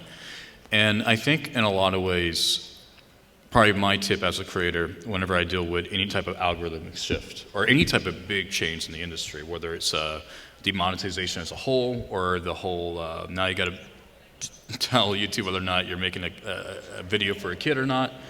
So when you kind of go through this as a content creator, you sometimes feel like you have to maybe change things up if they're not working. Sure, absolutely. I mean, think about it. I'm making bite-sized 15, 30-second animated cartoons on YouTube, back in 2011. Then the watch time algorithm comes in. Well, then how the hell did I do so good? Or let's say there's demonetization and my revenues got cut down by 80% for 18 months because of my brand name. But why am I making so much more money now? Or with this whole YouTube kid thing going on my cartoon channel, but why am I not worried? See, I think in a lot of ways creators, they think about all these different issues across the industry or all these different metrics to hit in the algorithm, but they fail to focus on creating the type of content that they're best at creating. Sure. Because I think in a lot of ways, creators that chase after trends or topics or algorithm changes, they fail to continue to create the content they should be creating. In a lot of ways, in my case, just by focusing on the content I was able to create, I was able to repurpose that content and actually beat the algorithm every time it's changed, because I have that back catalog of evergreen content. Yeah. Well, the bigger context, I think, of what you're saying there, or the kind of the bigger takeaway for me would be that you also understand your audience from a intuitive level and from a programming perspective, right? Like a lot of the channels that you see blow up on YouTube, I don't want to say a lot of times it's not luck, that's not the word that I'm looking for. It's this intuitive sense of what people are going to enjoy, and that allows that content to spread very far, right? Most people don't take the more analytical approach and say, okay, we'll use the Yo Mama channel as a reference point here. Is everyone familiar with the Yo Mama YouTube channel? Pretty straightforward. It's Yo Mama jokes in cartoon form, right? And so in that channel, if we were to look at the data, right, there would probably be certain trends that pop out, right? Oh, your audience really responds well when you have movie references. The audience likes, more positive nature jokes, like your mama's so smart, than some of the more negative ones, right? And from that perspective, you're able to hone in on what's really working, which, having spent 10 years on YouTube, you kind of, one, get intuitively. Now you also bring the analytics to it, but for your average YouTube creator, most of them are just thinking about that probably more intuitively, right? And less from a statistical perspective. So just so we know kind of who we're talking to here, just show of hands, independent YouTube creator, content creator type? It's a big number. Media company-ish type? Okay. Women's lifestyle? Men's lifestyle?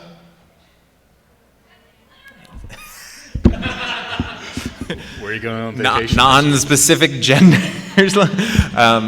Any particular verticals, just shout them out. Automotive, beauty, slice of life, comedy, celebrity, politics. Interesting. Hopefully you're on the good side. General entertainment. So if I am celebrity, right? I probably find when I do a video on Kim Kardashian or Justin Bieber or Harry Styles is going to be on SNL, those videos outperform videos that are talking about other celebrities, right? That's a programming choice that you're making, where your YouTube channel is actually far more like a news show, right, or a blog, than it is a TV show like The Walking Dead or CSI or that kind of stuff. And to think about your YouTube channel in the same way that the people who program NBC's like nighttime lineup think about how they're programming their channel is the right way to think about programming, but your YouTube channel is very much not a TV channel in any way, shape, or form. But when it comes to video choice, you have to think about it that way, right? Where if you have, SWAT on at 8, right? Another like police drama or serial drama, maybe a medical drama, following that is going to perform far better than if you put, a comedy family sitcom right after your heavy SWAT drama, right? Because you want it to line up with the audience that's already there. In the same way, if on your YouTube channel, on your Yo Mama channel, right? If all of a sudden he did Grapes of Wrath, right, as a play, the audience that's on his YouTube channel watching animated Yo Mama jokes is going to be like, what the hell is this, right? They're not there for that. And so from like a programming perspective, I think that's where a lot of creators fall into issues on YouTube and can't respond in the same way that you can respond algorithmically, because it is about kind of just like, here's what's hot now, and you ride that trend up, and then, right, people stop playing Fortnite or stop playing Minecraft as much, and they're left with a channel that no one's interested in watching the content on because it wasn't a programming choice, it was just what was hot in that moment. Exactly, and that actually, it's very funny. It's ironic in the sense that making a decision like that could lead to a quick spike in viewership, a quick spike in growth, but long term, you're actually developing creator burnout. Yeah. When I first began YouTube 10 years ago, I was one of, back in my mind, I was like second generation, but to a lot of people, I was like one of the first people to make a living off of YouTube. And I was doing pretty well. I was talking to a camera like a vlogger, and I was pulling in views, was pulling in great money, but as I kept chasing that, what was working for YouTube and for my audience, but not necessarily what was working for me as a content creator, I was getting burnt out. And I'm pretty funny in the sense that I'm able to avoid burnout before it actually happens, because I always do it like once a year. I know how to avoid it. But to shift over from a content creator to almost becoming a content creator producer has helped me to avoid burnout in a lot of ways by creating and expanding a team. But I was able to take a step back and focus more on delegating and working with creators, and that's what really made me excited as a content creator versus being in front of a camera trying to be famous and be my own brand. And that also levied out a lot of creator burnout. And I think what's really funny to me is that a lot of content creators that kind of get to that certain stage, and I know people way bigger than me that make way more money than me, and they don't hire people to do certain things for them that will just necessarily help them. And not everyone here is going to be like that. You know, you're saying, well, I'm not at that point yet. You know, who do I hire first? Or what first step do I take to avoid creator burnout? First step is, you know, focus on programming. Don't chase after trends, focus on the programming. And my side note with the programming is it helps to create evergreen content. If you have something that can work today and tomorrow and a year from now, as the industry gets more competitive and tries to buy content for licensing deals, exclusivity deals, whatever, to build up the library, you become more valuable as a content creator. And you can avoid burnout by repurposing your content like I can. But then when you start to ask yourself, how can I build a team? And you built teams before in different ways. Yeah. I mean, at your company, over at Frederator, not just from like a technical perspective of a business mind or like, you know, make sure the business is running, but also from a programming perspective, from a production perspective. You know, you would actually hire creators in the network and listen to some show pitches and try to figure out the budgets and things of that nature. And the thing is, you don't need a lot of money to figure that out. You would know, you had to pinch pennies, I'm sure. You know, I pinched pennies back in the day, still do. And you just gotta be smart with your money and realize that focus on as a content creator, focus on what you can do for yourself as a content creator, but whatever you're getting the most exhausted or tired or you're not great at, that's where you need to fill in the gap immediately. Yep. A guy named Daryl Eves, I was once having coffee with him and just asking about like how he built his business. I think this was kind of right at the start of Little Monster.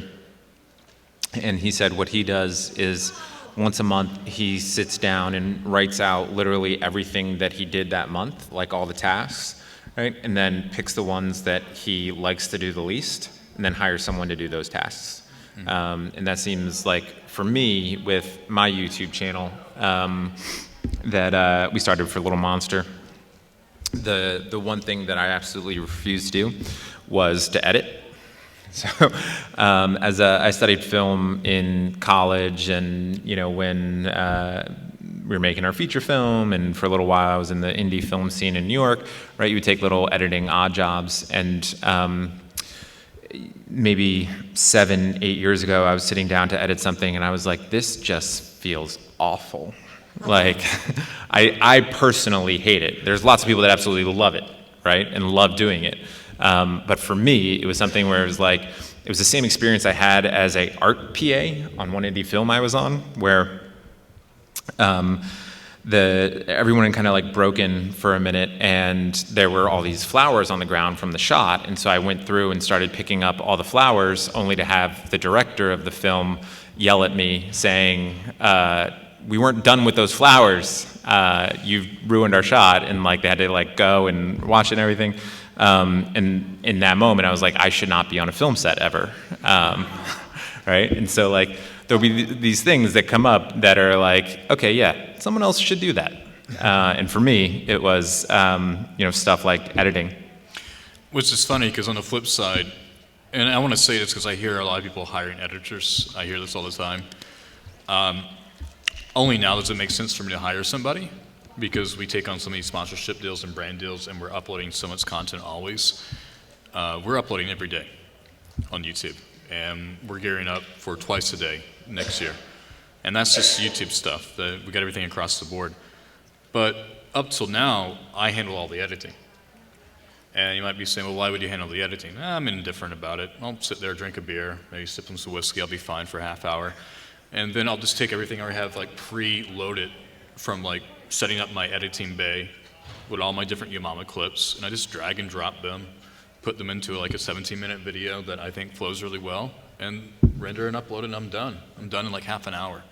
So I don't need to hire an editor for that. It didn't make any sense for me. But as an animator, as an animation channel, I need animators. I'm not going to animate. I'm not going to spend 10 hours a day animating Yamama jokes. Drawing 24 pictures. Because you in 1 second. Well, that's old school animation. Yeah. That's all done on the computers now. And in a lot of ways, you might be thinking, well, I'm not going to become the business. I'm not going to become a studio. I'm not going to become a production house. I'm just going to be me on camera. But you got to realize that as you grow an audience and as you get more opportunities, you will need a team at some point. Yeah. Gary Vaynerchuk isn't editing his stuff and filming himself and all that stuff anymore. He's got a team around him that helps him produce that content. Exactly, or like, let's say like Jake Paul, for example. Exactly. Yeah. I think when you look at all the content creators, very few people like Shane Dawson might be the only ones that edit their stuff, and I think he does still edit. Really? Yeah. But when you look at that, the issue of creator burnout, and you look at the idea of the algorithm always changing, you have to ask yourself, okay, well, what might be the next challenges? Because when I look at challenges in the past 10 years, you see demonetization, so money's always going to be at risk.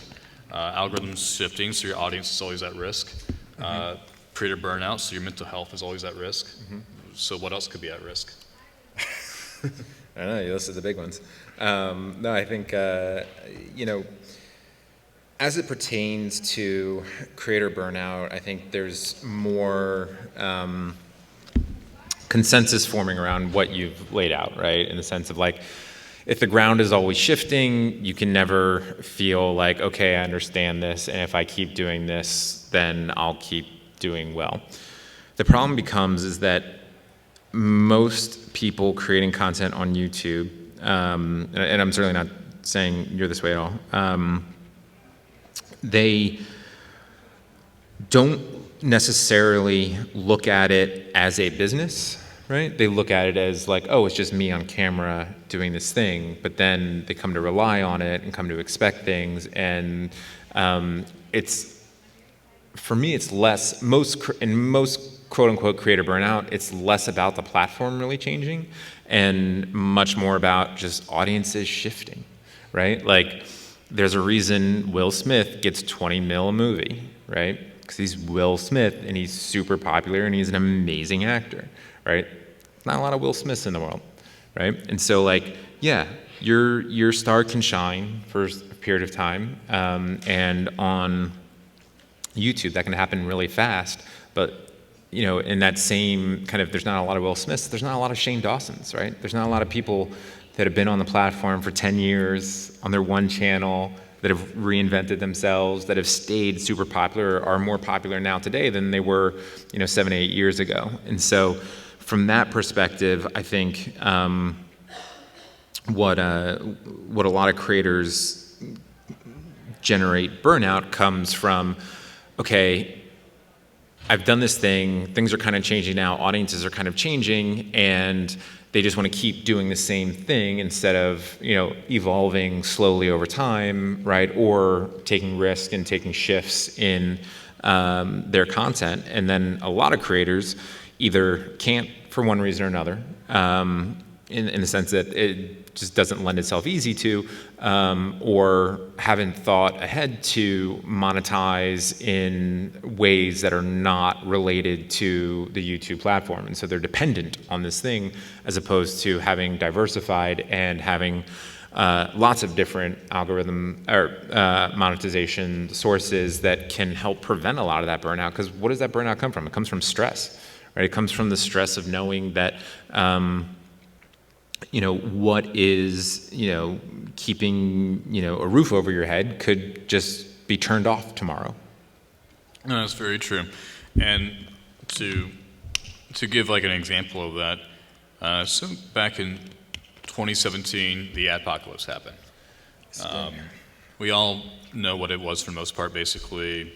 News story came out about ads on a bunch of extremist videos. Advertisers are not happy with YouTube about it, so they pull out their ads. YouTube needs to make a machine to figure it out overnight to make advertisers at ease. Hey, our videos are ad friendly, so we're okay. Well, my channel got hit pretty hard in a really unique way, but I won't go into that. But long story short, the Yamama brand name dinged my channel for 18 months because Google and YouTube considered it a maternal insult channel, and I was making like 80% less what I was making from YouTube. And okay, so I got bills in the sense of employees to pay, and I got to pay myself, and I got to try to make this work in the long run. So ultimately, as a content creator, I made a really hard sacrifice in the sense that, well, first I cut my pay in half. Second, I bought out my business partner, And third, I actually increase the pay of all my employees. And we sat down in a meeting, and I said, look, if we're not making videos, we're not making money. If we're not making money, we don't have a job. So if we're not making the money that we need right now, well, it sounds like we gotta make more videos, we need more money.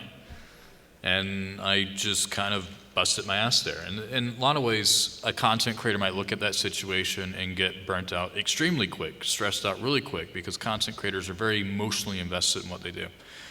And I see content creators that could avoid easy mistakes or take an extra 5 minutes a day to easily increase their viewership, but they're too emotionally invested to want to do that. In a situation like that, when you look at it from a business perspective, you can be happy with what you're doing, you can get an emotional joy out of it, but when you look at it from a business perspective and really crunch the numbers and really look at the reality of the situation and say, okay, well, this is my company, I want to save it, this is how I'm going to do it, you're able to get your head out of a funk and really just look at the reality of what you're dealing with. So instead of complaining about YouTube being YouTube, which I love to do, but it ain't going to help me, I can't pay my bills with that. So instead of complaining, I thought more like a business. I said, all right, well, I need more money. I need more revenue. I need more sponsorships. I need branding deals. Okay, I got 8 hours worth of cartoons. How can I create exclusivity deals with this back catalog of content? And for 18 months straight, I focused more like a business, less like a creator, in the sense of like happy-go-lucky, go with the flow. And fast forward today, my company is generating over $1 million a year versus where it was back then. And YouTube is 20, sometimes 30% of my total company's revenue. So yeah, it would suck if I lose YouTube, but I ain't gonna flop belly up overnight because of it. Yeah. You know? For sure. And I think in a lot of ways, content creators, they think, oh, think like a business, you know, let me just be an asshole. Let me take the joy out of what I'm doing. No, you gotta kind of say, okay, well, maybe I don't need to have a really fancy apartment for a year. Let me just kind of cut back. Let me find a place that's cheap with a good little room that I can film in. Let me save up money. The money I'm saving, I can hire somebody to help me make content, whether it's filming or editing or anything else. Yeah. Which means you can make more videos, which means you can make more money. Yeah, and that's very sensible, but I think you're asking a lot of the guys who are throwing mattresses in their empty swimming pools and lighting them on fire for internet views to be that sensible. Yeah. And I think that's that also leans into the kind of the creator burnout phenomenon where you see other people do something, and we see this time and time again across verticals. You see one channel do something and then a whole bunch of other channels start aping it, right? And so then this channel has to go a little bit further and be a little bit more extreme, and then everyone else goes a little more extreme, a little more extreme, and a little more extreme, right? We've seen this time and time again, right? You see it with all the like... Story Booth is probably the best example. I don't know this one. It's where they animate kids submitted stories. And Story Booth was like a legitimate, like, okay, we'll take your real stories and animate them, release them weekly. And they did really cool collaborations with like people like Superwoman, and it got views. Some company out of Russia started hiring people to write fake stories, like I'm allergic to air, and my boyfriend got my mom pregnant while having sex with me. Like these are like the titles of the videos. And they're releasing them every single day on YouTube. And now it's like oversaturated because now there's like half dozen of these channels with these weird, crazy animated stories. Yeah, they always get like way overly sexual too quick. Yeah. It's always like, let's go there first. Yeah, no, I'm familiar with like the Spider-Man and Elsa stuff, right? You see it with like, when pranks were really big, and it got to a point where like guys were pulling like guns on people in an ATM and being like, chill out, bro, it's a prank.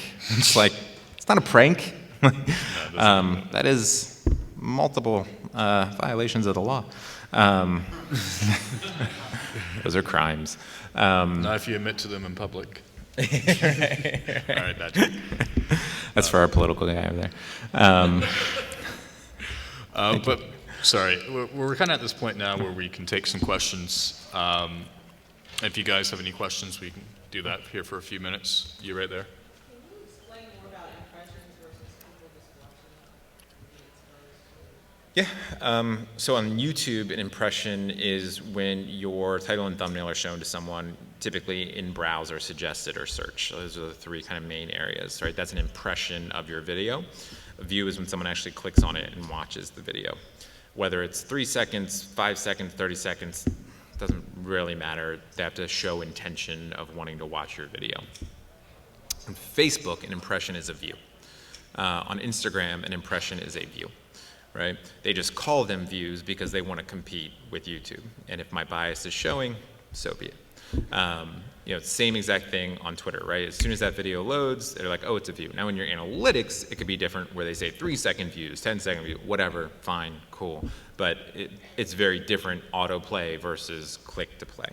And that was, the impressions part was the second part of the question?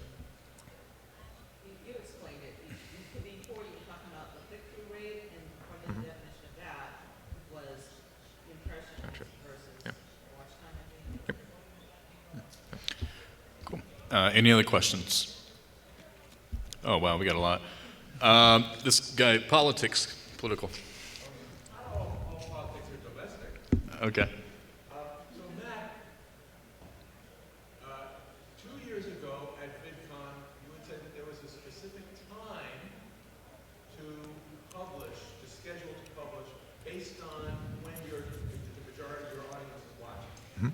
Then this past June or July, when it was, you would say that it doesn't matter until you reach a certain threshold, so you could publish any time because your video isn't tracked until you get 250 views. What's the current status? So you may have heard me wrong at this present VidCon. That was in regards to an unlisted video. Right? So on YouTube, you can have a public video, a private video, and an unlisted video. An unlisted video means anyone with the link can watch it. YouTube considers your video to be live on the platform once it has 250 views as an unlisted, in the unlisted status, yeah. How about when it's public? In other words, when is the best time to schedule? So the best time to schedule is when the largest amount of your audience is on and is going to be on in the following hours of that video being live. So in the same way that Facebook determines how much reach a post is going to get based on who interacts with it early on, right? And how they interact with it early on, the same exact thing happens on YouTube in terms of a video, right? Where they look at every single impression, every single click, how long people watch, how long they don't watch, do they leave the platform, et cetera, from the moment the video goes live, essentially. And so what most viewership curves look like is, if your audience is like US English speaking generally, is at around 11 o'clock Pacific time, your audience begins to dip down. Around 3, 4 o'clock Pacific time, it usually hits its bottom, and then it kind of goes up. And if you don't post a video, it kind of stays flat throughout the day. Maybe you get a peak in the morning, or you have a peak in the early afternoon, right? And then it begins to fall off again into the night. What you want to do is at the beginning of that curve, when it's going up, is when you want to post. Right? So you get the highest number of people in those first few hours so that throughout the rest of the hours it continues to show it to more and more people so that your video gets its most reach they can in the first 24, 48, 72, 7 days, 30 days, et cetera, et cetera, et cetera. How long is that window? Because we have a 3-hour disadvantage here on the West Coast. Well, if you schedule a video, you can schedule it any time, but that window is specific to your audience. Right? So there are channels that I work with where the best time for them to post is 3 in the morning. There are channels that I work with where the best time for them to post is 3 in the afternoon. Right? It's all specific to the audience and the content and who you're trying to reach. Probably the most straightforward way I've heard of it is just look at your peak time and then go backwards 3 hours, 3 or 4 hours. So for me, my peak time's around 4 or 5, so if I get up by 1 or 2, I'm good. All right, question. Yeah. About YouTube for about 15 years at USC and Cal University, and Matt is our most compelling speaker ever in this semester. So, round of applause for Matt. It's only because I curse a lot, that's it. But that being said, what do you guys think of farming out work like editing, for example? Like one of my students created Express Edit kidding, Mario Dessler, and he hires student editors and then works with a lot of YouTube stars as well, and just is the interface between the two and gets it done. What do you think of that? I think that was the best pitch of a service at a panel I've heard. That was good. That was good. It sounds like a really good small business. I would like his information afterwards. Yeah, for me, I'm a little bit different. Everybody that works on my team is a YouTuber, or has been at some point. So, you know, there's people on my team that have big audiences, and they have their own fan bases. So, for example, when I hire somebody to, let's say, edit for me, it's going to be another YouTuber who may not be as successful as they used to be, but they understand the platform well enough. So I like to have each person in my team to have somewhat of a similar background as me, because then they understand a lot of my decision making and are able to complement it or support it or properly challenge it with some sort of notion of where I'm coming from. Yeah, that's great. I usually give my editors homework to like go and watch stuff on like TikTok or some emerging platform, because what we've seen time and time again on YouTube is that the styles that emerge on other platforms always make it onto YouTube and then kind of blow up on YouTube. And so giving them that kind of homework, like if we see something interesting on one of those platforms, like an editing style that we haven't really seen, or content style that we haven't really seen very much on YouTube, like making them watch that to see if there are ways to like integrate that into like what we you know, do for clients at Little Monster kind of thing. But that's a fantastic point. Like hiring people that just get and understand the YouTube platform intuitively from having done it for years is a huge, huge leg up. And that, you can get them pretty cheap Yeah. to start, if you know where they live. Any more questions? Boom, no more questions. Oh, wait, no, everyone's raising their hands now. How about her in here? Lady in the back. Oh, sorry.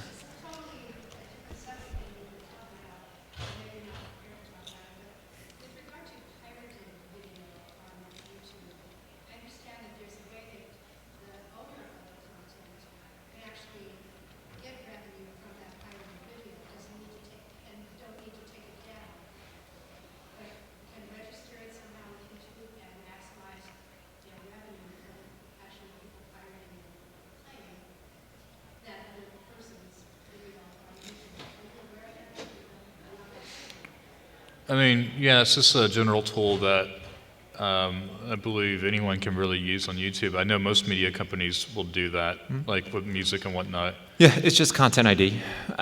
If you're a large rights holder, you can probably get access to Content ID. If you're not a large rights holder, there's lots of companies that can do that for you. A company that's started by a friend of mine is called SuperBAM. I don't know why it's called SuperBAM, but really good guys that know what they're doing in Content ID. So yeah, that's been on the platform for 7-8 years. Yeah. So I think she had a question. He had a question as well. Okay.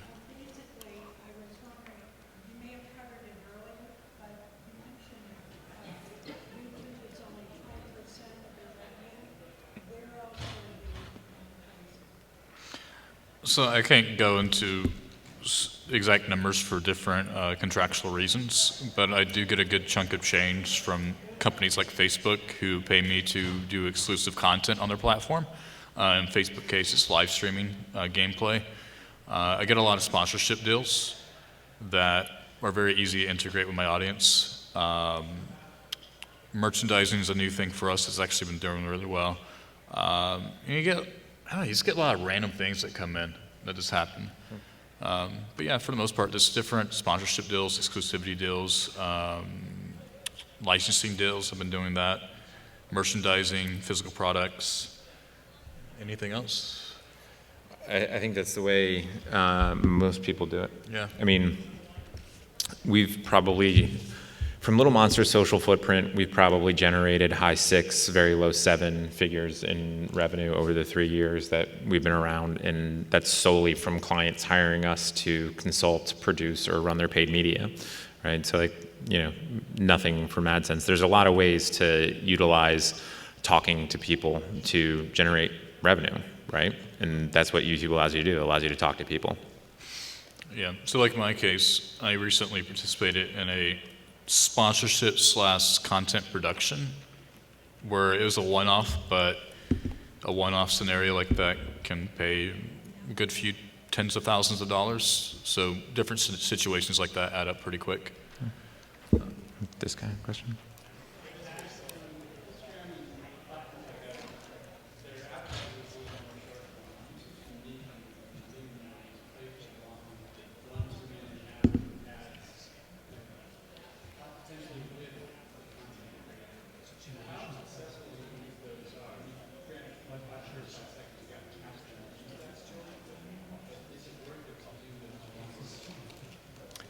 Is it worth advertising on YouTube?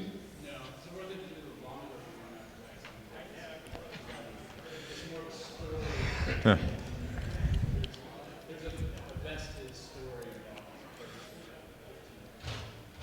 Oh, like to advertise a 1 or 2 minute or like 10-minute long video? I think it depends on how you do it and who you target. Generally speaking, if you want to build an audience on YouTube, we at Little Monster strongly discourage our clients from using paid to do that, especially early on, mainly because it has the opposite effect that it does on Facebook, right? Where Facebook's like, no, we're not going to show you to anyone unless you pay us, right? On YouTube, we're not going to show you to anyone if you pay us, right? And the reason why is that the revenue team on YouTube is completely separate from the algorithm team, and YouTube's designed to entertain audiences, and Facebook's designed to exploit audiences.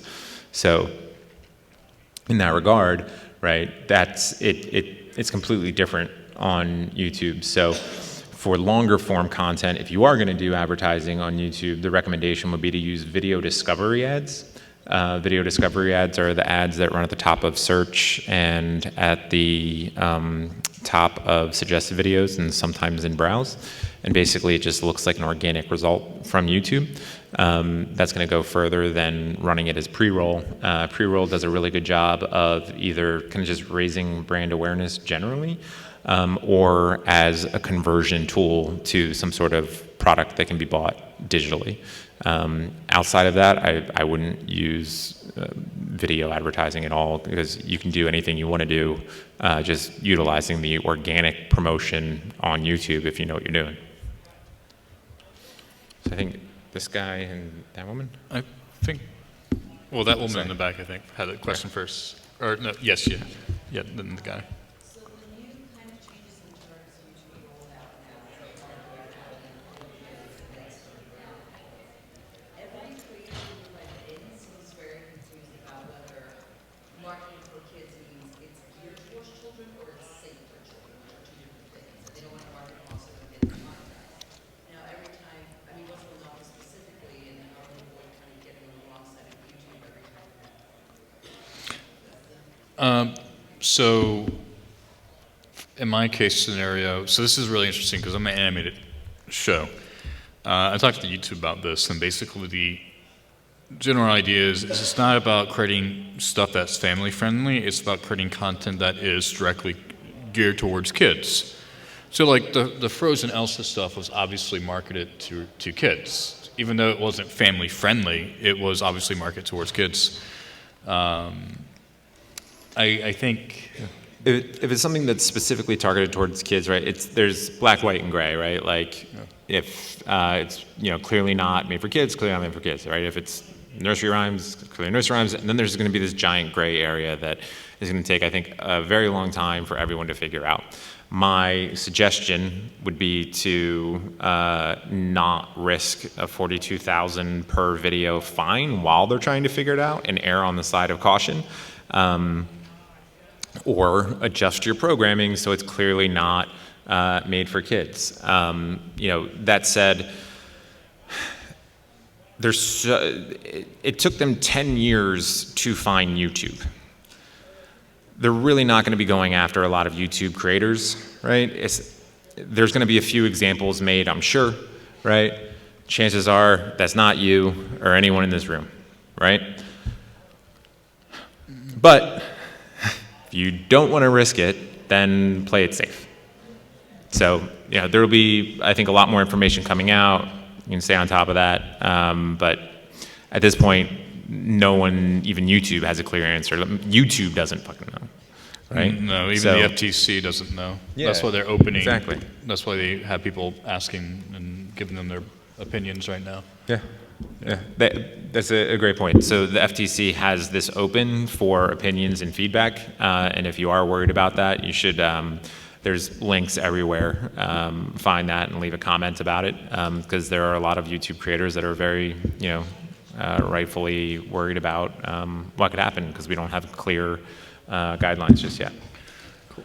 I think they're getting ready to kick us out, but we'll take one more quick question.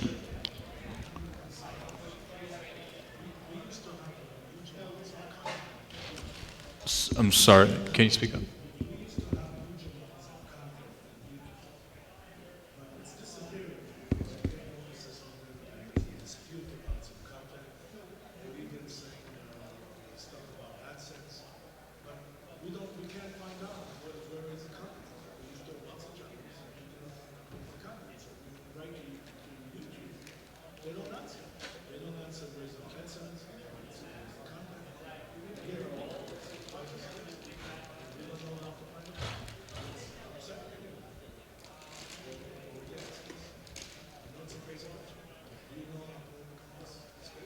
I was gonna say, I was like, it's not a question yet, but now it is.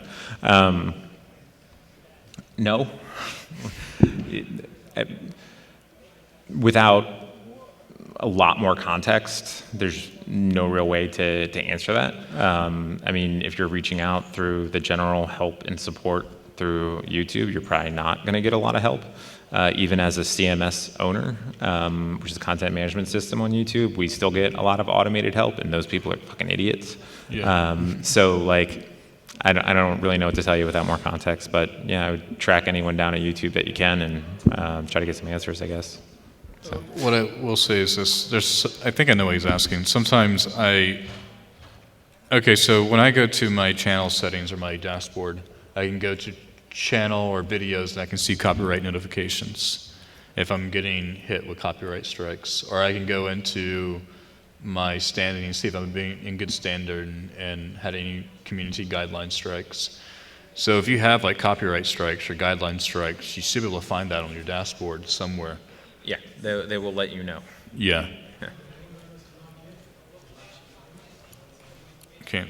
Oh, well, then that'd be more of a question for the employee. I can't help you log into the account. All right, thank you guys very much. We appreciate it. Thanks for being here.